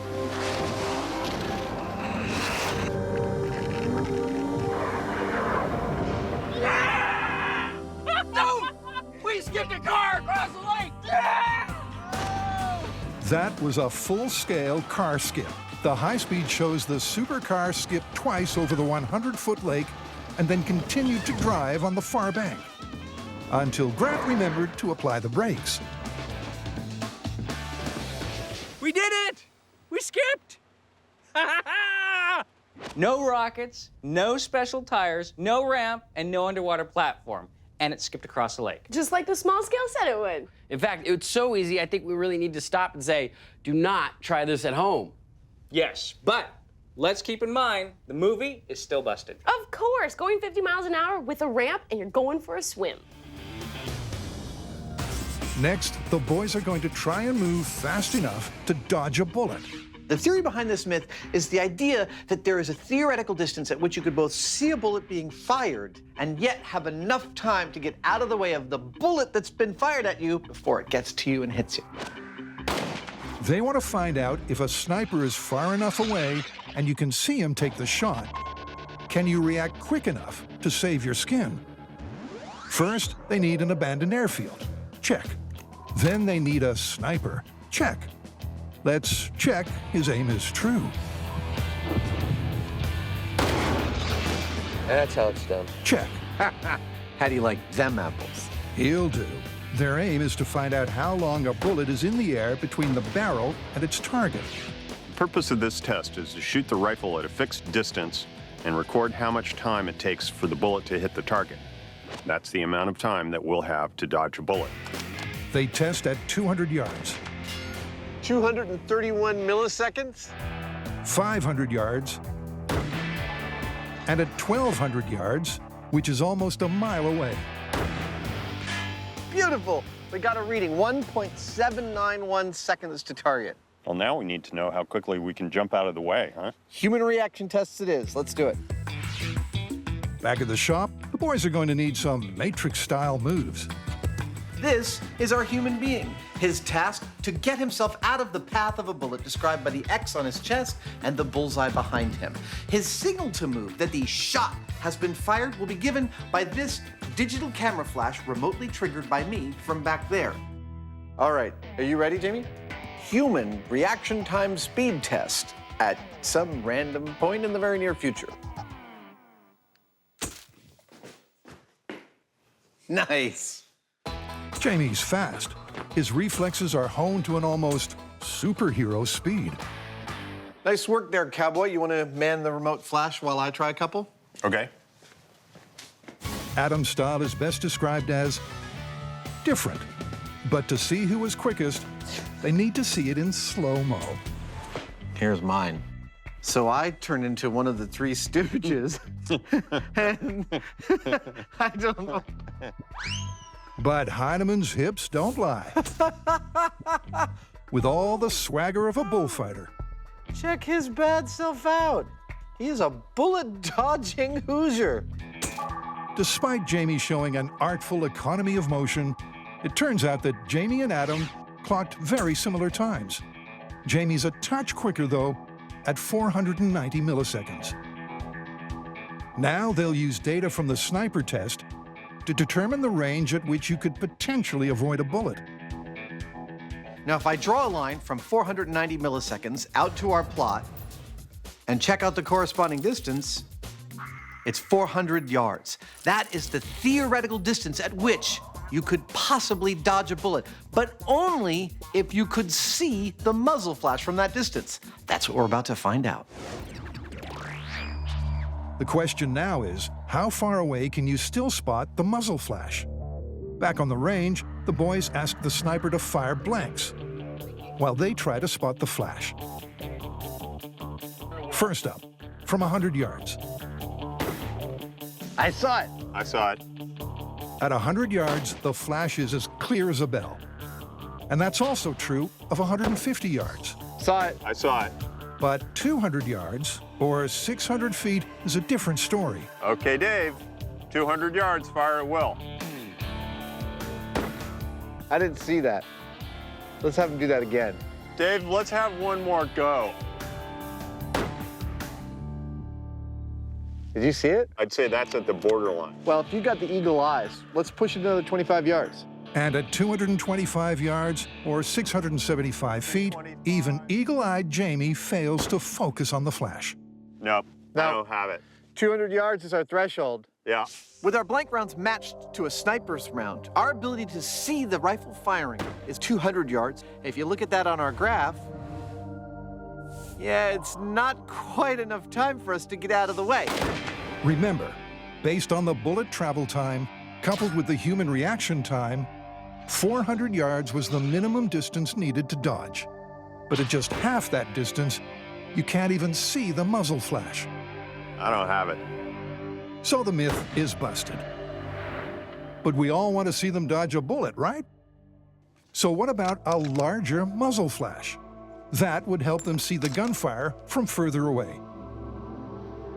In Hollywood, for instance, a blank for that rifle includes a lot more fire coming out of the tip because that's more visual for the movies. So that's what we're going to do. We're going to start from this distance with a full Hollywood flaming blank and see how far we can see that rifle firing with one of these. The Hollywood round turns out to be visible even at 1,200 yards.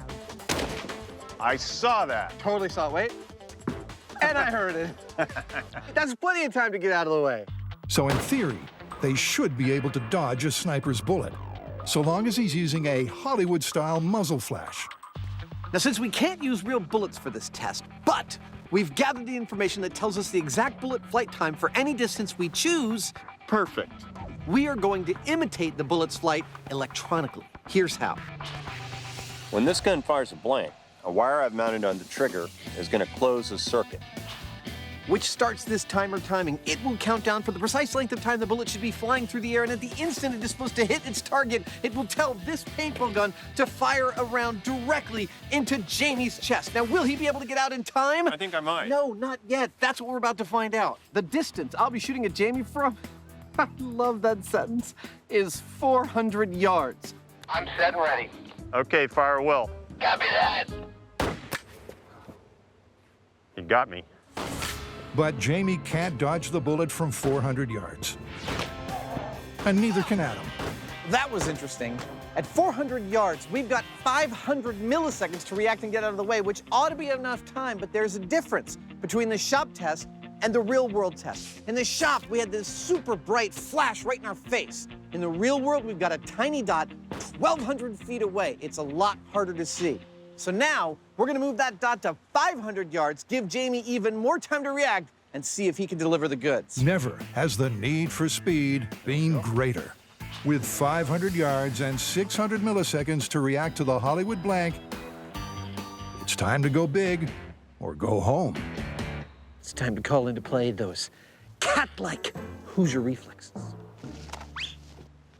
Fire Will.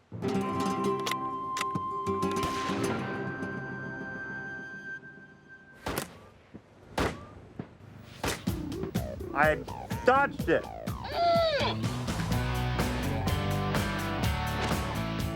At last, at 500 yards or 1,500 feet, the Heinemann sways at speed and the paintball sails clean past. This test showed that I would have been able to dodge a bullet, but here's the thing. We were using Hollywood blanks, and if we were using real bullets, I wouldn't have been able to see a thing, and I would have been dead. The verdict is, it's busted. There is no way you can dodge a sniper's bullet.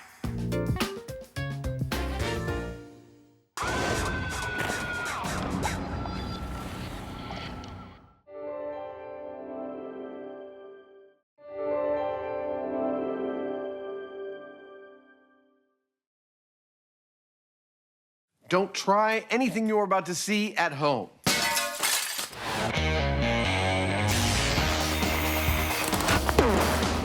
Well, there's your problem. In this special series of MythBusters, It's almost too exciting. the Dream Team tackles their dream themes. It's scientific! Testing myths about everything from electricity to pressure and gravity. This one hurt a bit.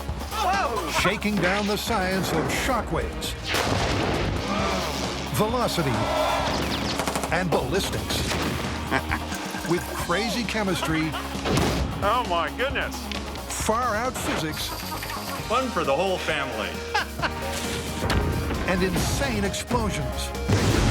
Is everybody okay? Life's burning questions answered. On MythBusters, there's your problem. On this episode, the team put themselves on the line as everyday accidents are put to the test. This is gonna be a horror show. And later, myths about some very weird weapons are lying in wait. Death and destruction. Fire. It's chaos. We have to hurt this boat. Carnage. Watch out! And catastrophe, MythBusters style. Whoa! First up, could this innocent Sunday ritual ruin your neighbor's day? Oh, crap. It's Sunday morning. It's time to mow the lawns. Your lawnmower goes over some rocks, kicks it across the street, kills somebody. The idea is that a rock kicked by a lawnmower can have an equivalent amount of force as a bullet delivered from a .357 pistol. Lethal lawnmowers. I like it. Potentially lethal projectiles are a possibility. So they get with the program at a gun range, where they roll out the green carpet and spice it up with stones to create the lawn from hell. This is gonna be a horror show. To complete the Nightmare on Myth Street scenario, Jamie fashions some friendly foam targets. Neighbors. If any rocks come out of the mower with any force, this foam is soft enough that it should easily show it.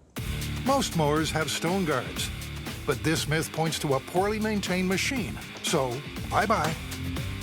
There we go. Safety feature removed. That's a sin in the safety manual. Is Adam about to cast the first stone?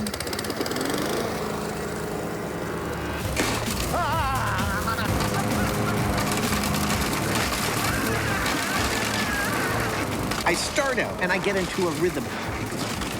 It's the most terrifying rhythm I've ever been in.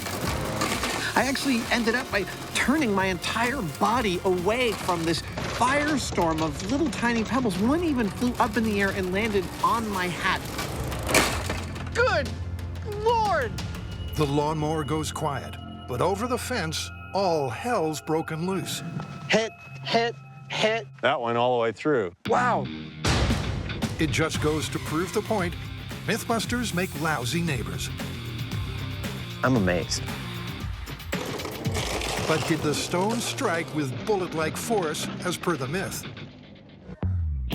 To find out, they need laboratory conditions and a killer lawnmower calibration rig. This thing's stuck. In the interests of relative peace, quiet, and safety, Jamie does an Elon Musk by removing the gas engine. And we got it.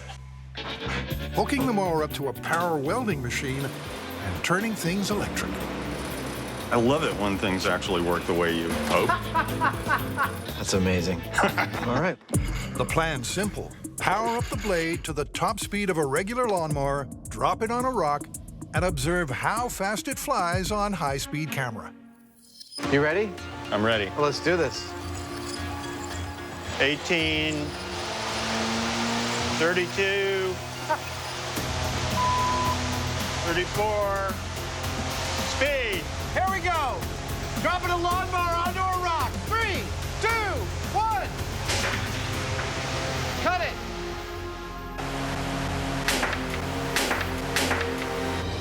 The blade moves so fast, it strikes the stone 3 times. Oh, wow. Just absolutely decimated that piece. The fastest chunk was going 250 feet per second, and that's actually pretty significant for a chunk of rock about 1 inch long and a ½ inch wide. 250 feet per second is 170 miles per hour. Okay, so we got a whole pile going in. Now they're giving their mower more to aim for. Dropping big pile of rocks. Cover your eyes. 3, 2, 1.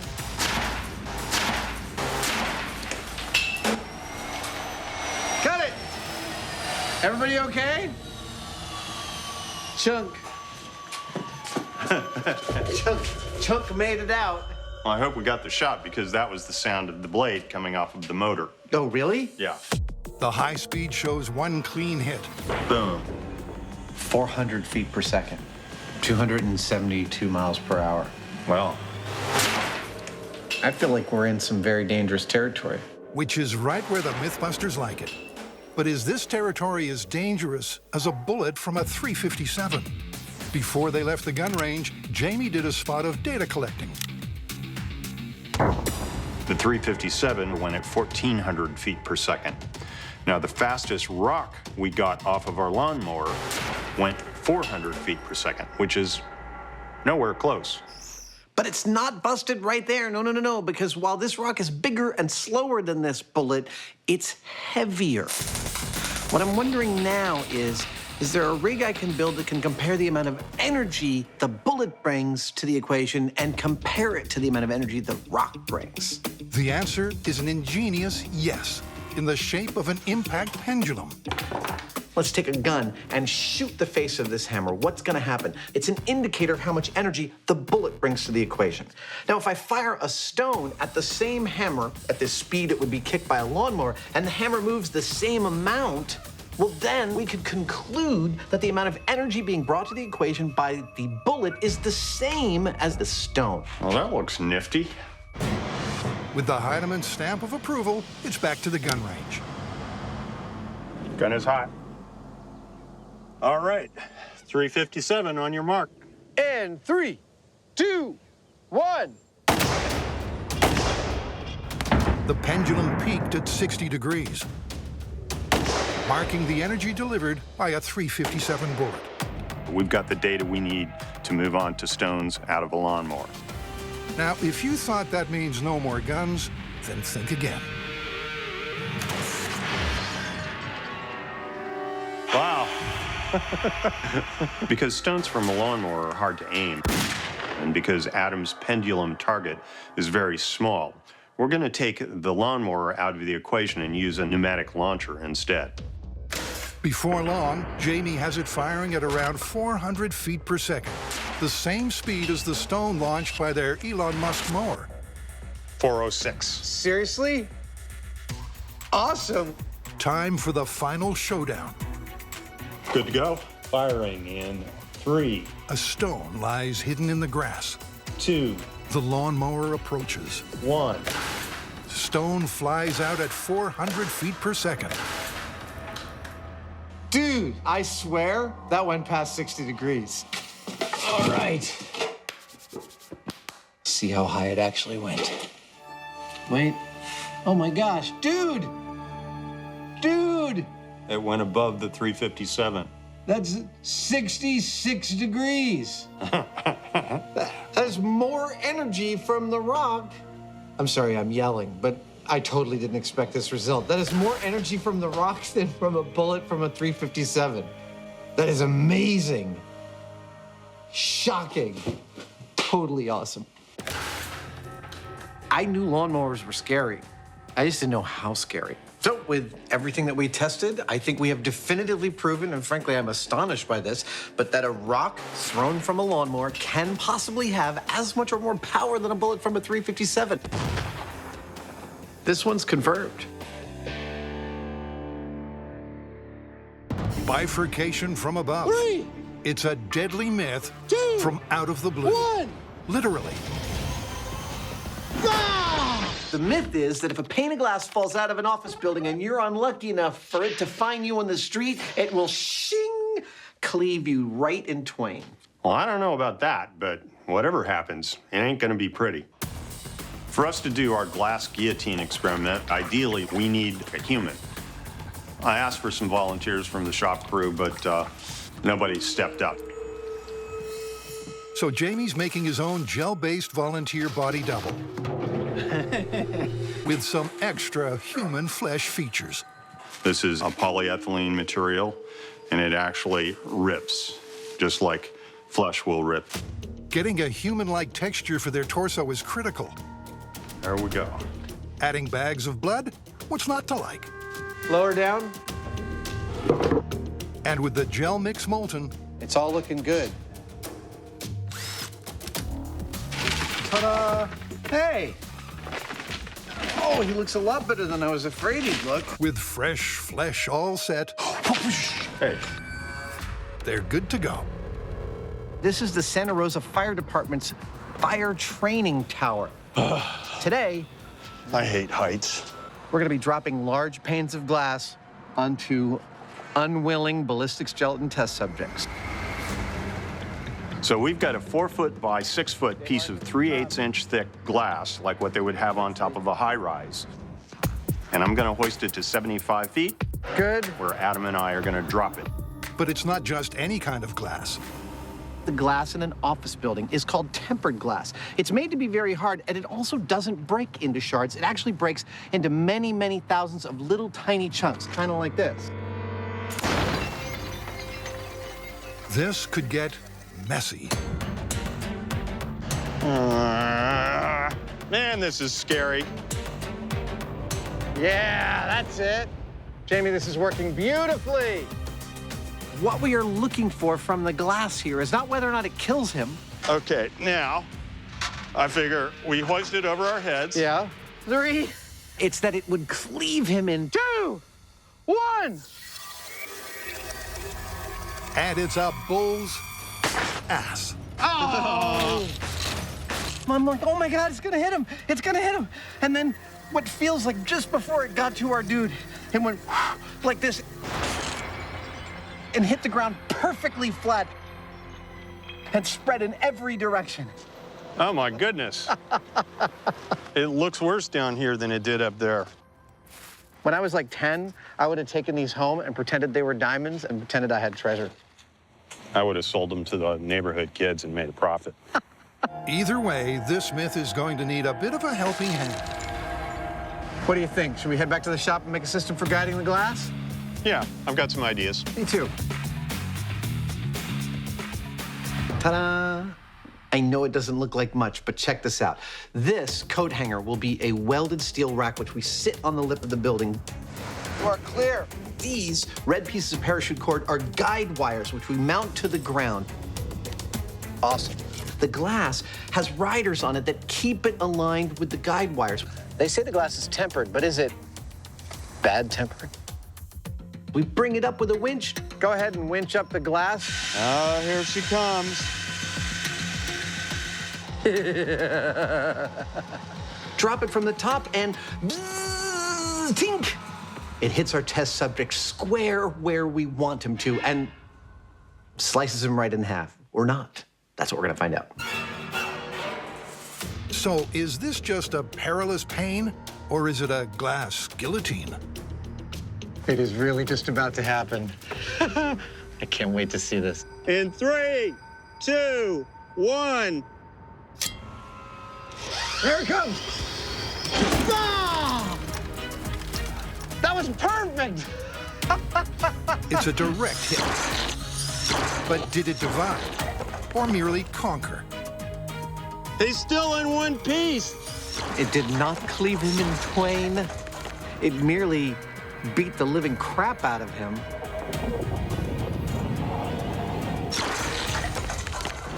But there's still only one dude. There's not 2 half dudes. Gotta try something else.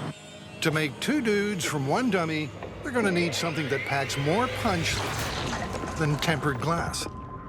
For that, you've got to move to plate glass. Now, they don't use plate glass in office buildings specifically for this reason, but for due diligence, we've got a piece of plate glass here. With a jagged edge or 2 added just for effect. Oh, now it's coming. This myth is heading for its sharp end. In 3, 2, 1. Here it comes. Oh, it's good, it's good. Oh! That was beautiful. Oh. Dude, that would be cleaved in twain. Not quite a bullseye to the brain, but in twain, he truly is. Dude, that's amazing. So, myth busted, confirmed, or split decision? Can glass falling from a high-rise cut you in two? If it's the glass they make high-rises from, then no, it's not gonna cut you in two. It's gonna kill you, but it's not gonna leave you in two parts. But if it's the wrong kind of glass, then absolutely it can leave you in two big chunks. So right kind is busted, but wrong kind is plausible. Plus say plausible. All right, I'll buy that. All right, let's get out of here.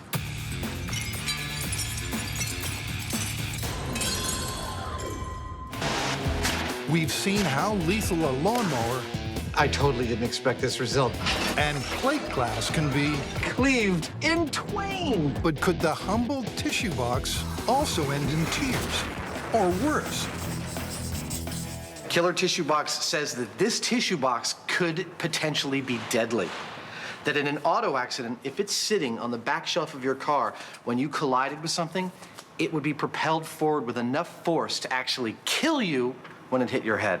Let's try. I don't think this is gonna kill you. What do you No, think? I didn't really feel it. Try again. Okay, started to feel it right about there. Shall we do this full scale? All right, why not? The ultimate test will be devastatingly simple. Take a car, insert a tissue box and a buster, and drive it into a wall at high speed. But they want to do multiple tests. So first, they need a repeatable crash test rig. Are you gonna cut this off? No. Oh, okay. And in the spirit of whistle while you work, Jamie has a fun fact about backseat items that go ballistic.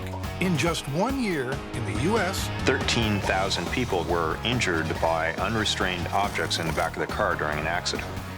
ouch, this myth has wheels after all.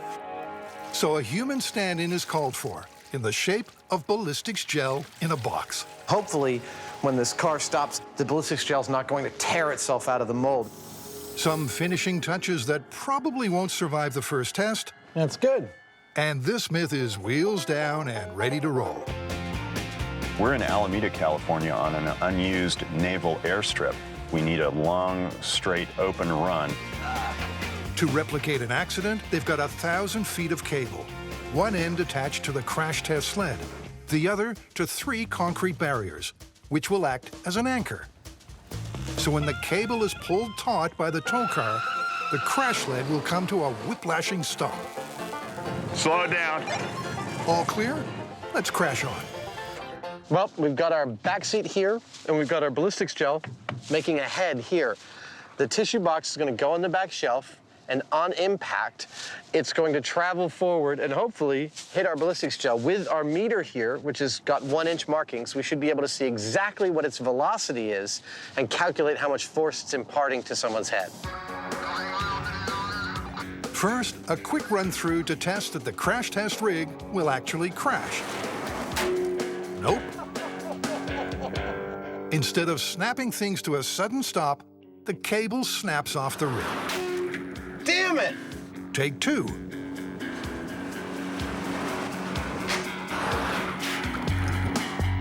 And take 3. I don't know what we're gonna do. I thought I made a good rig, but I was wrong. The solution, some huge ratchet straps to strengthen the sled. Jamie? Yeah. I think this is a really good solution. And they're ready to put their reputations on the line. Or cable. Come on, come on, come on. Right there, I want it to stop right there. Yeah!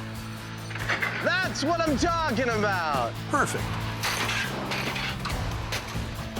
Exactly 45 miles an hour, over. MythBusters now has a mostly working crash test sled. I'm very pleased, yeah. But before they test the terrifying tissue box, they want to try out some other random rear shelf objects. Well, this one's definitely the heaviest. Right. And so there's an argument to be said there that it could crush your head. This one also is fairly heavy, and then maybe this one could break your neck even if it doesn't crush your skull. If the myth is correct, this tissue box is at the top of our lethality pyramid. First up, how much bite does a 2-pound subwoofer have in foot-pounds of kinetic energy? Here it comes.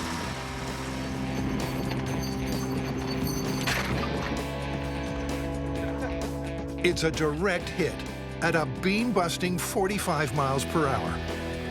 it pretty much would have hit you dead on in the head. We'll have to crunch the numbers to find out how hard, but it was a pretty good hit. The impact measures 135 foot-pounds of energy, enough to seriously addle your brains, but you might survive. Next up, a regular 3-pound fire extinguisher. That looked like a perfect hit. With a kinetic energy of 203 foot-pounds, the driver could be extinguished. There's your proof. If I whacked you on the back of the head hard enough to do that, you'd be hurting. Next, they go way over the top with a 10-pound bowling ball. This should be quite a strike. Bowling ball? More like a cannonball. 676 foot-pounds worth of cranium-crushing impact. So that's 3 hits and 3 trips to the ER. Or worse. But back to the origin of this myth, the half-pound tissue box. This is it. It's time to find out if this is actually deadly.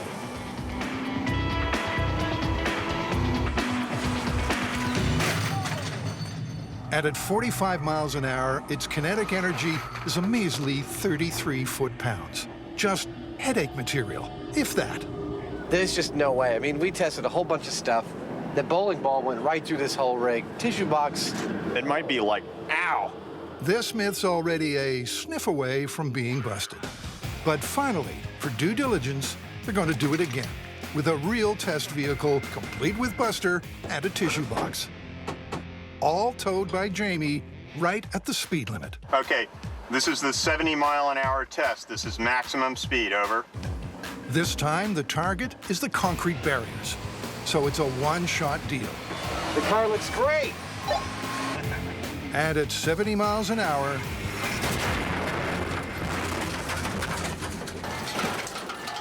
cue manic laughter. It was a bullseye for the car, but the tissues flew up and hit the ceiling, not the driver. And the box survived intact. The cardboard's not crumpled. There's not even a single torn tissue. Looks pretty good.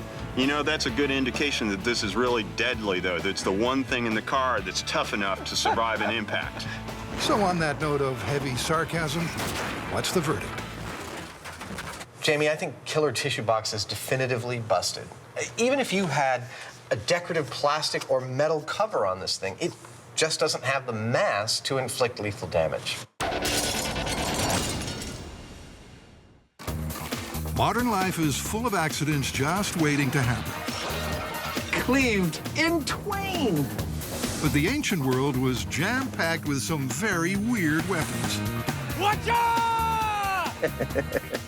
First up, might this be a medieval missile from the Middle East? That didn't go at all like I expected.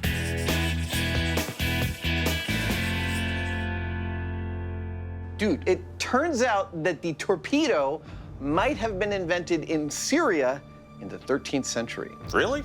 Well, this, in fact, was a rocket-powered device that skimmed across the top of the water, delivering an incendiary to its target. Did it work? We have no actual record of them actually using it. All the accounts generally agree on the overall shape of this torpedo, that it is pear-shaped, and that it's powered by a black powder rocket of about 20 pounds of powder. Well, why don't we go down to the shop and each take a stab at it and see what we get? To test this myth, first they build 2 small, epoch-appropriate copper prototypes to see which design works best. All they know for sure is this surface torpedo was apparently pear-shaped. Spoiler alert, with 2 fins extending out. Methodology, medieval and modern. I'm using every sheet metal production tool I have ever purchased, from synthetic hammers, planishing hammers, motorized planishing hammers, anvils, beater bags, everything. And I've got a cannonball. Jamie's stone tool technique turns out a flat-bottom torpedo, while Adam's modern methods manufacture a V-shaped hull. With their 2 different designs at the ready, we'll see what happens. It's time for a head-to-head. Well, that thing's looking pretty snappy. I'm pretty psyched about it. Can't wait to try it. How's yours? It's not quite as pretty as yours is, but it ought to work. To try out their torpedoes, they shoot off to Treasure Island, where they set up a test range with a target at 100 feet. First on the launch pad, Adam's deep V design, plus black powder model rocket. It's just sinking into me what we're doing. Crazy. In 3. Time to roll back the centuries. 1. There it goes. Look at that. That was lovely.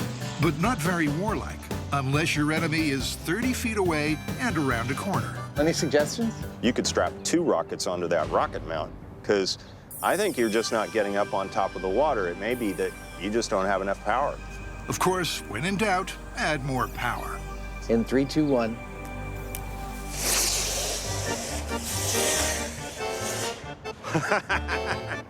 That was awesome! Well, the twin jets do get things moving, but this weapon definitely dresses to the right, so there's no V for victory.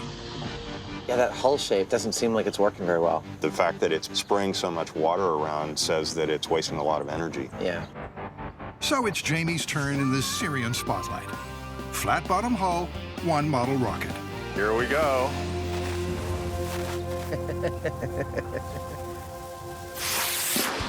Ooh. Clearly, it harbors dreams of being an underwater torpedo, but Jamie's unfazed. I figure all I have to do is bend these tail fins with a slight downward pull to them, and that ought to hold the front end up. Take 2, with 2 rockets. This one's for the gold. There you go. Come on, baby.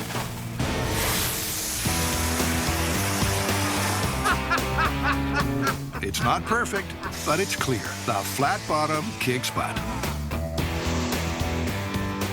I think we have our design. It goes pretty quick, doesn't it? Okay, let's get out of here. Time to go full scale. And Jamie's had a dazzling idea for turning sheet metal into Syrian torpedoes. I'd heard about this technique called hydroforming, where you use water pressure to form sheet metal shells.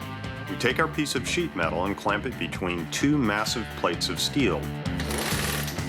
We've cut out an almond-shaped hole in the top plate and attached our pressure washer pump to a small hole in the bottom plate. Now here's the fun part. All we do is start the pump, and the water pressure pushes the sheet metal out the almond-shaped hole, inflating it just like a balloon. Ha! It's perfect. Beats beating on it with a hammer. The production line swings into gear, and the shells are turned into torpedoes, complete with rocket casings, flotation foam, and control fins. I think our torpedo army is ready for deployment. Time for a road trip? It is. Shall we get started? Yeah, why not? Let it drip. An enemy boat is moored 800 feet from shore, well out of range of any ancient archer. The torpedoes are painted Damascus Dayglow, and the modern equivalent of the myth's 20 pounds of black powder slides into place. This is an M motor. It puts out 270 pounds of thrust for approximately 14 seconds, and it will be our ye olde rocket engine. Remember, the myth says that the torpedo delivered an incendiary device, destroying its target by fire. But first, they're testing without payload for accuracy. Okay, in 3, 2, 1.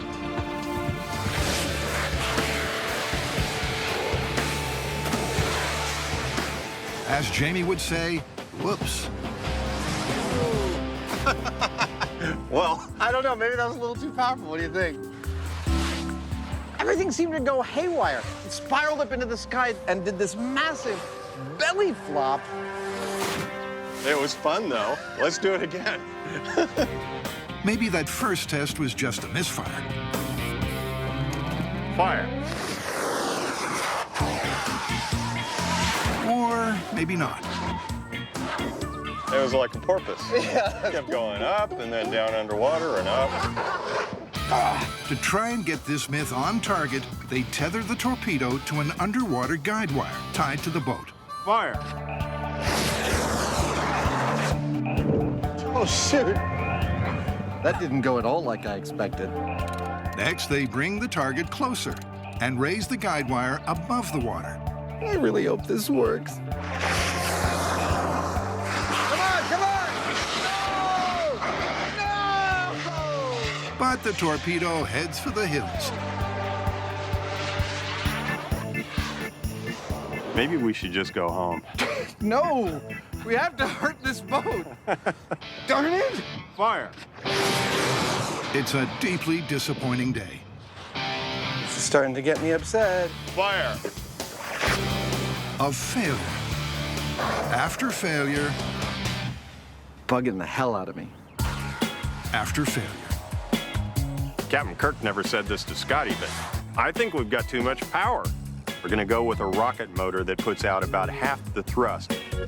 With patience and daylight running out, they arm the torpedo with its gasoline payload. 10.5 pounds of death and destruction. For one final Hail Mary.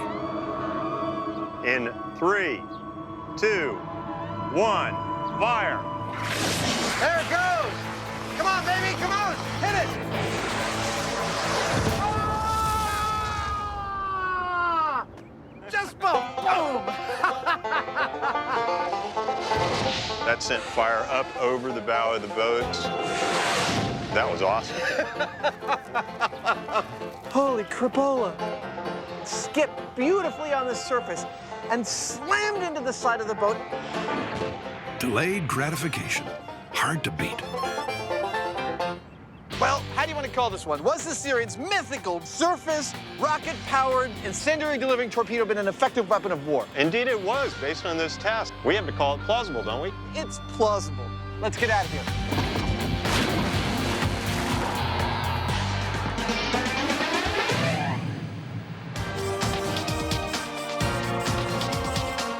All right, you guys, this next myth is gonna be insane. What is it? That's it, the Hatcha. It's an ancient Korean weapon. Oh. But if there's a picture of it, that means it's not a myth, it exists. Well, we know it exists. What we're gonna test is the legend of the Hatcha, whether or not it could do what they said it could do. Apparently, they could fire 200 arrows all at once, going 500 yards, and all of the arrows explode on impact. It's a massive Oriental myth with 3 key components. 1, distance. Can a fire arrow actually travel 500 yards? 2, detonation. Can it be rigged to explode on impact?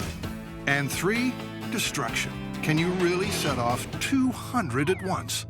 So what I'm gonna do right now is I'm gonna build one of these arrows from the materials that the ancient Koreans would have used. I have some bamboo, I have some feathers for my fletching, and finally, a piece of steel to make my arrowheads out of. Displaying secret fletching and blacksmithing skills, Tori assembles his ancient arrow. Now it's time to see how it flies. Pretty dang good. Easy. 1 down, only 199 to go. And with the arrow prototype sorted, it's off to see if they can make them fly. A safe distance from civilization, Grant and Tori set about making black powder rockets. Don't hit it too hard, man. I'd hate to see you blow your hand off. Hey. They knock up a bunch with varying amounts of black powder and head out to the battleground. This is perfect. I mean, can't you just imagine an invading army coming out of that forest? They pace out 500 yards and set up a target. This is gonna be perfect. We're right at the tree line. To see if their arrows can match the myth for distance. After it lands, you run out there and stand over where it landed. Got the range finder, and I'll take a range on you. Quick, they're charging!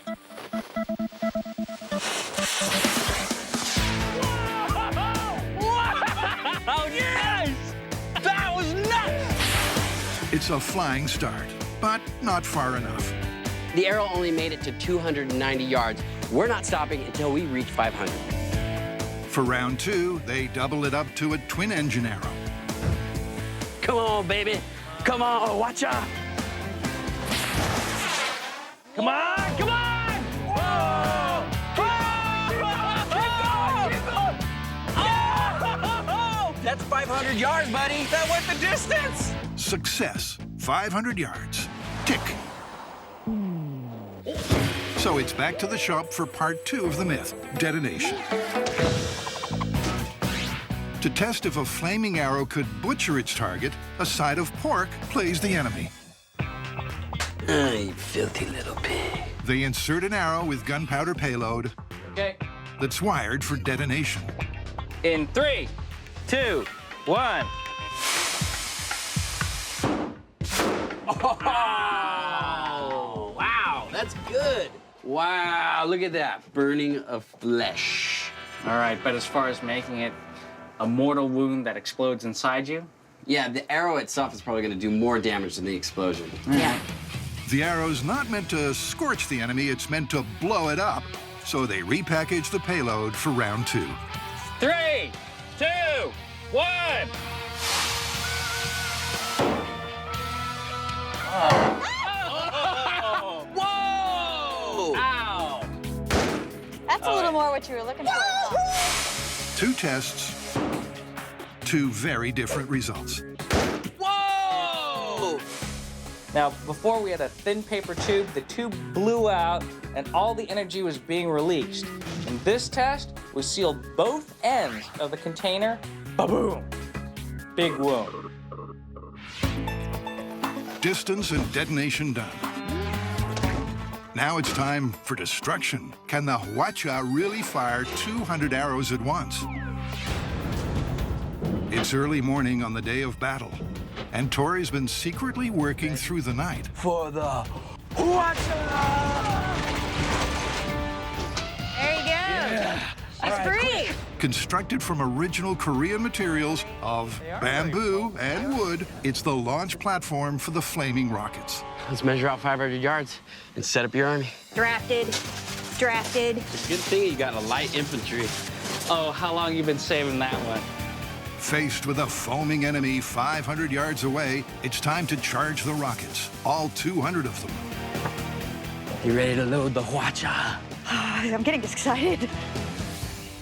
This is actually the coolest ancient weapon we've ever made. I think it's going to take down the army. I'm guessing at least 50% go down. A bold battle cry that's got the enemy infantry trembling in its boots. All right, buddy, let's do this. Get it. Let's light the fuse on this flaming myth. It's going. Another 30 seconds. You can see multiple fuses going.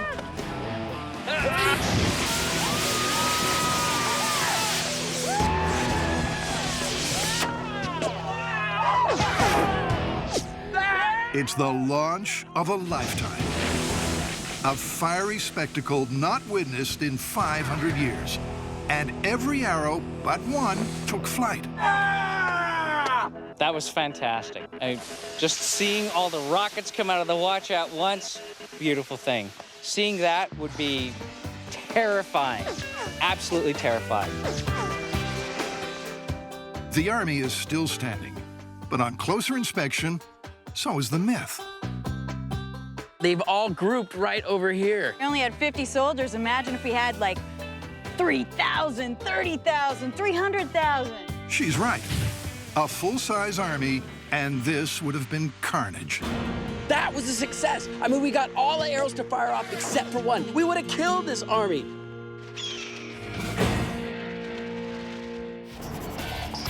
Next up, can you turn a log into a lethal weapon?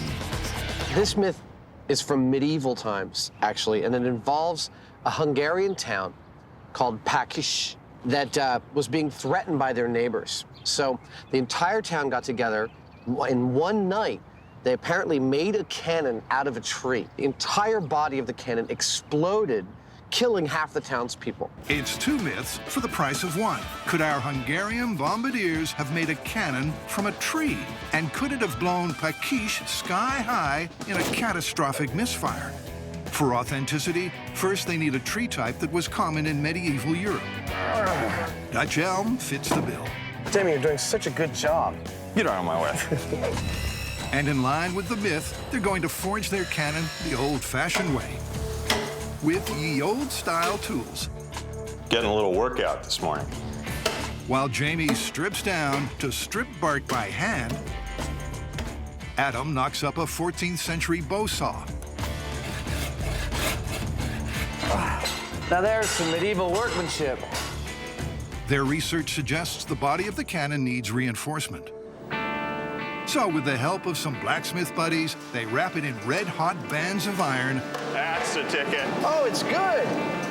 And rivet them in place. Yeah. Oh, it's beautiful.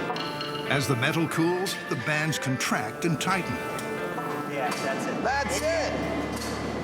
All right. I got it. Now for the pointy bit of this build. A drill to turn a log into a gun barrel. Hopefully I'll make something that resembles a spoon drill, which is one of the first drills that they used. Unfortunately, it soon becomes clear where this drill got its name. We're about ½ an inch in. Because it's about as effective as, well, a spoon. I need somebody with a whip and a drum. With 5 feet to get through, boring this hole is just too boring. Based on what I'm seeing here now, I'm thinking it'd probably take a couple of days to get through it. So Adam takes a knife to the spoon drill. I'm not doing anything that the Packish wouldn't have done if they had had a chainsaw. While Adam abandons medieval methods in the interests of modern myth-busting, Jamie clings on to the Middle Ages. I'm making a cannonball out of granite. You may be thinking pigs might fly. But as Adam barrels his way through with 21st century power, a perfect stone sphere slowly emerges. The 14th century wooden weapon is finally finished. That is a tree cannon. And that's a handmade cannonball to go with it. It's so far beyond anybody's experience that we're all kind of blown away. Just goes to show what's possible when you're hundreds of years old. So, locked and loaded, the MythBusters head off armed, dangerous, and set on destruction. Their firing range, a disused naval airstrip in Alameda on San Francisco Bay. We don't want to drop this, do we? Good news, there's plenty of gunpowder. You ready to load some powder there, Jamie? Yeah, let's do it. All right. They're starting with 2 3-ounce cartridges. Ah, we are in the load. And a tennis ball for a test run. Fire in the hole! 3, 2, 1. Ooh. Wow. Is that a flaming tennis ball? That was a good bang. Yeah. The tree cannon aced its first serve. Well, the tennis ball went a little more than a football field in length, which for a tennis ball is a lot. Fired up by that result, they doubled the load of gunpowder. Loading the cartridge. And stepped things up to Jamie's hand-carved cannonball. Satisfying little thunk. Fire in the hole. It's 100% medieval. A tree, stone cannonball, and gunpowder. I don't have a clue where that went. I didn't see a darn thing. Did you see anything? Wow. Well, it definitely fired. And the barrel is empty. They've proved you can make a cannon out of a tree. It's a long way. Really? Yeah. But Jamie's cannonball is long gone. I'm a little bummed out not to find the ball, you know. I put a lot of work into that thing. Cheer up, Jamie. There's a big boom coming. Remember, the myth says that the tree cannon exploded, destroying the town. Time to overdo things. Well, we put 6 ounces of powder in last time. What are we going to put in this time? 5 pounds. Whoa. Yeah. On a danger scale of 1 to 10, this is an 11. Make that a 12. They're sealing the end with an aluminum plug to simulate a blocked barrel. If this doesn't blow up this cannon, I don't know what will. This is basically going to be a bomb, and there's going to be splinters going everywhere. The team backs up to the fence. And we're back in Pycrete over 6 centuries ago. Could the town really have been wiped out by its tree cannon?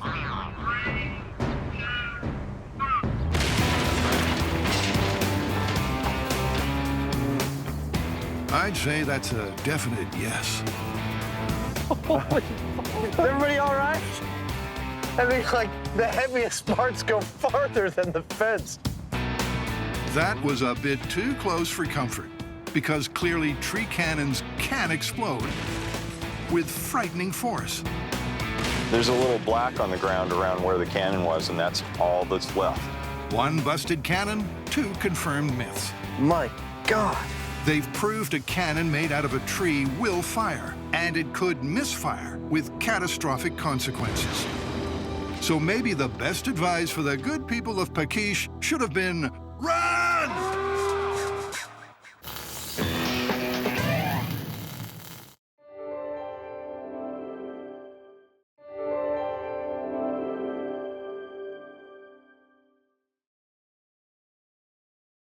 Don't try this at home. Whoa!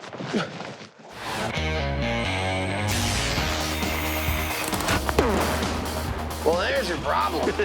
In this special series of MythBusters, It's almost too exciting. the Dream Team tackles their dream themes. It's scientific! Testing myths about everything from electricity to pressure and gravity. This one hurt a bit.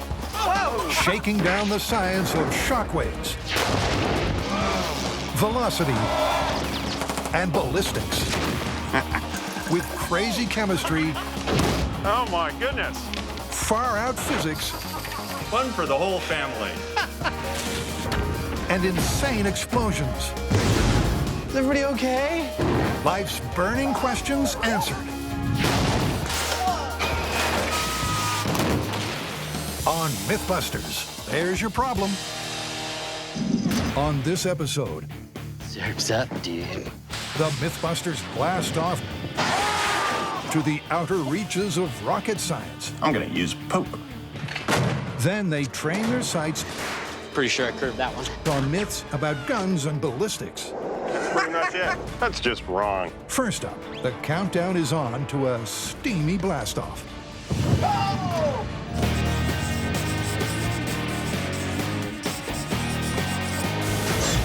We have a plumbing myth. Picture an old house, and in that house is an old hot water heater. The hot water heater is neglected so badly that it blows up like a rocket shooting up through the roof of the house. Gets me all steamed up just thinking about it. The humble water heater is an often overlooked and poorly maintained appliance. According to the myth, a neglected old boiler can overheat and build up so much pressure that it becomes a rocket capable of launching right through the roof and high into the sky. To find out how good water heaters go bad, Jamie and Adam head out to the wide open spaces of Alameda Naval Base. So the very first thing we're going to do is make this bunker into a safe haven for all the people on the crew to be able to monitor the blast. And the second thing we're going to do is make a blast for all the people to monitor. In other words, they're going to blow stuff up for science, but without explosives. Just water plus heat and pressure. First, they need to make this new 30-gallon water heater mimic an old and poorly maintained one by disabling its fail-safe devices. The electronic cutoff switches and thermostats, gone. The temperature and pressure valve, gone. But this myth requires actual liftoff. So will the heater go up or just blow up? Now, the difference between a rocket and a bomb releases all of its energy in every direction at once, and a rocket releases all of its energy over a little bit longer period of time in one single direction. And that's what we're looking for here. The water heater is turned on and the team retreats to the safety of the bunker, from where they'll monitor temperature and pressure. Okay, now we're at 160 PSI. It's officially a no-go zone. With the safety features, the heater would automatically cut off at 140 degrees Fahrenheit and 150 PSI. Without them, The suspense is killing me. well, we're about to find out.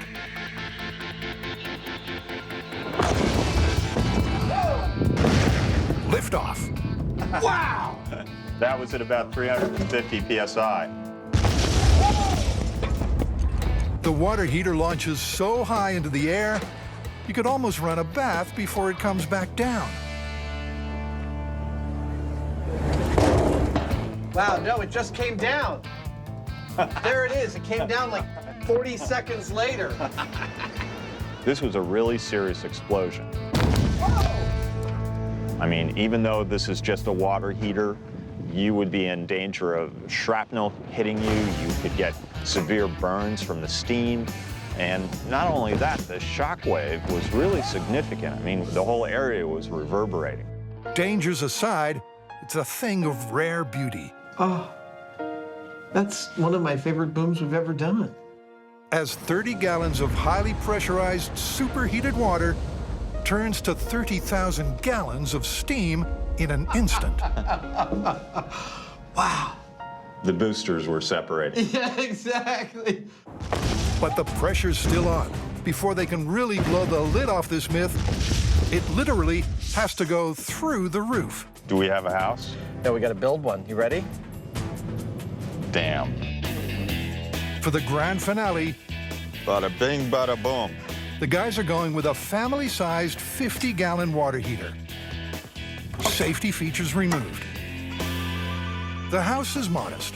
Just one bathroom with water heater. Hi, everybody. Welcome to the MythBusters Clubhouse. But the all-important roof is made to Californian building standards. So it'll be no pushover. Color scheme, optional. Right, let's get this sucker started. They turn on the heater, hunker down, and wait. Okay, everybody, we're at 300 PSI. That's twice the tank rating. Keep your eyes peeled, because it'll go any minute now. As the pressure inside the tank mounts, so does Jamie and Adam's heart rate. 315 PSI. Oh, this is killing me. 320. This kind of stress on a regular basis can't be good for you. No, it's shortening our lifespan. We're gonna make it to 350. And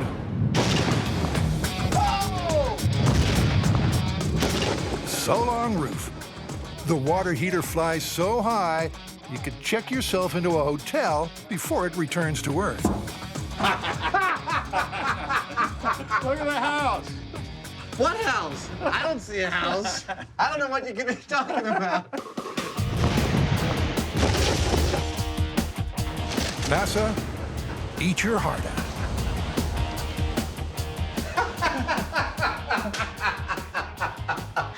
Oh. I gotta say, it's more interesting than an actual explosive explosion because the steam is just erupting everywhere and completely disintegrating. It's different. It's more elegant.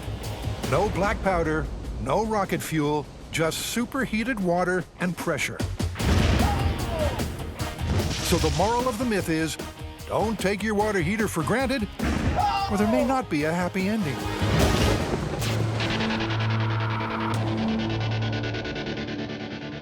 Rockets and danger go hand in hand, but this next myth is asking for trouble. A California surfer moves to the Midwest and gets a little frustrated. Oh, let me guess. No waves, dude. Exactly. But instead of getting bummed out, he decides to make a rocket-powered surfboard. The story goes that a souped-up surfboard gave its rider a 20-mile-per-hour ride for 30 nail-biting seconds.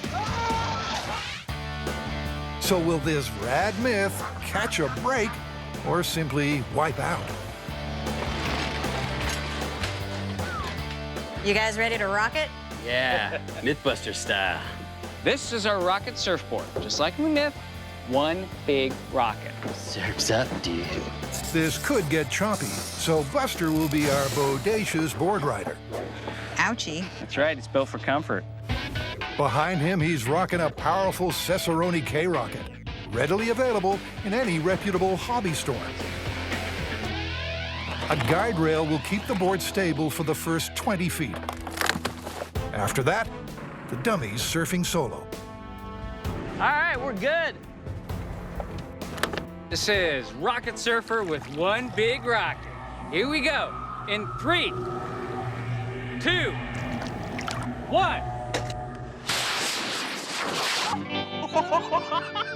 That looked a little dangerous. That is a lot of thrust. Dude, that was a crazy flip. Houston, we have 3 main problems. There's way too much initial thrust for any rider to handle. The board is unstable, and the ride was nowhere near the myth's 30 seconds. Don't tell me. Time for Plan B. Now it's obvious the single rocket is just too powerful and is not long enough to get the ride that we need. So we're gonna have to come up with a multiple rocket system. This is gonna be tricky. I'll tell you what, if it's safe, I'm gonna ask the producers if I can go for a ride. Here's a disturbing glimpse into Tori's mind, but he's nothing if not game. If the Italian stallion is going to ride the rocket board, what could possibly go wrong? They first need to find out the maximum thrust he can handle at launch without falling over. Tori acceleration at 60% capacity in 3, 2, 1. Whoa! Whoa! And there's the sweet spot. So this right here is the information from the data logger. You can see here the peak is at 0.8 Gs. So what this means is that none of our rocket tests should exceed 0.8 Gs. That way, we know that he'll be able to hang on. To limit the Gs, the plan is to use several banks of model rockets in a series of ignitions. And with the board ready for testing, it's off to Treasure Island. Why does this thing weigh so much? Because you're a fat guy. Tori plus board weighs 180 pounds, and each model rocket gives 2 pounds of thrust. So a bank of 20 should get them to the required 20 miles per hour. All right, the rockets are wired. But will it pack a thrust below that critical 0.8 Gs? All right, this is acceleration test for Rocket Surfer. All right, here we go in 3, 2, 1, firing.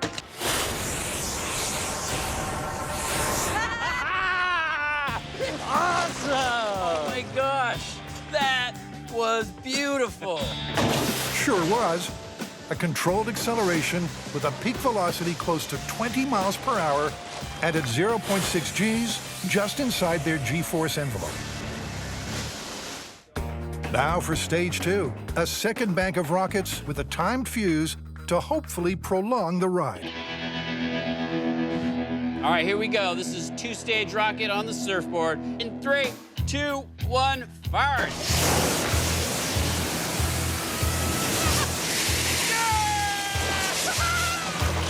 That's the sound of happy rocket scientists. Stage 1 fired and produced a gentle rideable start. Then stage 2 kicked in to extend the ride, just as they hoped. Now we just need to add more stages to get that 30-second ride. How much fun is it gonna be when I ride it? Back at the lake, surf's up, and there's a belated Belleci reality check. I'm a little nervous. What if this thing blows up? Since Buster's maiden voyage, they've added more surface area, a keel for greater stability, Keel weight is installed. and 200 rockets. Time to go off in banks of 30. Now for the final ingredient, a surfing superhero. All right, I'm ready for danger. What could possibly go wrong? All right, buddy, are you ready to make history? Yeah, I think so. We'll see you out there. We'll be crossing our fingers for you. All right, see you guys on the other side of the lake. Now, I'm a little concerned. There's a lot of safety issues involved. I mean, the whole bank could explode, the whole board could set on fire and burn me. Okay. Tori's done some crazy things on MythBusters, but this could take the biscuit. Oh well, too late to pull out now. Ride the rocket! In 3, 2, 1, ignition. We have liftoff.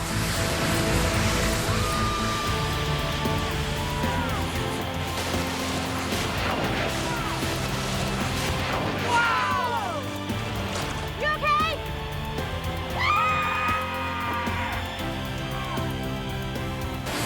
That was one incredible ride. The acceleration was insane.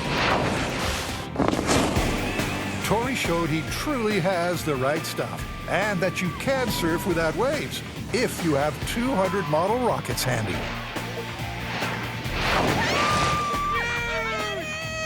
That was awesome! That was insane! You did it!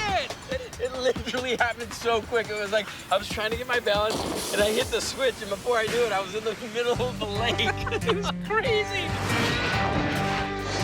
Crazy, but this is MythBusters. And Tori didn't reach 20 miles per hour, nor did he last 30 seconds. So while it's a wild and heroic ride, it's MythBusters.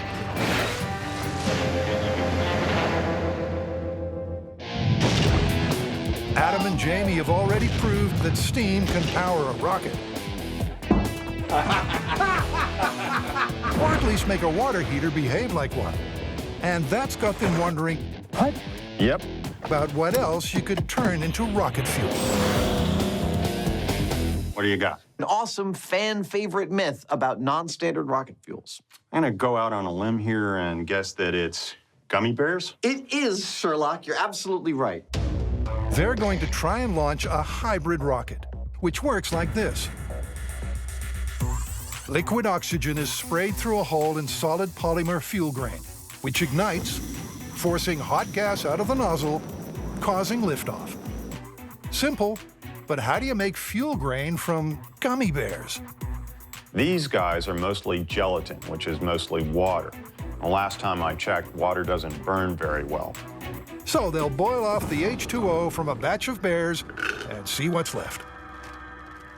The trick is to get the candy between 300 and 310 degrees Fahrenheit. It's a superheated syrup. If it got on you, third-degree burns. 305, excellent.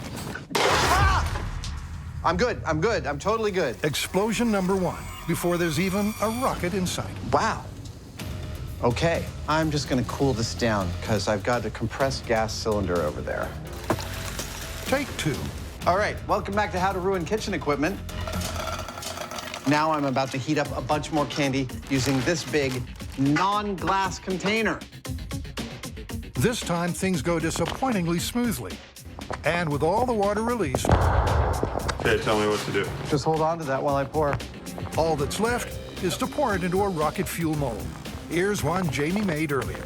Jamie, I think this might be the worst mess I've ever made in your shop. I don't know. You'd have to think about it. I'd have to think about that. So, there's an engine. So, armed with a hard candy gummy bear rocket engine, Adam and Jamie hit the desert for a date with destiny. This is it. The middle of nowhere. Welcome to MythBusters Mojave HQ, where it's straight down to business. So the gummy bear fuel grain is going into its housing. There are a lot of fiddly bits that all have to work perfectly in concert. This is one right here. Some final adjustments, a mandatory strip of duct tape, and the countdown to gummy bear glory can begin. System is armed. Launching in 3, 2, 1. Ignition. Oh. Oh, hey! Come on, baby! I saw light coming out of it, so Yeah, it's burning. I see flashing out the bottom. Come on! Go! Oh.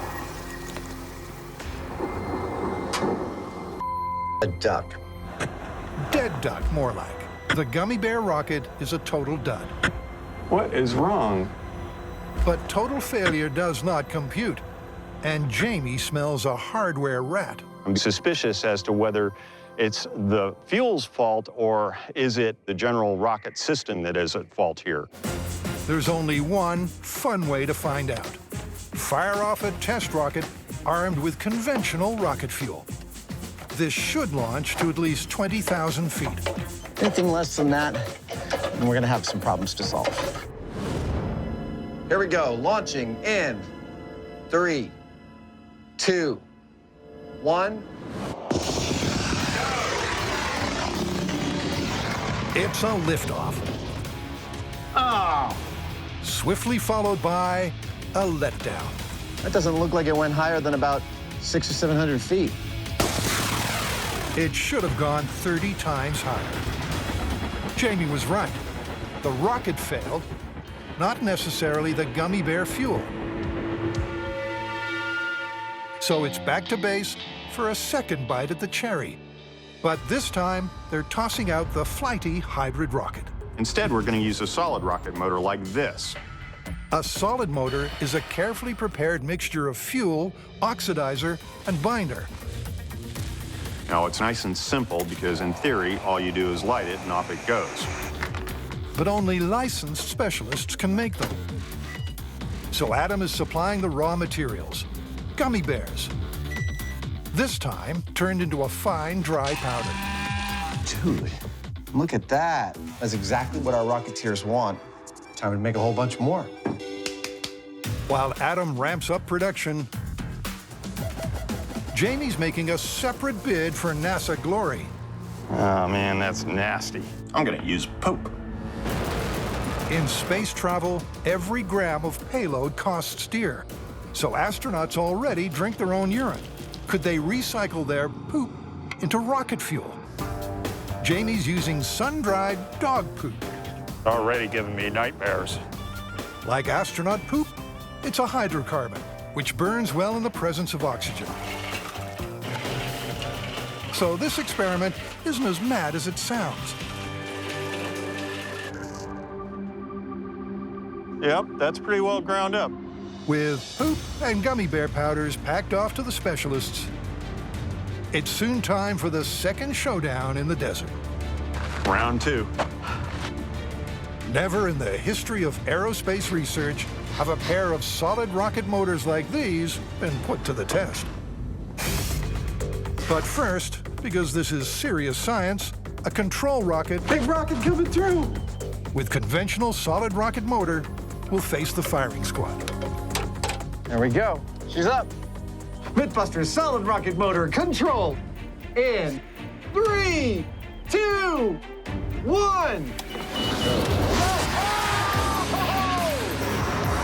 Wow. I knew we'd see a rocket fire eventually. That was cool. Yeah.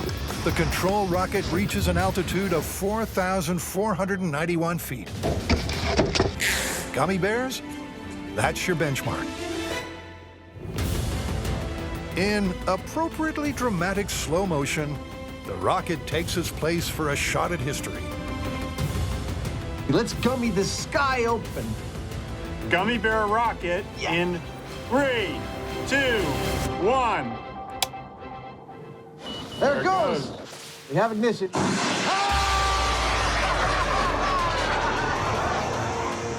Oh, went way up there. It did. Gummy bears worked. Yep, they did. Give me some right there. Boom. So when you decode the altimeter, it says that our gummy bear rocket got up to 3,691 feet. That's pretty respectable. It's an awesome result. But at 82% efficiency compared to standard rocket fuel, gummy bears aren't likely to make it to the NASA launch pad. Which just leaves the final rocket fuel frontier, dog poop. All right, this is it. Poop rocket, the final launch in 3, 2, 1. Oh, there it goes. Whoa! That's beautiful! Never before has dog poop shot out of a rear end so spectacularly. Jamie, that was really respectable. Yeah. That was fantastic. Dog Poop 1 reached an impressive 2,900 feet. Who knew? Elon Musk may not put his foot on this tech right away, but Pooh may have a brighter future in space. Back on terra firma, Firing. We got a gun that'll shoot whatever you want. it's time to take aim at 3 gunslinging myths. First up, The gun that shoots its owner. it's a comic book classic. It's kind of handy.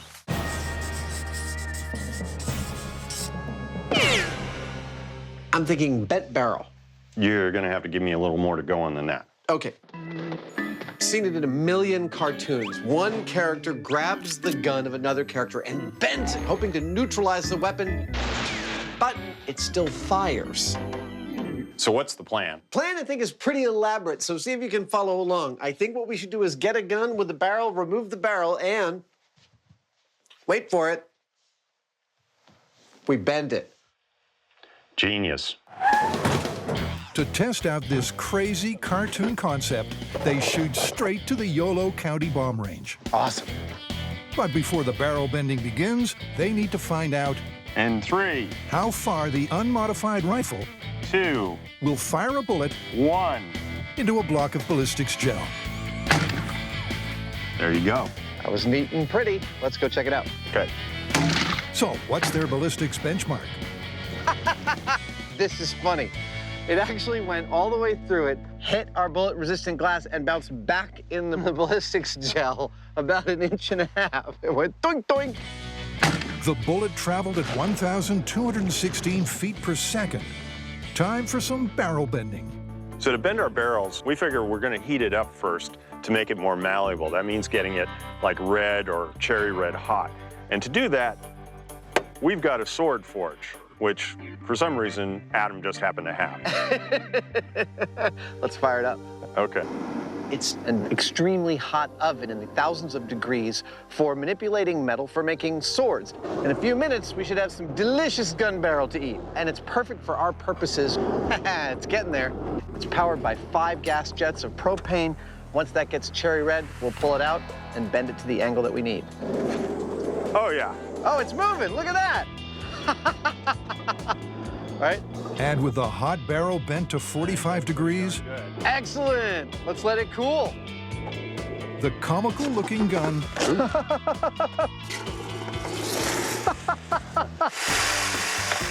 is soon ready for its first test. It just kind of feels funny, don't it? It feels funny. Yeah, you probably wouldn't want to take it to a holdup. But will it fire? There we go. All right, 45-degree bent barrel in 3, 2, 1, go. It fired. Oh, look at that. It went all the way through. Went all the way through, bounced off the bulletproof glass, and look, landed on top of our ballistics gel. That is awesome. Well, the numbers are in. Our first control bullet, fired from the straight barrel, shot out of the barrel at 1,216 feet per second. Our second bullet, fired out of this, the 45-degree angled barrel, 1,131 feet per second. 45 degrees, still lethal. Let's bend it some more.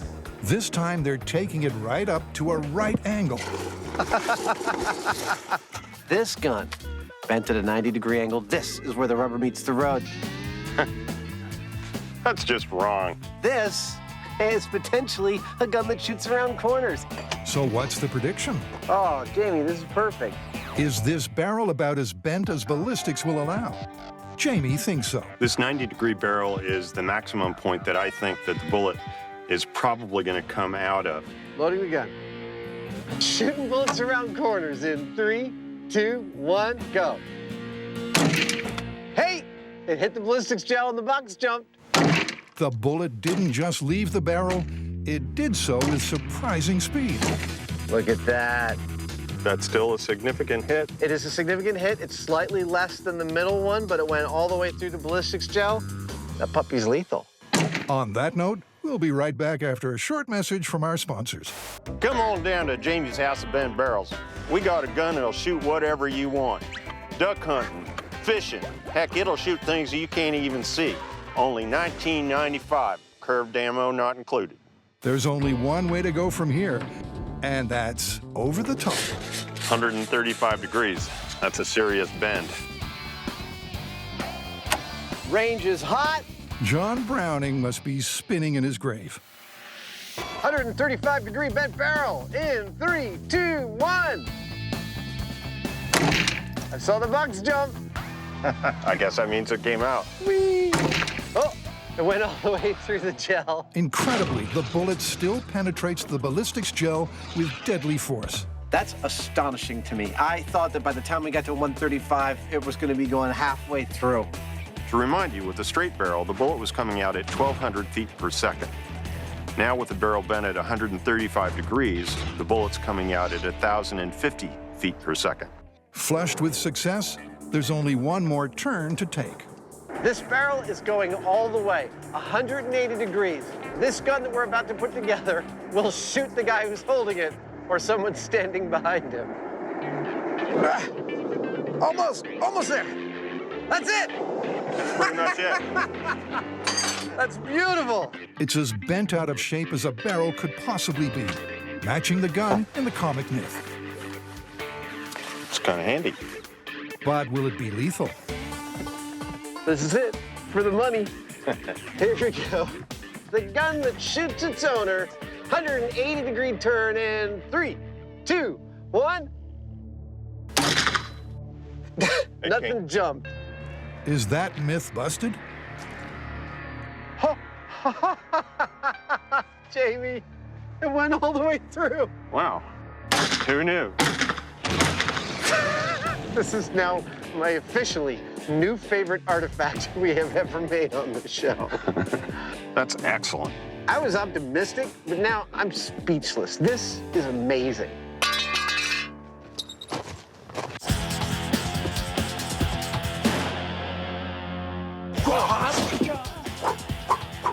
Okay, so what's with the hardware? Well, we have a new movie myth that has MythBusters written all over it. And since this movie's come out, we have been inundated with requests to do it. You're talking about the movie Wanted, right? Exactly. And in that movie, a secret society of assassins shares the ability to curve a bullet. That's right, just with a little bit of a flick of the gun, you can curve the bullet around an obstacle and hit your target. Secret assassins, swerving bullets. They're not going to pass up the chance to test this.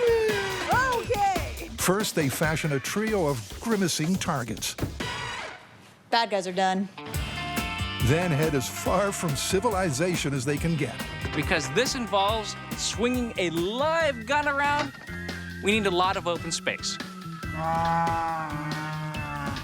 For our first test, we just need a control to make sure we can all hit the target.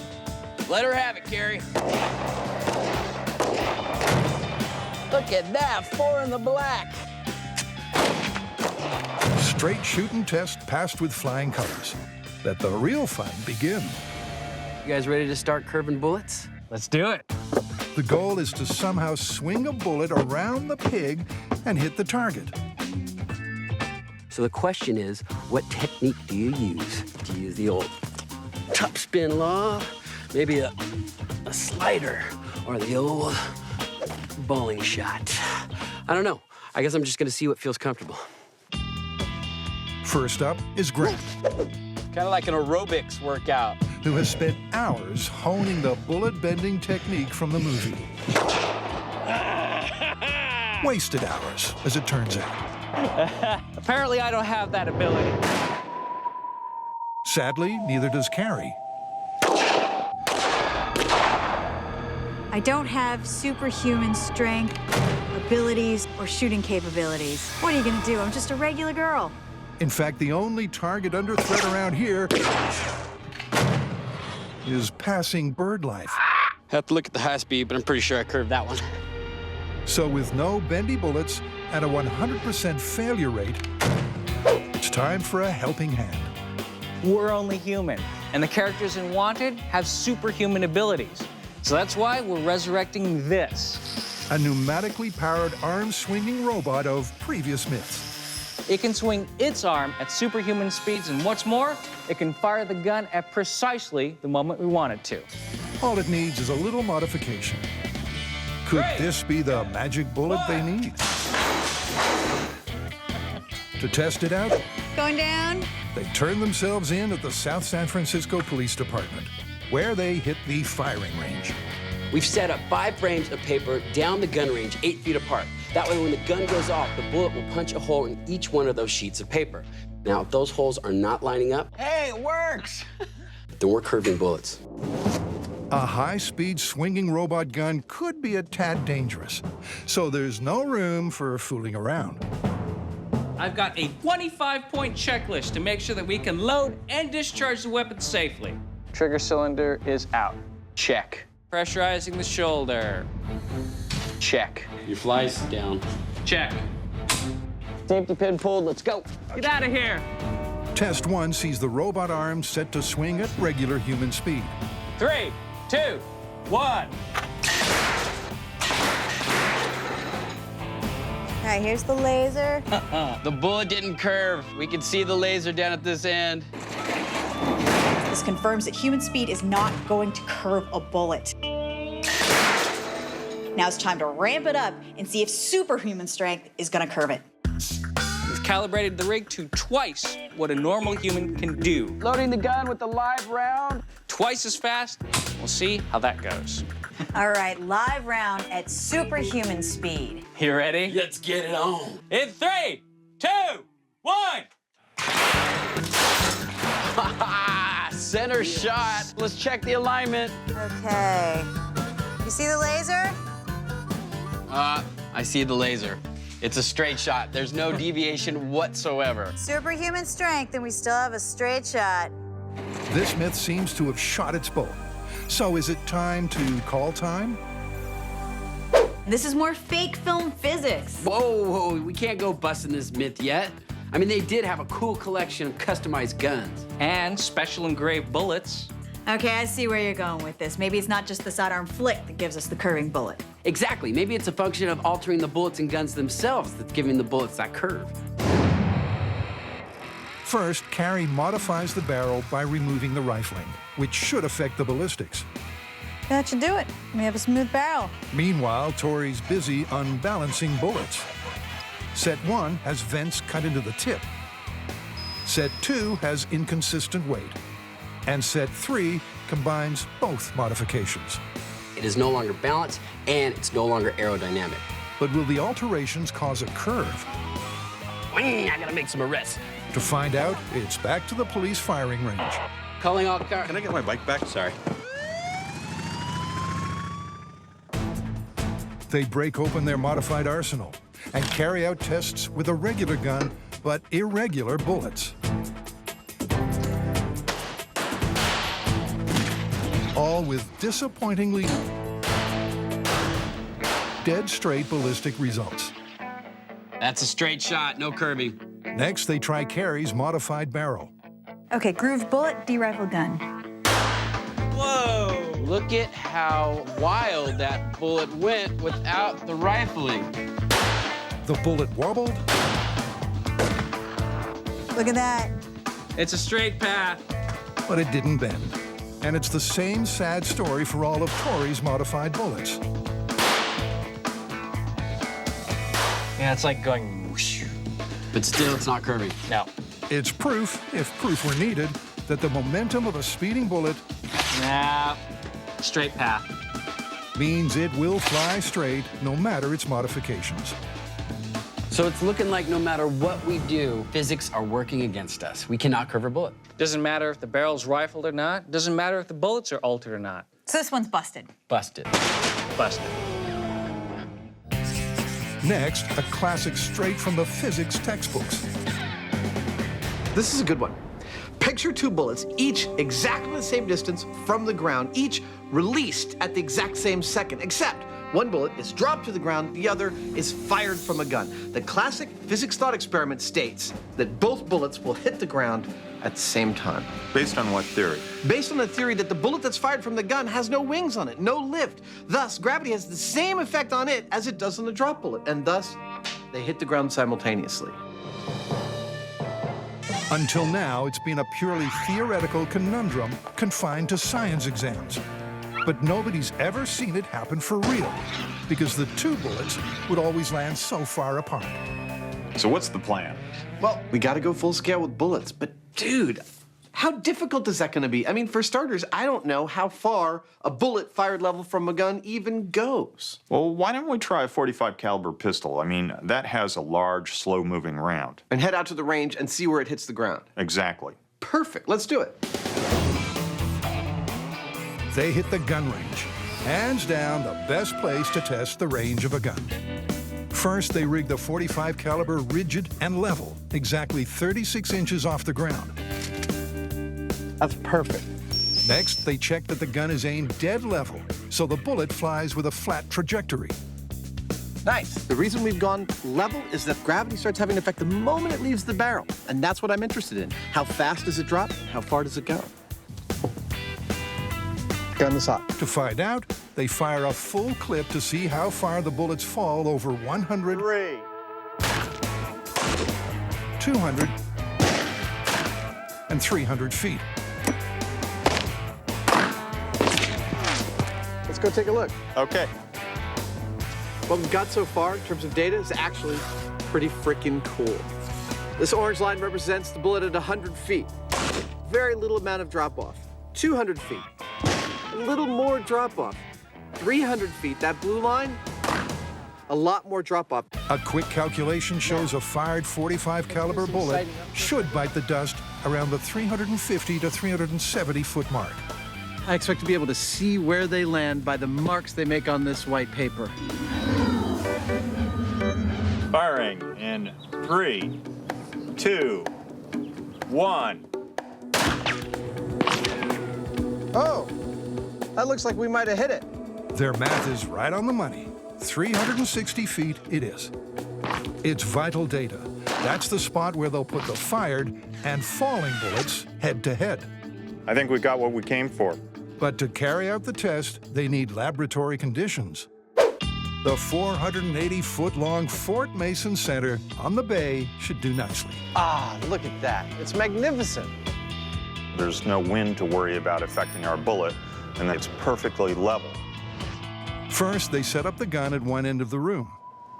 Adam checks it's exactly 36 inches from the ground and firing perfectly level.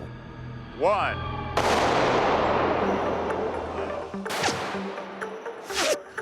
That gun's firing level. Works for me. Okay, we've got all the sensors we need and all the equipment we need to time the exact amount of time it takes a bullet both to be dropped from 36 inches and to be fired from 36 inches off the ground. But that's not good enough for us, for we have a bigger vision. We want to see that drop bullet hit the ground in the spot the fired bullet will be skipping off. That's what we're about to set up. To pull that off, they'll drop the bullet 360 feet from the gun, the exact spot where the fired bullet should land. This is my bullet drop rate, and the key component is this electromagnet right here, because it'll hold on to my bullet, and then on cue, it'll drop the bullet. Sounds simple, but dropping and firing bullets at exactly the same time is anything but. So, over to Adam. You see the little red light in the lower left part of the frame of this high-speed shot? That's an LED coupled to the electromagnet holding this bullet up in the air. Now, the moment that LED goes off, I know that the electromagnet is no longer powered and it's dropping the bullet. Now, see the tip of this gun? The moment I see a bullet peek out of that, that's when I want the electromagnet to go off. Got all that? Now a check to see if the synchronizing system works. Simultaneous firing and bullet drop test in 3, 2, 1.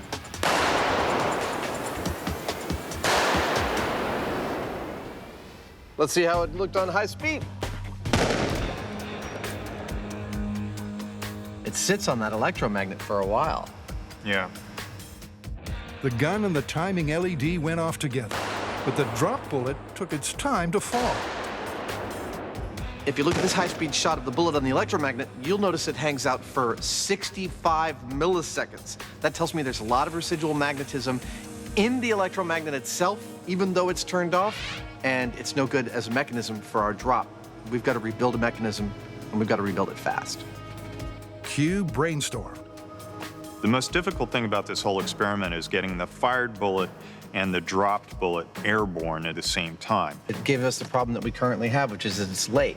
The gun has to do its thing, the release mechanism has to do its thing, and we can't tolerate even a few milliseconds of variation in this mix to make the result that we want to see happen. It's hard. But not impossible. And 4 hours later, they've got a solution. Everything's hot, let's do it. A solenoid that's triggered by the trigger, releasing the bullet. Bullet leaves the gun. Oh, it's good. It's good. It's 1/3 of a millisecond difference. Wow. That's freaking perfect. Let's go do this full scale. Okay. Fast forward 360 feet downrange. Right about there. That's where they were landing out in the shooting range.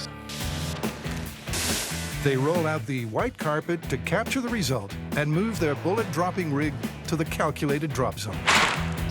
So, simultaneous with the signal that sends that bullet from the barrel of that gun, an electronic signal sends this bullet falling from our little drop rig so that hopefully when it reaches this point, it will meet its friend, the fired bullet, and all of it will be captured on that high-speed camera right there. Everything's set. Here goes. Bullet dropped versus fired. In 3, 2, 1.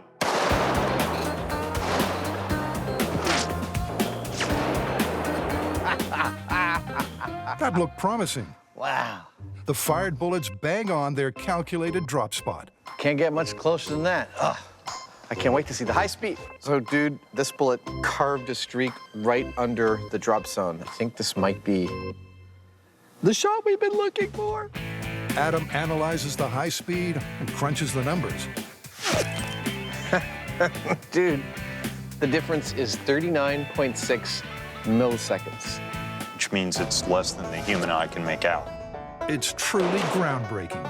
A classic theoretical physics conundrum played out for real for the first time ever. 2 bullets, 1 dropped, 1 fired.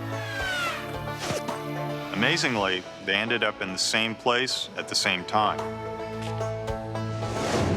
Dude, this myth was every bit as much fun to test as I was hoping it would be. And I gotta say, even though the physics textbooks had it right, I love the fact that we did it full size with real unmodified bullets. I bet no one has ever tried that before.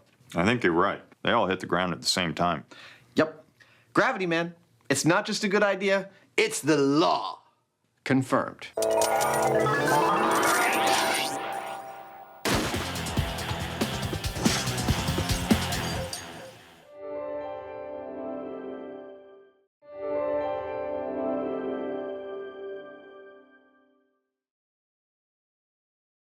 Don't try this at home.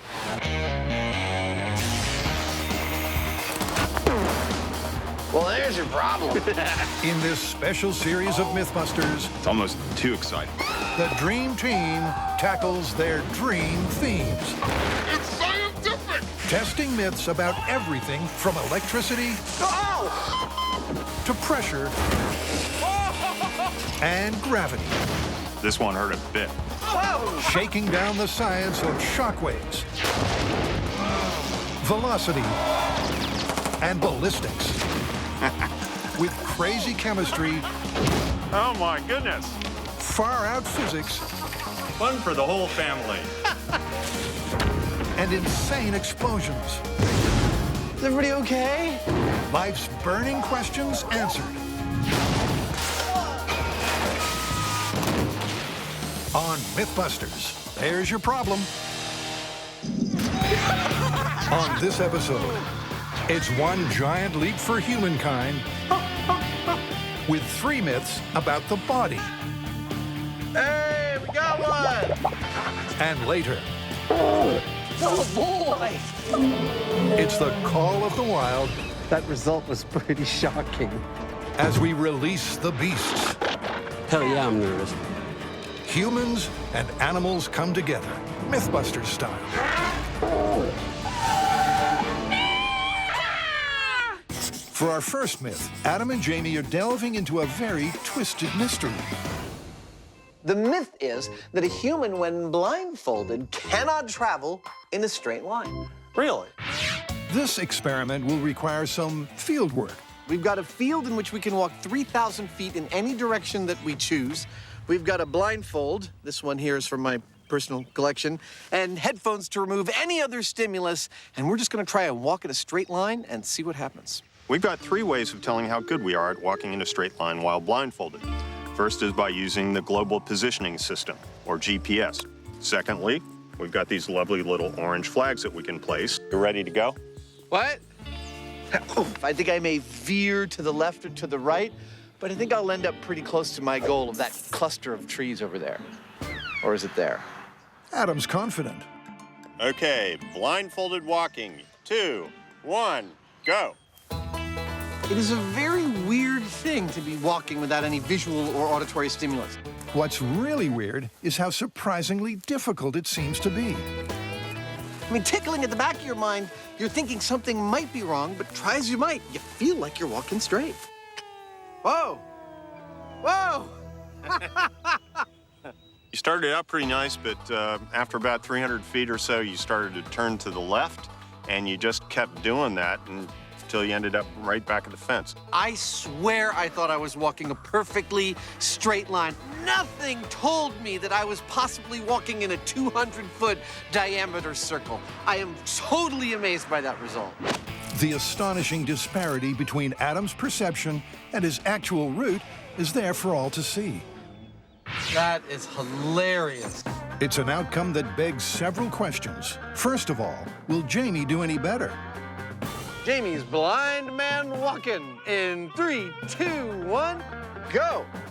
And any doubt that subtle topographical features caused Adam to go left are dispelled. As Jamie leans so far to the right, he's turned back on himself in a corkscrew pattern. I ended up right back at the road, just like you did. Walking in a straight line is apparently not doable without your eyesight. But what about other forms of travel? What's next? Swimming blindfolded. Each of us will take a turn putting on a pair of blacked-out swimming goggles. Then we'll see if we can swim a straight line from here to the reflector across the lake. GPS me. Will the water smooth out their wonky route? Oh, it's cold. Or only make it worse? He's swimming around and around in a corkscrew. For me, the really enjoyable part isn't how far off course Adam is straying, I must be close. but that he thinks he's nailing it. I feel like I'm doing pretty good. In my mental landscape, target's still right there. No, Adam, it isn't. Take a look at Adam's GPS trail. He made 3 complete circles, almost the same size. And what that tells me is that he's got some bias to swim in that direction. And unless he has vision to straighten that out, that's just what he's going to do. And Jamie's no better at going in a straight line, putting on a truly dizzying display.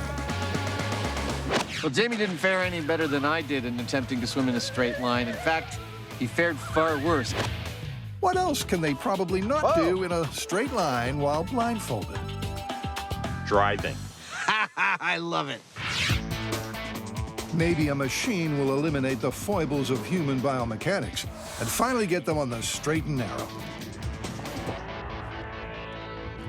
I don't think it's going to be very hard to drive in a straight line.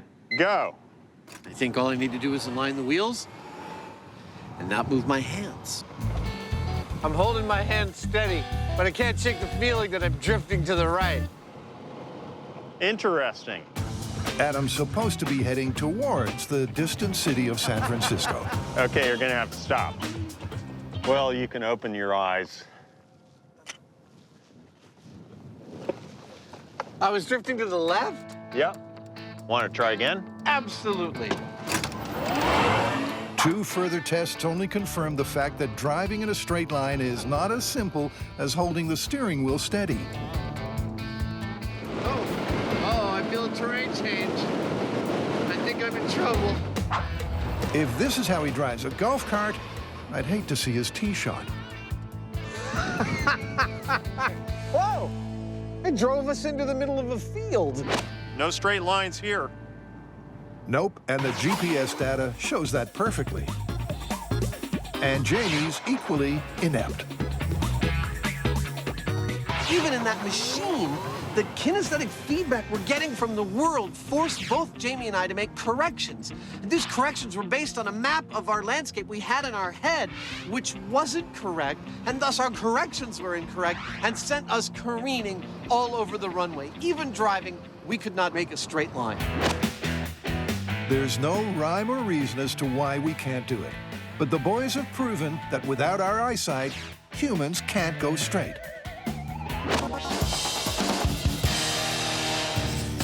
Next, we're going to figure out if there's any factual basis to the phrase, getting cold feet. Oh, meaning that fear prohibits you from doing something you thought you could do. Exactly. Like I was gonna jump out of a plane, but I got cold feet. Well, it sounds like the question for us is, do your feet actually physically get colder as a response to being afraid of something? Okay. Step 1. KB, you are 96.3. Find out what everyone's regular foot temperature is. So we just took the temperature of our feet, and we're all averaging around 96 degrees. That's gonna be our baseline. Now, it's time to scare each other. Knowing about Tori's fear of heights, Carrie and Grant have organized a stunt plane that they hope will send his fear into the stratosphere and freeze his feet to boot. Oh my God. Okay, now he's just showing off. Well, if he's trying to scare me, it's working. He's spinning towards the earth upside down. And I have to tell you, I've looked at the numbers, done the calculations, and I've come to the conclusion that I don't want to do this anymore. Dude, he's coming straight at us! What the? Oh my God, this guy is nuts. And I'm trusting my life in his hands. But it's too late to hot-foot it out of here now. Tori is fitted with a heart rate monitor and temperature sensors. What do you think? Think you could do some foot modeling? Maybe for fungus cream. Memorize where it is. As Sean, the pilot, goes through the safety briefing, Tori definitely has the look of a guy with cold feet. If we have to jump, I'm going to say bail out, bail out, bail out. Be prepared. You're going to hit the tail, boom, and you just push yourself away. Are you okay? No. Here we go. I believe he's starting with the inverted flat spin. Oh, you're doing good? Yeah. Here we go. You ready? All right. 2, 3, 4. Oh, my gosh. Doing good? Yep. You're doing good? Oh, my God. How'd that feel? Oh, my God. Woo. What's your heart rate? 140. I have a feeling if he's got cold feet, right now. Oh, my God. That was terrifying. They're not going easy on him, are they? Nope. And for the next 15 minutes, Sean puts Tori through the ringer, doing everything he can to scare his pants off and freeze his feet. The earth just keeps moving all over the place. This is where we got to make the decision or we die. And we made the right decision. Ooh, crap. There we go. That's 3. All right. All right, Sean, I think we got enough data. And I think I'm done. Okay, well, if we look at the temperature of your feet all the way up to the plane ride, it's at 96.2, which is exactly the same as your baseline. Seriously? Yeah. It's not looking good for the myth. I mean, I know I might have looked like I was having fun, but I was actually terrified. Yeah, but check this out. Before each of the big stunts, there was a slight drop in temperature in your feet. Yeah, but it's only a degree or 2. They need more data. Next up, Grant will be wired up with the same sensors to face his worst nightmare, tarantulas. Here you go. That way the spiders don't get in your eyes. The theory on why the cold feet myth might stand up is that during the human fight-or-flight response, blood runs to the vital organs, leaving the extremities, such as the feet, out in the cold. Okay, Grant, I want you to meet Avicularia avicularia, more commonly known as the pink-toed tarantula. Grant can call a halt to proceedings whenever he wants, but for now, he's keeping his mouth firmly closed to stop intruders. Heart rate just jumped to 139. He has to keep his eyes open, and the test will last a maximum of 2 minutes. You ready? Here we go. Which starts now. Whoa! Keep your eyes open. Look at that dark one. Woo! One more minute. 1 more minute, Grant. Oh my God! Oh my God, look at the one in his hair! Last spider. That one went straight across his face. Grant is clearly scared, but is it affecting his foot temperature? 30 seconds left. 30 seconds left. It is, quite literally, the stuff nightmares are made of. But finally, he hears the magic words. Okay, let's take the box off. All right, here we go. Okay, there's no spiders around his neck, so we can slide this off. Wait, hold on. Okay, Okay. good. And Nice work, buddy. you made it! Yay! You okay? Yeah. I don't really think I can adequately describe that scurrying. Okay, check this out. First control, heart rate 87, temperature of his feet 96.3. Okay, that's normal. Okay, we stick the spiders in front of him, heart rate 139, and the temperature of his feet dropped to 81.9, and remained that temperature for the rest of the time the spiders were on him. Wow, he actually got cold feet.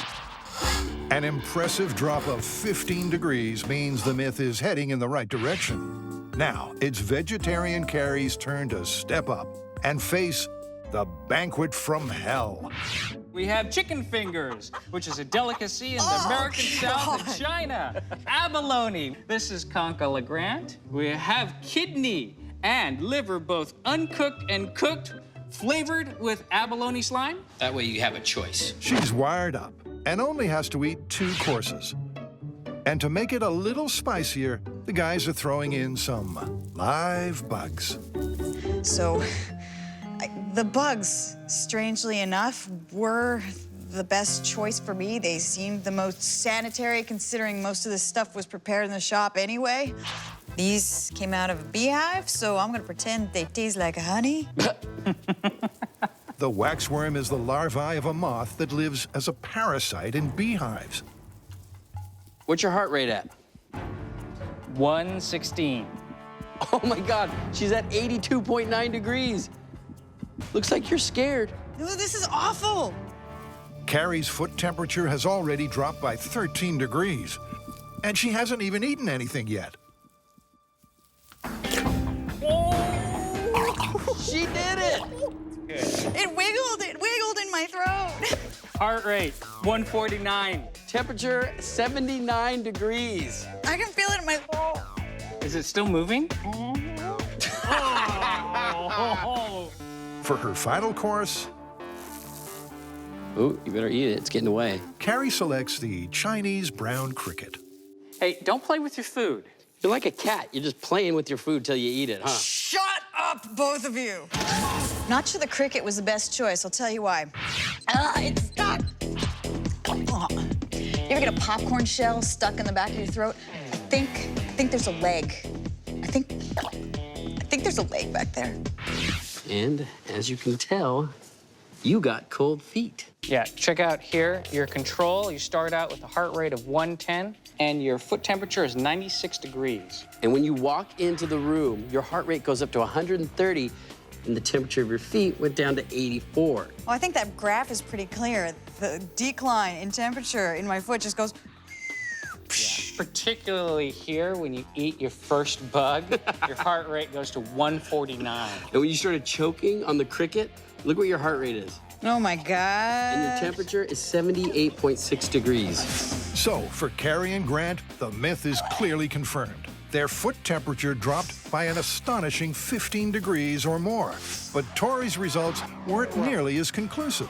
So where does that leave us? So you had a small drop in temperature. It wasn't quite as significant as Grant or mine, but still a drop. So we're gonna have to call this one plausible. Wow, that's cool. All right, plausible.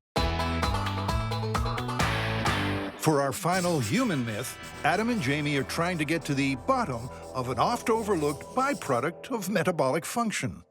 We got flattest to death. This is a myth about a large man living on a diet of beans and cabbage in a small, close room who apparently suffocated by inhaling the deadly cloud of gas that hung above him. It's a myth from the bowels of the internet. But is this story toilet trash, or does it have a ring of truth? Can flatulence really be fatal? You know, in order to get started with this, we have to physically determine the actual size of a flatus and what its constituent components are. Well, that means we have to come up with some sort of device to actually catch a flatus, right? There's no denying Adam's an expert builder of oddball inventions. But will his bath-based flatus catcher really cut the cheese? I mean, mustard. This would be the capture funnel of my Flatus catcher. If it does its job, they can then take the trapped air to a lab to be analyzed. I don't know why you didn't just use a balloon, stuck it in your butt. With Adam's trap tuned up and a bubble bath on standby, everything is ready for the main event. My dignity and good television. They'll never meet. It's a sad truth. The lower Adam stoops, the higher our ratings. So hurry up and get in there. Oh, God, it's so cold. Oh, dude, that's wrong. For some reason, the cold water's making me pucker up. But as his body gets used to the cold, finally we have some action. Hey, we got one. We got a nice 13.5 milliliter Flatus. I think this is the first time anyone's ever tried this on television. The second, third, and fourth times soon follow. Then they're locked before the team draws straws to see who has to take them to the lab. I have 4 specimens of Flatus to bring into the UCSF mass spectrometry facility. They're going to test them and see exactly what's in them. Not quite the lunchtime delivery these guys were hoping for. Well, what we're going to do is take this sample, and we'll open up the stopcock at the top. We'll put this syringe in, pull a volume of air out of there, and then we're going to inject it on here, and they will be analyzed to tell what they are. When it all sounds so simple, you just know there'll be trouble. Oh, God. A quick spray of not so much eau de cologne as eau de colon. That can't be good for you. So what are the main constituents of the sample we just took? So what we're mainly seeing is 28 and 32, which would be nitrogen and oxygen, which of course is the main constituents of our air.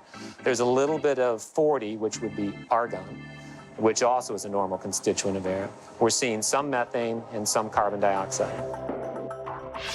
Adam's air salute also contains hydrogen sulfide and methyl mercaptan, the smelly gases of Flatus.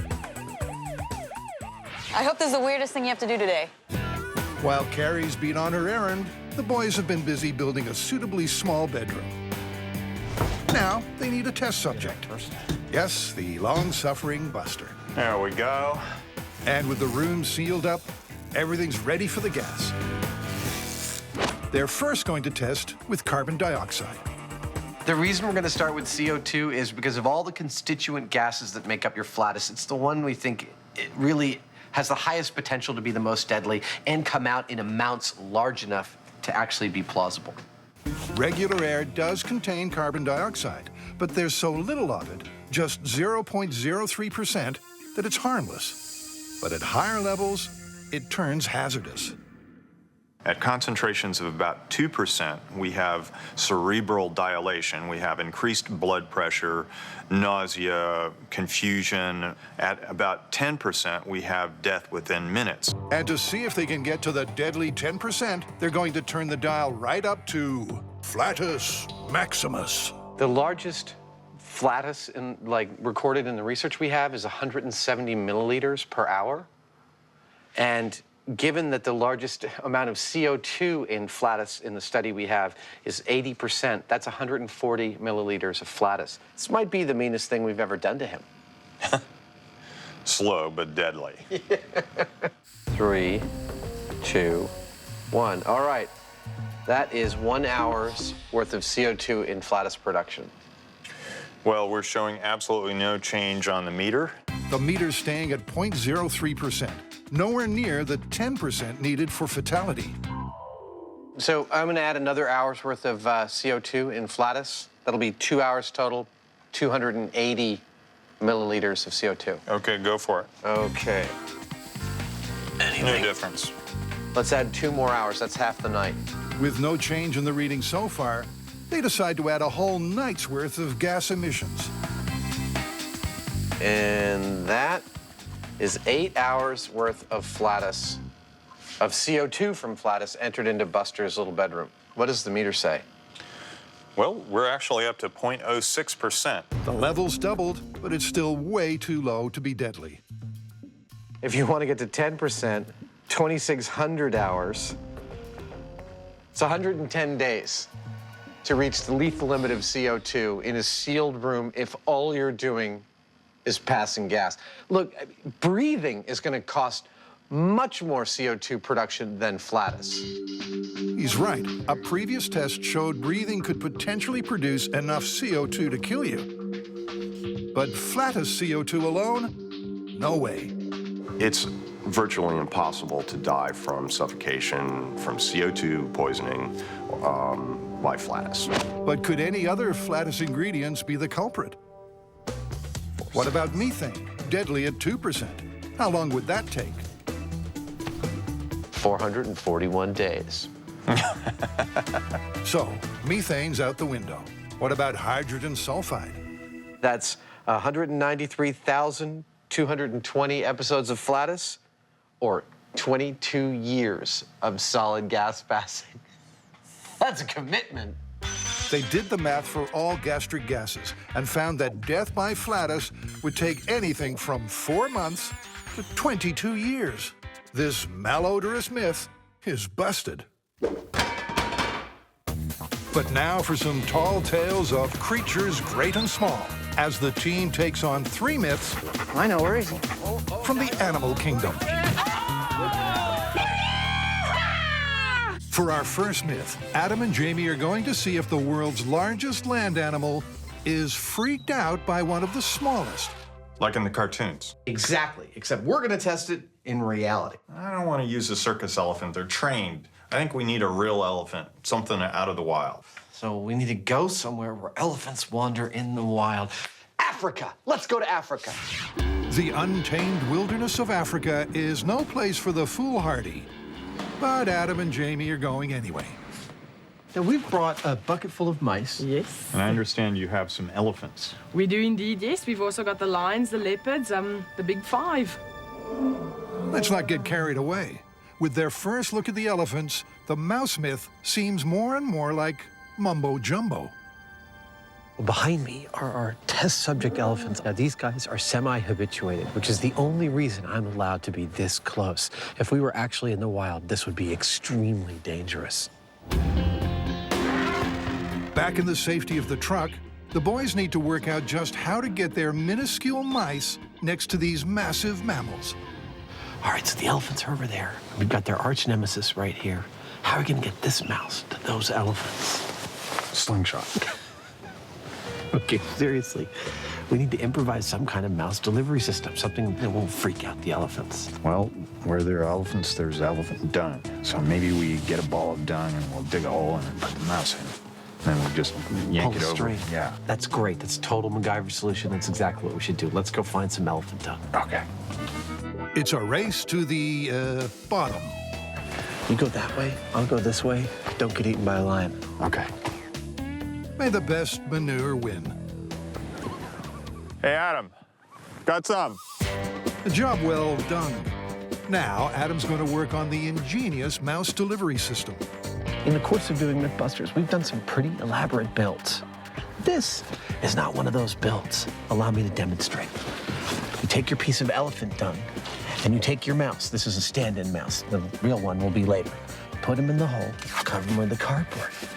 Lay it out, and think elephants are gonna come on by. And wait in the distance with your monofilament. When the elephant gets near, boop, you expose the mouse and all hell breaks loose. At least that's the theory. It's a trap that's as sneaky as it is squeaky. We've chosen this area because it's open enough that we can see what's going on. And we know there's some food over in that direction. And we're hoping that the elephants will come through here on their way to the food. And at the right moment, we'll roll over the ball of dung, release the mouse, and see what happens. Hey, Adam, are you done yet? I'm all set, ready to go. Time for some predictable predictions. For me, I see this the same way I would see a person looking at a fly on the ground. It's going to be so small that you may not even notice it. I don't see any reason why an elephant would be afraid of a mouse. Honestly, I don't think much is going to happen. I don't have high hopes for this myth. With the sensible money on the no reaction theory, it's go time. The elephants innocently approach the dung of doom in what must be the most easy to anticipate outcome in MythBusters history. But then, as crazy as it seems, the elephant backs away. The MythBusters, like me, are flabbergasted. What just happened is a classic MythBusters scenario. We were all like, yeah, right, this little guy's gonna scare those big guys. And it did. I mean, our jaws just dropped because it was clear as day. The mouse came out, the elephant stopped in its tracks, like, whoa, and then it gently tiptoed away as if this thing was deadly.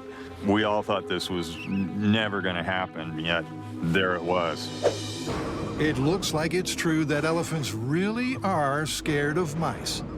That result was pretty shocking. Yeah, it blew me away. I mean, maybe it was the movement of the turd itself and it wasn't the mouse. Why don't we test it without the mouse? Okay, that sounds good. Working under the assumption that it must have been the movement of the dung, not the mouse, that freaked the elephant out, the boys reset for take 2. Dung movement only. But this time, the elephant was undeterred. This is getting ridiculous. He didn't seem to respond to the ball of dung at all, and I think my timing was exactly the same as it was with the mouse in there. It works for me. Elephants are afraid of mice. So not only was I totally wrong in the first test about the elephant not reacting at all to the mouse, but after it happened, I was sure that it was the dung moving. I was absolutely positive that it was the dung moving. So we do another test, the dung moves, the elephant doesn't even notice. It has to have been the mouse. Working on the basis that science is repeatable, the boys are going to retry test 1 to see if they still get this incredible result. All right, let's see what happens. Okay. For the final time, the elephants approach. And lo and behold, in this David and Goliath battle, David wins again. He definitely seemed to take notice of the mouse, like it was a significantly different thing than just the dung. I wasn't dreading this result. I'm always pleased to be completely wrong. I'm more astonished that I'm finishing the day calling something plausible that I knew wasn't plausible when I got up this morning. When I first heard this myth, I'd say I put it in the same category as something like, you know, when pigs fly. But there it was. It happened. He definitely didn't freak out, but he was very cautious. The mouse had his attention. It's that little grain of truth that we always look for in a myth, and there it was. From the start, everyone thought this myth had junk in its trunk. Until a tiny mouse sent those pachyderms packing. How are we gonna call this one? Well, it wasn't a stampede. It wasn't like the cartoons. The elephant freaked out at the sight of the mouse. But the idea that the elephant was cautious around the mouse, I'd say we have to call that plausible. I'd agree. What do you think? Hello.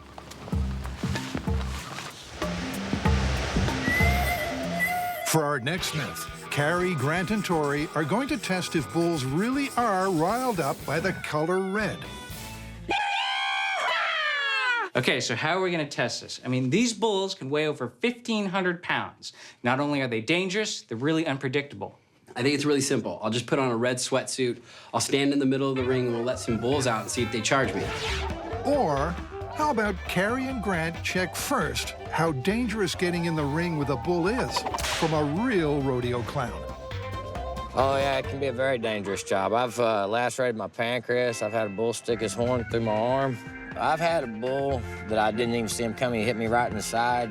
He actually broke my femur in 4 places. Oh, my God. Okay, now I'm a little scared for Tori.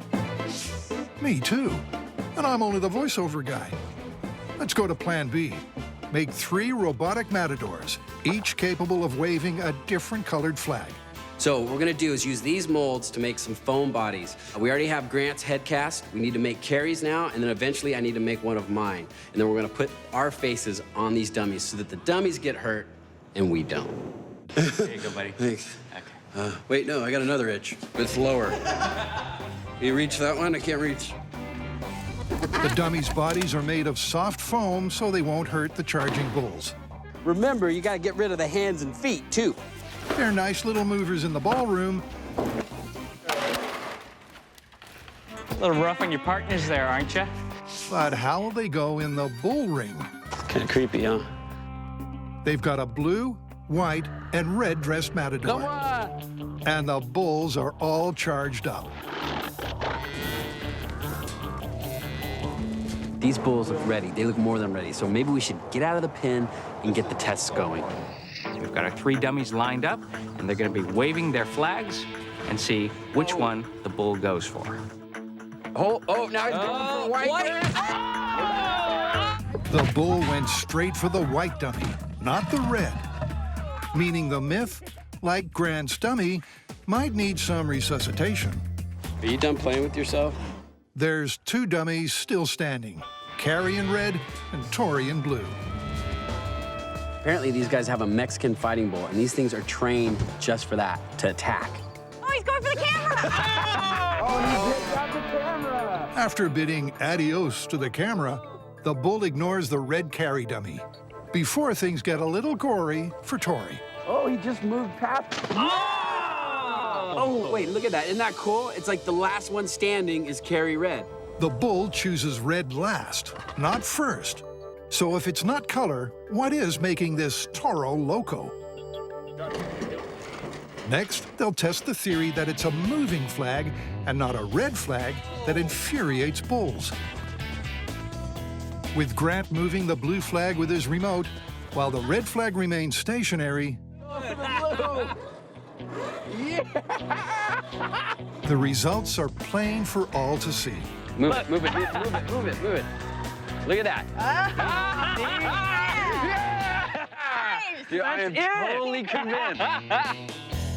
In proving that it's movement, not color, that enrages the bulls, they've hit the bullseye.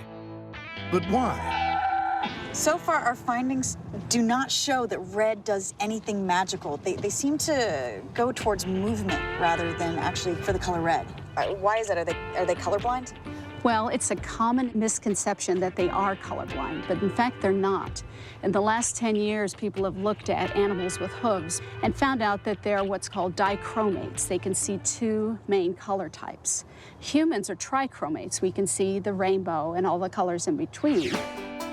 Color perception is a complex field of study, but basically, the human eye has 3 types of cone cells that help us distinguish color.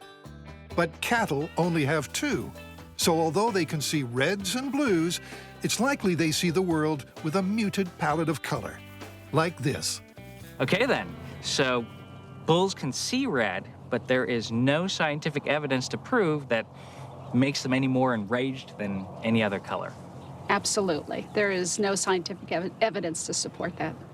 Which means it's safe for Tori to face the bull dressed entirely in red. We think.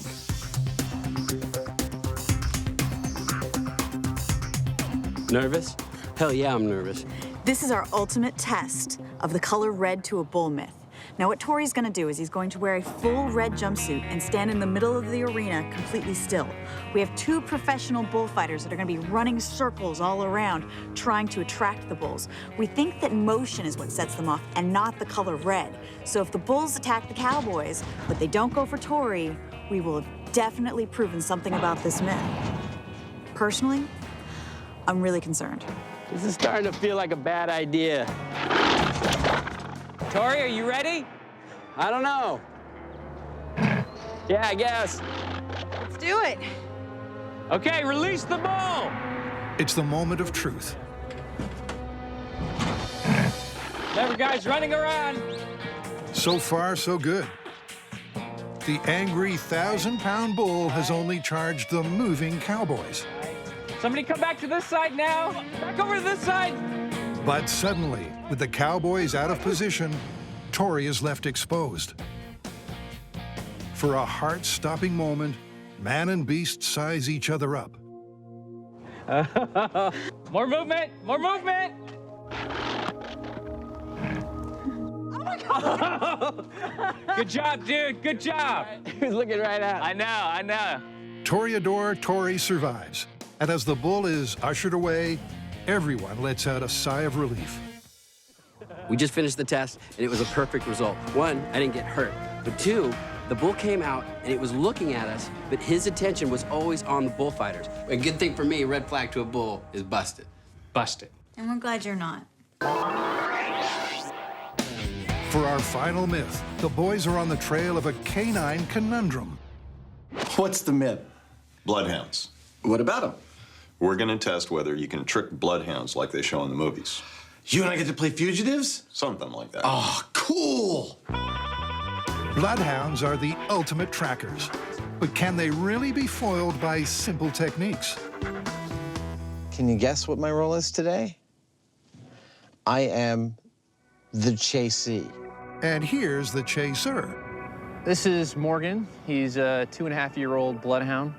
Morgan and his handler Matt work in the San Mateo County Sheriff's K-9 unit. Today, Adam's going to try to throw Morgan off the scent using 6 different methods often seen in the movies. But will any of these stop Morgan finding his very guilty-looking fugitive? Test 1, the zigzag. I am going to be zigzagging. I'm going to be doubling back on my trail. And I'm going to finish off with a lovely climbing of the tree. Adam has 5 minutes to get as far away as he can. Okay, that was a zigzag. Using the most confusing mix of double backs he can muster. Hello, team. This is Convict 1. I'm hidden. Time for Morgan to go get. First, Matt shows him the scent article. Smell. Get him. One of Adam's unwashed T-shirts. The scent a bloodhound detects are the millions of skin cells we're constantly shedding. These minute particles carry a person's unique scent signature. They rub off on anything we come into contact with, and we leave a trail of them wherever we go. A trail Morgan seems to have picked up on mighty quickly, despite Adam's zigzagging path. Where is he? And pretty soon, our police pooch is barking up the right tree. So good boy, where'd he go? So good boy, where is he? Oh boy. So that's myth number 1 busted. And if this were real, Adam would be headed back to the clink. I just want to say, if this looks like fun, it's twice as much fun as it looks like. This is like, wow, who hasn't wanted to try this? Time for test 2, the river cross. Try and not let the dog see where I'm going. Okay. Look at the tree, bro. And he's off. With a 5-minute head start, Adam attempts to lose his pursuers with multiple river crossings. And just like in the movies, he makes his way up one stream for at least 100 feet before getting back onto dry land. But did his tactic wash away the trail? It looks like the answer is no. Oh, great. Because Morgan doesn't even pause. He's following and finding his quarry like Adam's wearing a homing device. Ah, so good boys! Ah, so good boy! No way! That's impossible! What a good boys you are! Dude! You're just a stinky guy. What can I say? So how does he do it? Turns out that as long as the water is slow-moving or still, it has the potential to retain a subject smell better than dry land. So the myth that water will foil a bloodhound doesn't hold any water. Test 3, masking your scent with pepper. This time I used MythBusters brand ground pepper. I had a confidant of mine stash it in this barn where I knew it would be. And I sprinkled it all over the floor of the whole barn, and then I jumped out the window. And the theory, this is right from the movies, is that the dog smells pepper. Can't smell human smell anymore. Where'd he go? But not only does Morgan find the barn peppered with pepper, Couldn't be in there. Let's go. Come on, let's go. Where'd he go? he also finds the exact path Adam took outside. And pretty soon he's banging on Adam's door again. You found me. Despite the peppery problem, Morgan once again gets his man. Well, I think we proved that it doesn't work. Well, it didn't hurt Morgan. Is there anything that can beat this bloodhound? How about when Adam does a complete full body wash and puts on a full new set of clothes? I have no doubt he can find my wash basin. The question is, can he follow me from there? Where'd he go? For a moment, Morgan is overwhelmed by the sheer amount of scent. I know, where is he? But he soon gets back on track. The way Tigger.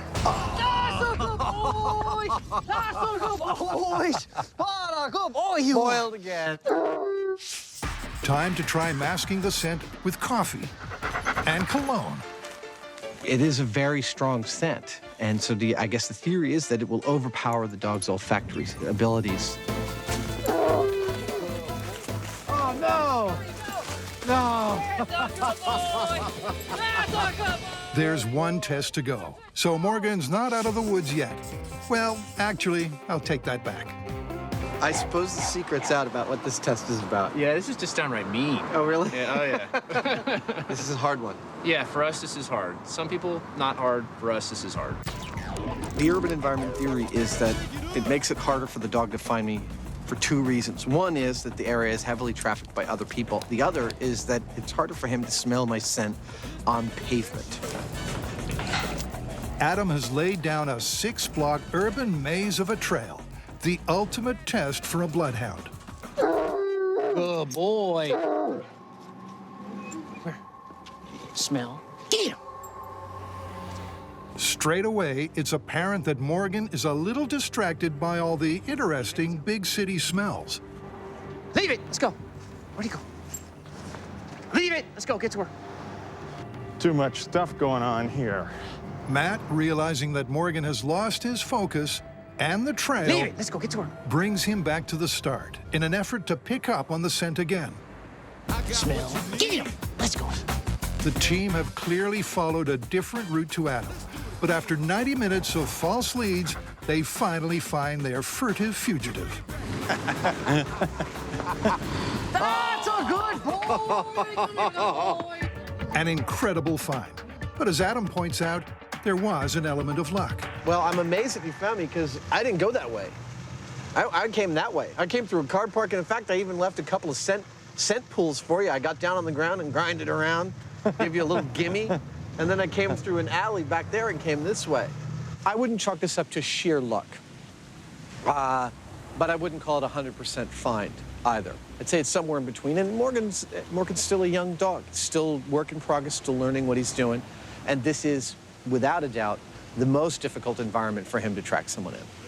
Morgan and I haven't yet concentrated on urban environments. It's possible that if you did it with a dog with more urban experience, you might get a different result. This has been really a wonderful experience for us because it's like magic what this dog can do. It's also really impressive to see a man working with the dog.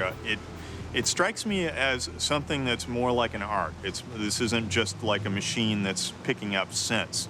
This is a combination of the man and his relationship with the animal, taking advantage of what the animal can do, picking up those little tiny hints of what's going on and trying to pull it together into a composition that ends up catching the bad guy. It's really something special.